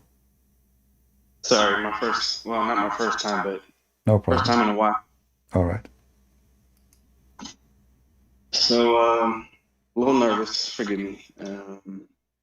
I actually had been trying to talk to you a while back, and I want to keep it friendly. But, you know, I just had some concerns about, you know, I'm a big fan of you. I love what you do. I used to talk with Muslims every day. In fact, I talked with one just last night who, you know, he memorized the whole Quran and earned himself a wife that way, you know. And, you know, but I'm talking to him, telling him, like, when Jesus said he's going to come riding in the clouds, that's him claiming to be God. When you see the Son of Man coming on the clouds, you know. So I want you to know, first off, I'm debating Muslims every day and I'm using your material. But I want you to understand, too, that it hurts me when you talk about liberals. Now, let me qualify that, because while I vote liberal and some of my beliefs are liberal, the political lines in this country are not clean. And there are Christians on both sides, real Christians. And I don't appreciate how I get bullied by, you know, people in your chat and Discord and all that. I understand the majority of your viewers and how they fall. So, you know, but I'm several generations deep in a pastoral family. And I might not be able to recall verses on the spot, but I know the Lord. Let me jump to the point here. So let me give one example. When it comes to LGBT, I say lead with love. Let people be who they are. All right. Rocky's hitting me up right now. Rocky, can I talk to Kristen? Can I talk to Kristen My Prince? friend, you are talking to me. CP, you still there? Don't look at the text. Yeah. I'm listening to you. I'm giving you a chance to tell me what you want to say. So yeah. So I appreciate your time. I appreciate your patience hearing me out. One of the biggest things to mislead liberals, and especially black people, and understand black people form the backbone of the Democratic Party. Now understand the backbone is a very small part of the body, but it's a key thing. So when I say backbone, I'm not saying the majority or anything, but there's a reason that 90% of black people vote a certain way. And that's because of the politics in this country and the dog whistles that we hear. The same people voting against affirmative action and things, and I don't want to get into all that, but and we could if you had time, but I understand you're trying to go. So, but there was a flip that happened politically back in the 60s. No, the Democratic Party is not the party of slavery, but okay, I'll cut to this. The reason a lot of black people see positivity in Islam is because of the Nation of Islam. And that was one of the biggest tricks that they pulled on us. I know it's a cult. They're not even, I mean, Islam itself is a cult. But that's the reason you even see black Christians naming their kids Islamic names, because they don't understand the religion. They don't know the religion. Neither do a lot of people who convert to Islam. We already know that a lot of the things they tell new converts and prospective converts fall under lies to children. You know, but really it's playing with people's souls, and we know this. But what I want to say is, I think if we were somehow able to, and your work is key to this, but if we believe that there is a way to reach liberals, when I say liberals, understand that I'm not talking about people that are closed-minded. First of all, there's a lot of closed-minded liberals, and I know how they get that way. At the same time, there's a lot of closed-minded conservatives, people who think that liberals are beyond redemption. They're rejecting Christ. They're rejecting, first of all, we're not living Christ-like, so who are we to blame them? You got a lot of racist conservatives. It makes a bad name. You got a lot of conservatives out there preaching hate, straight up hate. And I'm not saying that's what you do. It's one thing to call it out. It's another thing to straight up hate people for whoever they are, how they express themselves. So for me, what I would do and what I've done before is lead with Christ, lead with love, lead with redemption. And yes, we are to chastise one another, as as Paul said. I don't remember what letter it was, but he's talking about, gently correcting, and then even sternly correcting, and even calling people to account for their sins and their sinful ways. But I don't think that's what we should lead with. You can't lead with condemnation. And you can call me a fake Christian. I've heard you call people out, and you can be harsh. You can call me whatever you want. But I just wanted to tell you that I do see Islam, and I'm speaking right under. Muslims can hear me right now if they want. They can hear me right now. So I'm saying I do see it, but I love them too. I do see Islam, not Muslims, but Islam as the world's biggest enemy right now. Not only right now, but for all time. This is an eternal struggle.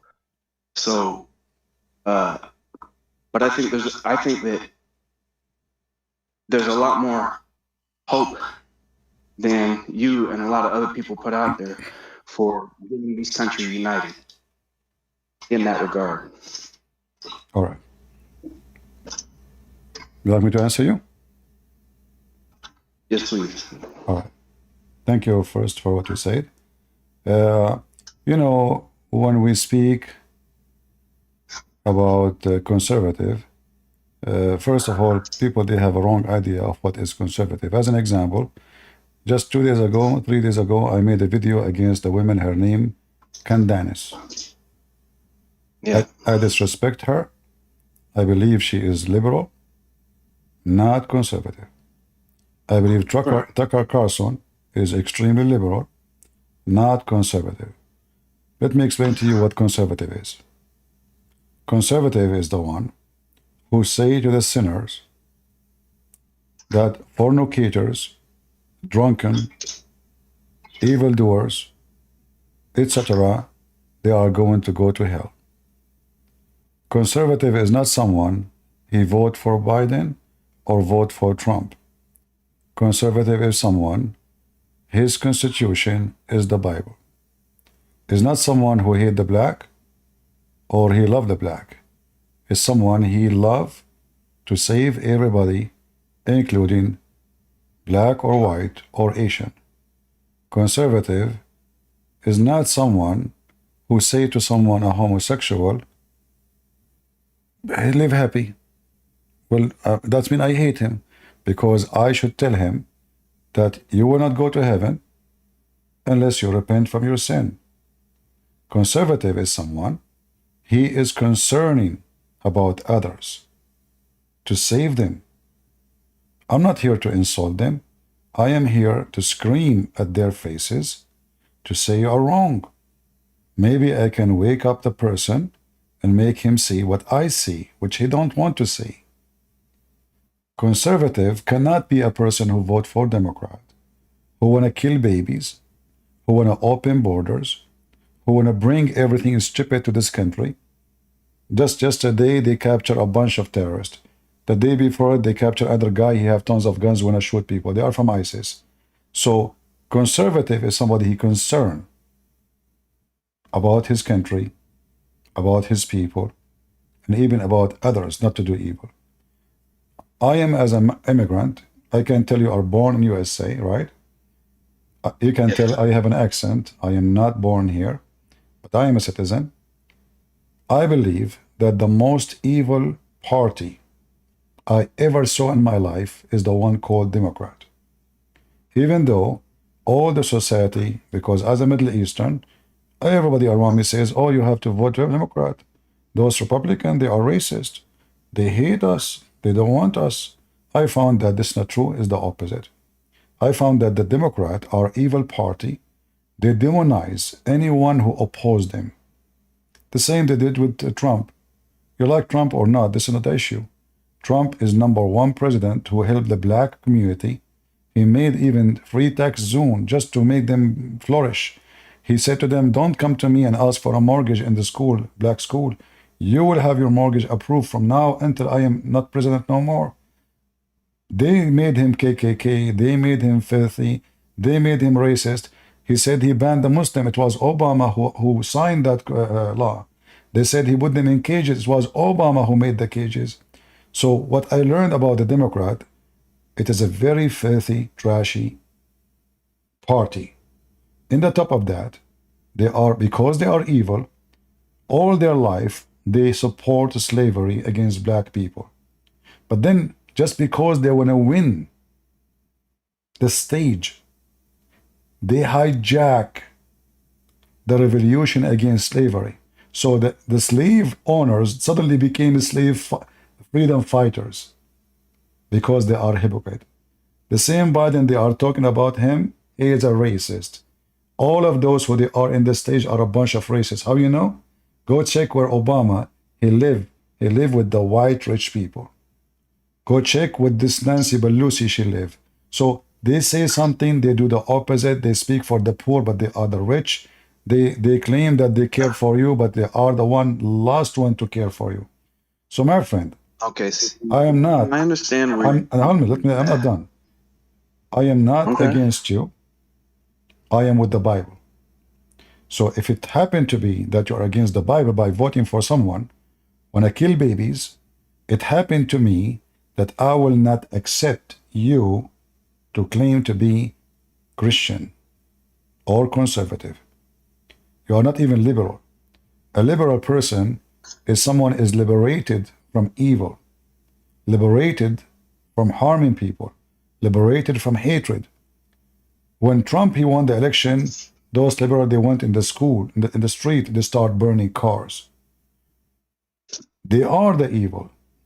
The leftists is the most evil people ever. Look what they did in schools because of Israel. Hamas raped the women.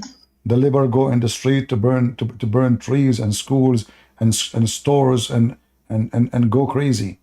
It is them who they are evil. So you don't need to agree with me. I say to you, agree with the Bible. So if you agree, like you mentioned to me the name Paul, and I find it very strange that someone is liberal, he mentioned Paul, because Paul, he said, be gentle.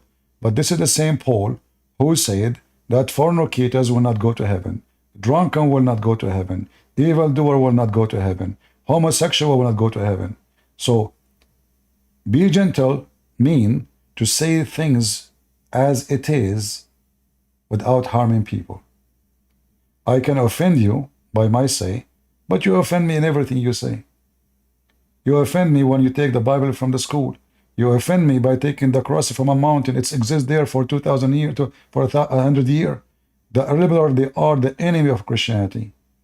And then you say to me, there's true Christians, they vote for Democrat. I say to you, those are the doomed and the most evil people. Listen, there's no way a Christian, he will vote for a party which is going to take the Bible out of his schools. There's no way a Christian, he will vote for a party. Even Biden just now in the Easter day, do you know what he did? He put the flag of the homosexual in the Easter day.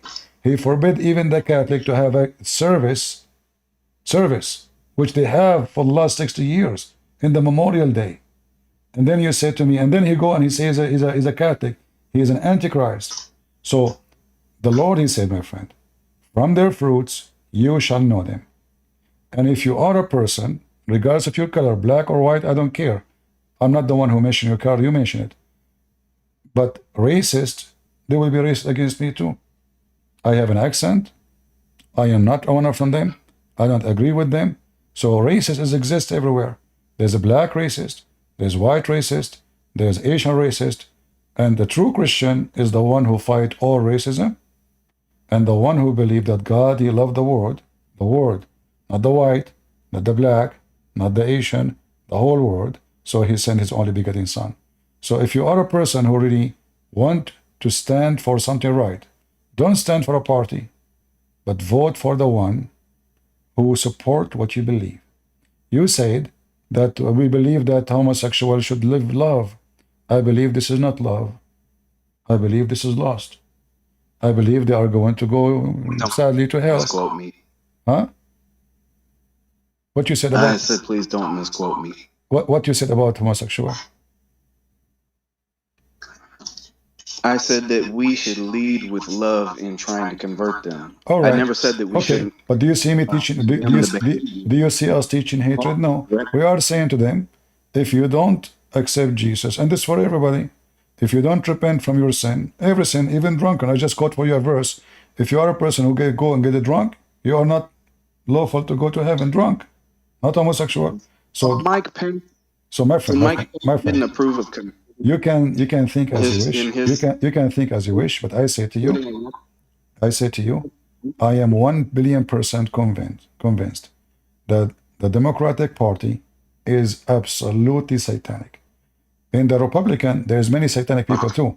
There's many satanic, but at least they have common sense. At least they don't do the stupid things, crazy things. I mean, we go buy gas from Qatar who want to kill us, and we have gas here more than Qatar.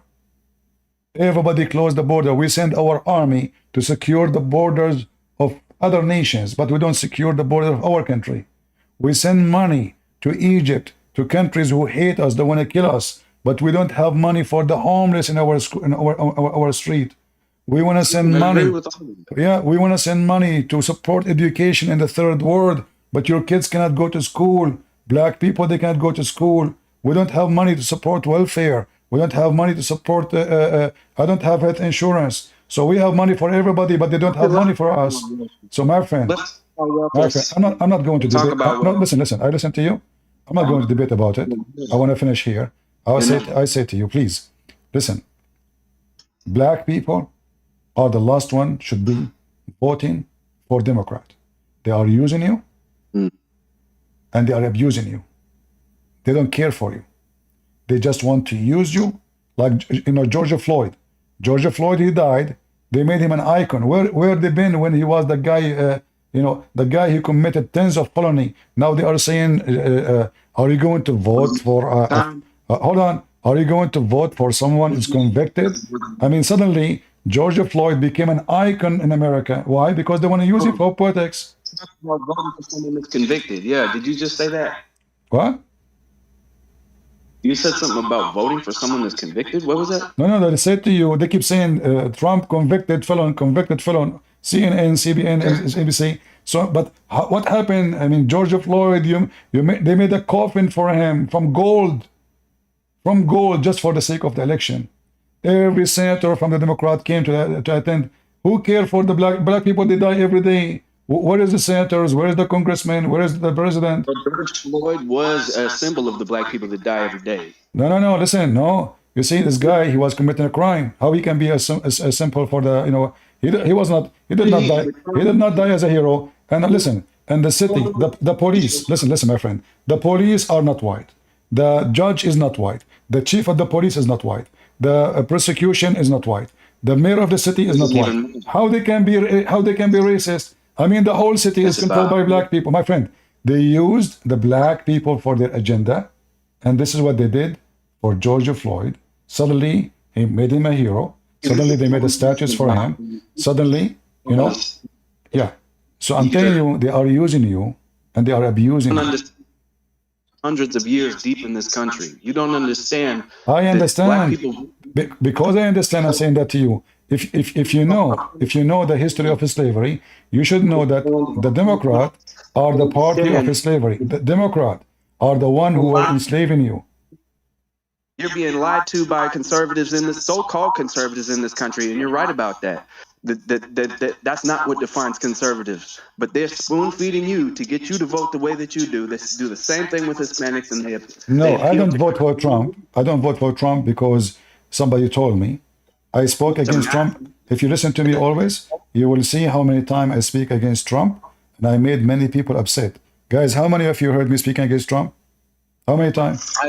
How many times I mentioned his son-in-law? He took a bribe from Qatar. He rented his building. How many times I speak against everybody? I don't take a side, but I decide who I will vote for based on the Bible. So we have two. Both of them, they are bad. But one is a scumbag. The other one is so-so. So which one I will vote for? I will vote for the so-so. The one who will hurt us less. Not the one who will hurt us more. So I don't vote. I don't know Trump. He don't know me. He will never meet me. I will never meet him. If he becomes president, I will not be respected. But at least we will have food on the table. We will have better security. We will have better jobs. We can afford to drive our cars and pass the price of gas. He will close the borders. We have tons of drug dealers coming to this country.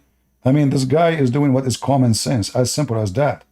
So voting for Democrat is voting for something against common sense. You want to do that? This? You want to do that? It's up to you. About this.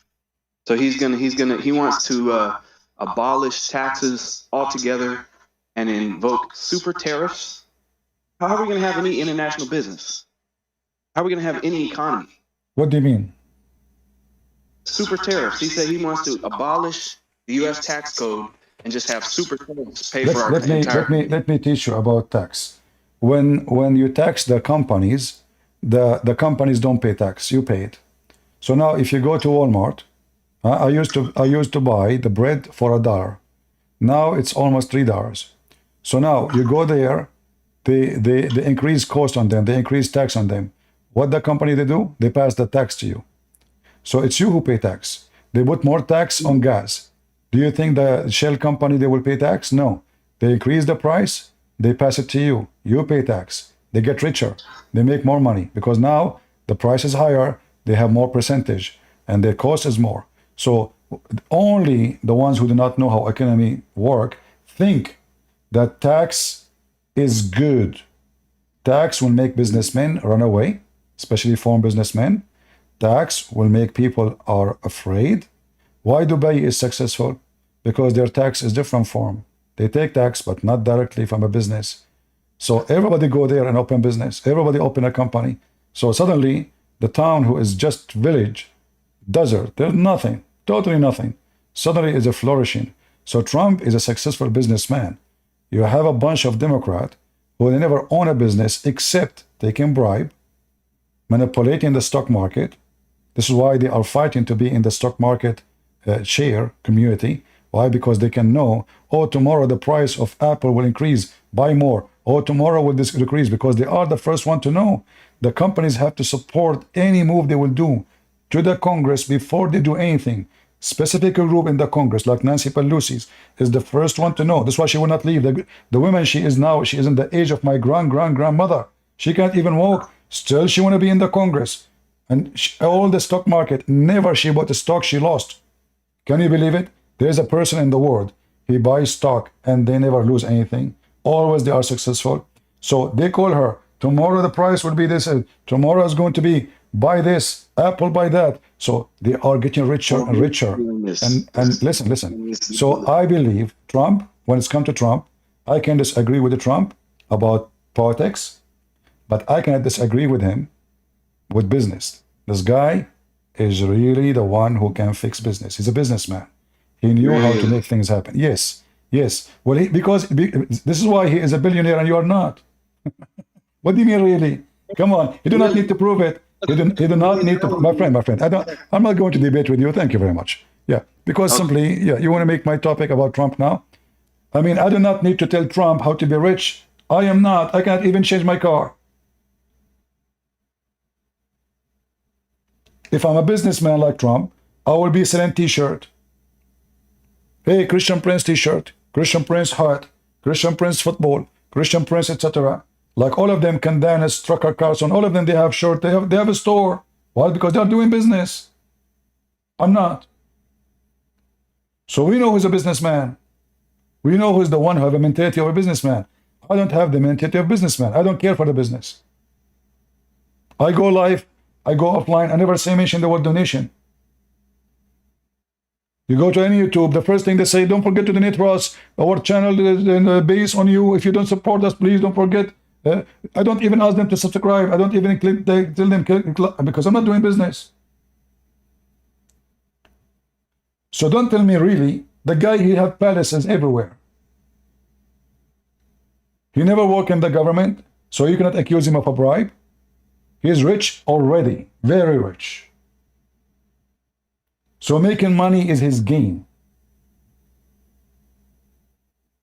Biden, he never opened a store, not even a grocery store.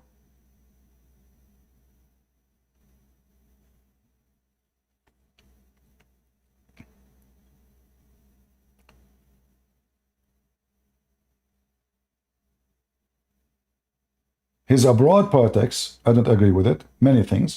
But some of it is very smart too, like when he put sanctions on Iran. He suffocated Iran. Biden came back, the first thing he released, sanctions on Al-Houthi, the terrorist group who want to kill Americans, and they are shooting at us now.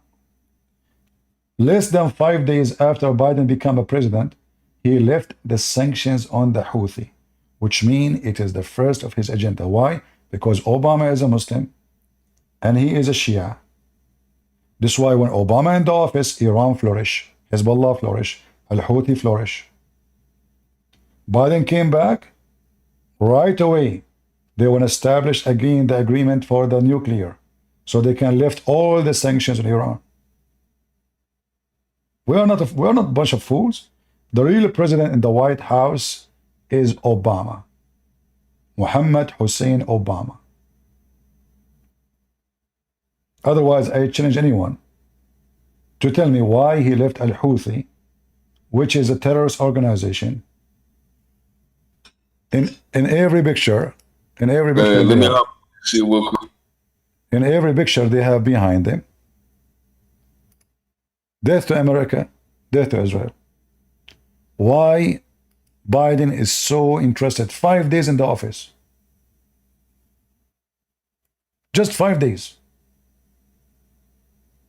I mean, there's a million things to do. And right away, he take the Houthi from the list of terrorism. Why? Because Obama, he wanna support Iran. He's a Shia. We know better.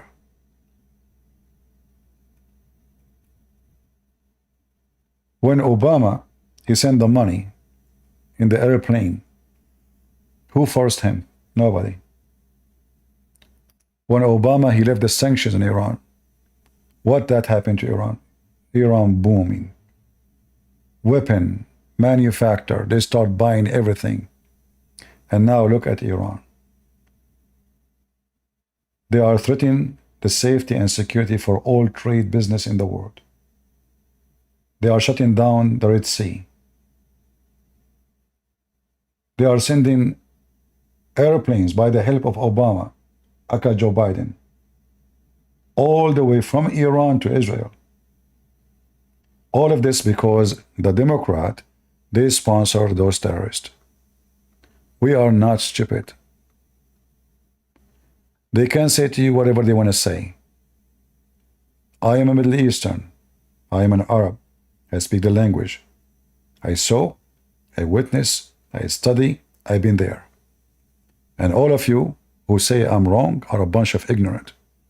And time will come and you will pay.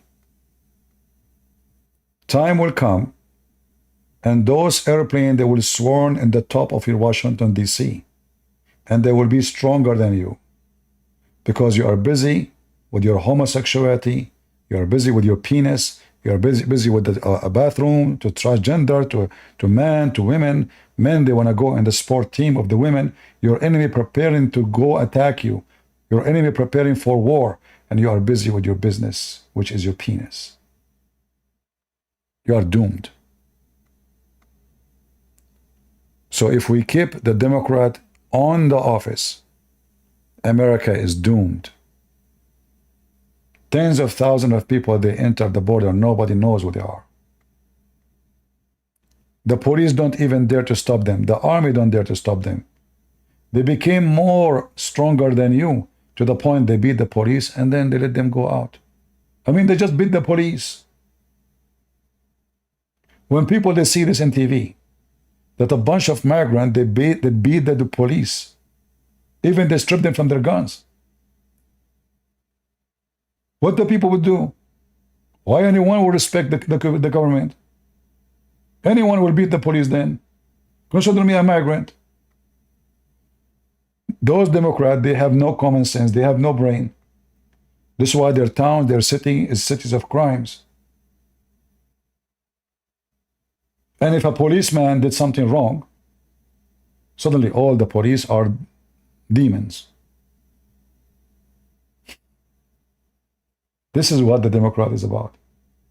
I found them very stupid. You don't have to agree with me. And if you are a Democrat and I hurt your feeling, don't listen to me. I'm not forcing you to stay here. Don't listen.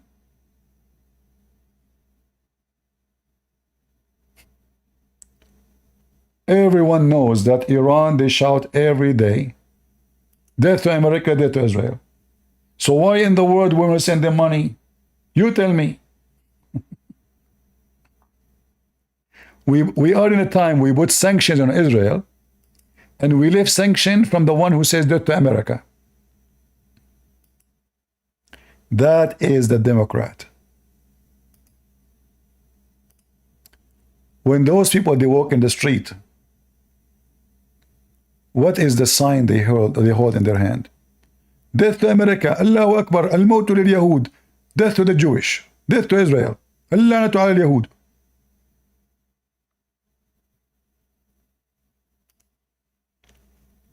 You know, when I say stupidity is amazing, I mean it.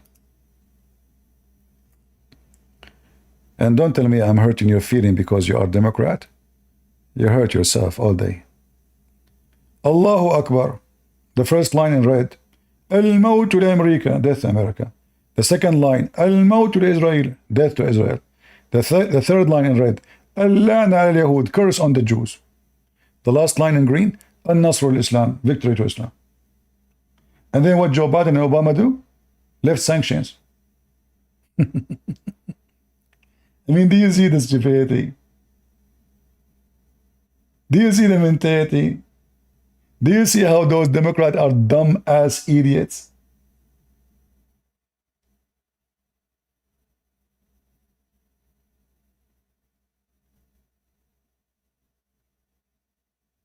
Nightmare, he is saying he don't worship white human.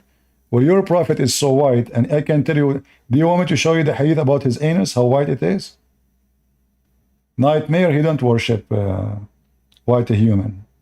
But his God is white, his angels are white, his prophet is so white, to the point there's tons of hadith about him, how white he is. You don't worship white. Yeah, finally, now you put me up to stage. I'm not going to stage.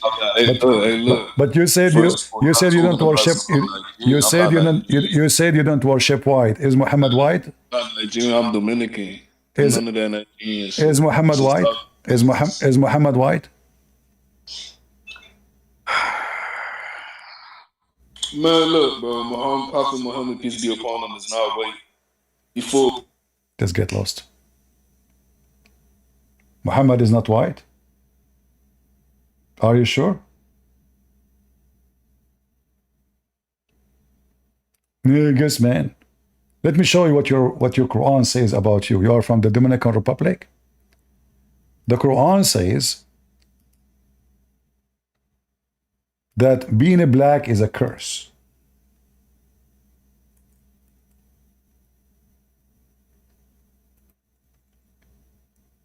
And Allah will make all bad people black. Do you know what your prophet said about how Allah created the black? Allah, he hit the shoulder of Adam, the right shoulder, and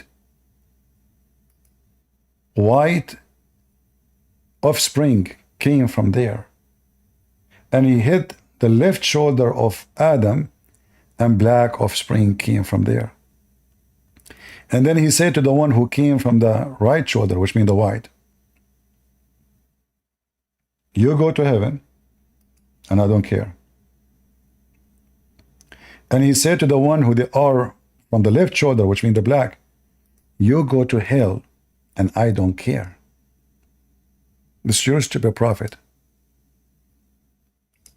No, I don't want to hear your voice. Your voice is evil. I can feel it. Your voice is satanic. This is what Muhammad said about the black people. And when you say your prophet is a black, you idiot. I mean, every single Muslim he knew Muhammad so white. And the Muslim, they have tons of videos in YouTube speaking of how white he is. If we type right now the descendant of Prophet Muhammad, what we will find? Black people.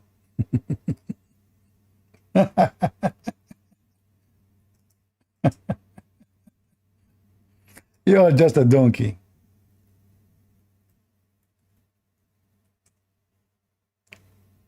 The descendant of a Prophet Muhammad.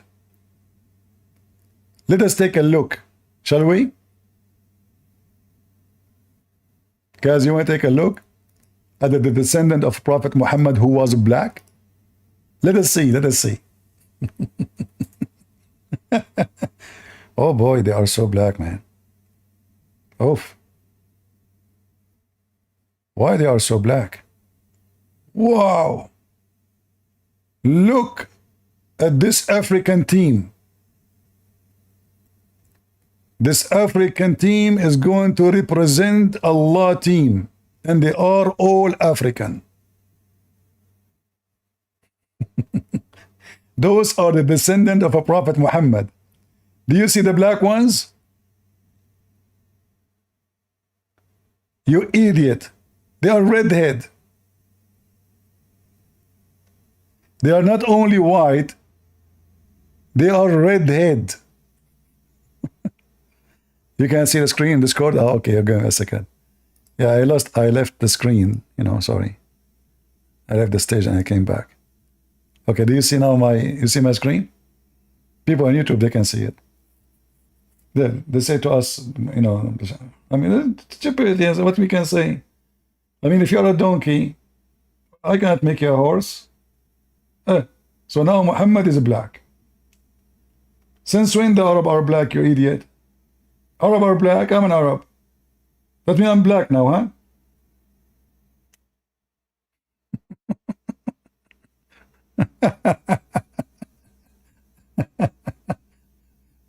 Stupid people. Lie to yourself and lie to others, Yeah, look, the descendant of Prophet Muhammad, peace be upon him, brother. Look at those black people, brother. Look at them, black people. All of them, they are black. Alhamdulillah. And even when they draw pictures of them, the Muslims, when they draw pictures of them, like fake pictures, how they drew them? And I don't worship. And I can show you tons of hadith. In fact, there's a hadith says, the one who said the Prophet Muhammad is black, kill him. من قال أن الرسول أسود اقتله.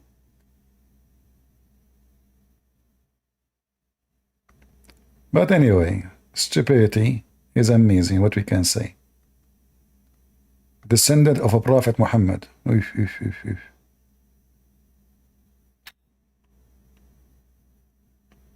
Wow. Anyway, guys. Yeah. I'm not going to waste my time with stupid people. People who speak about colors, they are evil and racist. I am as a Christian, I don't care if Jesus was black or white. I don't follow God because of color. Satan, he can be very handsome, can be very beautiful, but still he is Satan.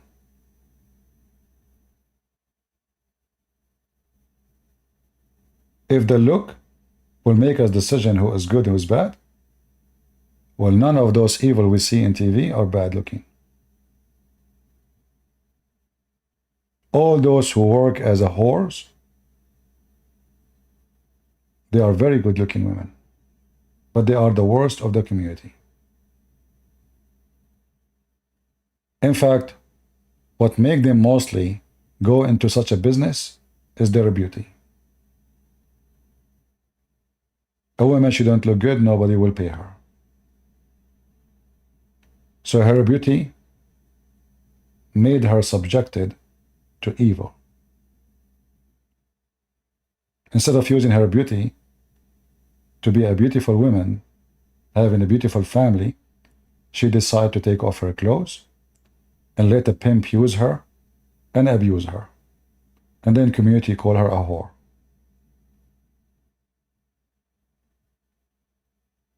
People who worship a look, they are stupid. As simple as that. And according, by the way, according to Muhammad, Jesus was blonde.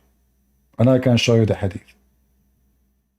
So when you say you don't worship a white man, go and tell your prophet, the stupid prophet, who said that Jesus was blonde. Blonde. You have a red face. This is what your prophet said. And we laugh at this. Anyway, guys, I'm not going to keep you longer. I hope we have a good time.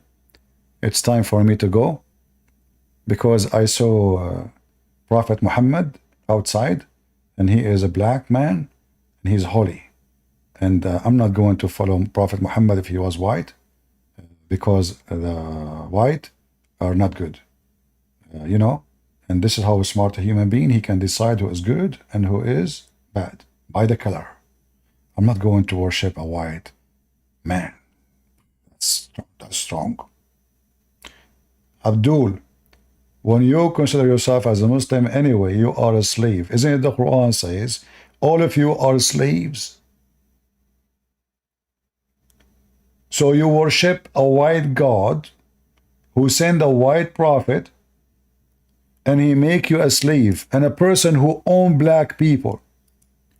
Jesus, the one you call him white, he never owned a slave. Doesn't matter if he's white or black. Your faith is come back, Muhammad. He owned tons of black slaves. Is that right? It is right. Anyway, thank you all for being here. Today we did not get any good luck with Muslims. This is the last one who spoke to me, but he's an evil man. I'm not going to waste my time with him, and he's stupid. There's no point. And I will see you again. God is good. And our God is the God of the black, the God of the white, the God of the Asian. He is God who loved the whole world, and he came to save us. And those who think about white and black and other ethnic group, they are the racist. Stay away from them. A person who see you as a color, he is a racist. He's a scumbag. A person who look at you down because you're black, he is a scumbag. A person who look at you down because you're Asian, he is a scumbag, because he did not know the quality that the Lord, he made us know what the quality. The quality says that from their fruits, you shall know them. And the Bible make it so clear that there's no Greek, there's no Hebrew, there's no free, there's no slave, for all is one in Jesus' name. So those who believe in Jesus is the one who believe that every human being is a brother and sisters. And the only way to judge is the fruits. If I know someone is black, he's bad, but he's bad. White, he's bad, he's bad. He's good to me, he's good to me. He's white or black, who care? The evil is evil to himself. The racist will never be happy, because wherever you go, you see people, you don't like their color. He's always upset. He's racist. You go to the restaurant, oh, there's a black person sitting there. Oh, there's a white person sitting there. Oh, look, this is a Filipino, is an Asian. Oh, no, I don't like. So you will never be happy. You are being bad to yourself. A person who is not racist, wherever he go, he enjoys his time. For he see around him people equality only. So I get closer to the one who is doing good to me, and I stay in the society, and I stay away from the one who do bad to me and bad to society. Never associate yourself with garbage, because garbage will make you stink. Never allow one bad apple in your box of apples. One bad apple will make all the apples bad. And a racist person, like this person who called me, is a very bad apple. This is what, imagine what this kid, he will teach his family. The white people are evil. Prophet Muhammad was black. And then the Arab, they teach their kids, Prophet Muhammad was so white.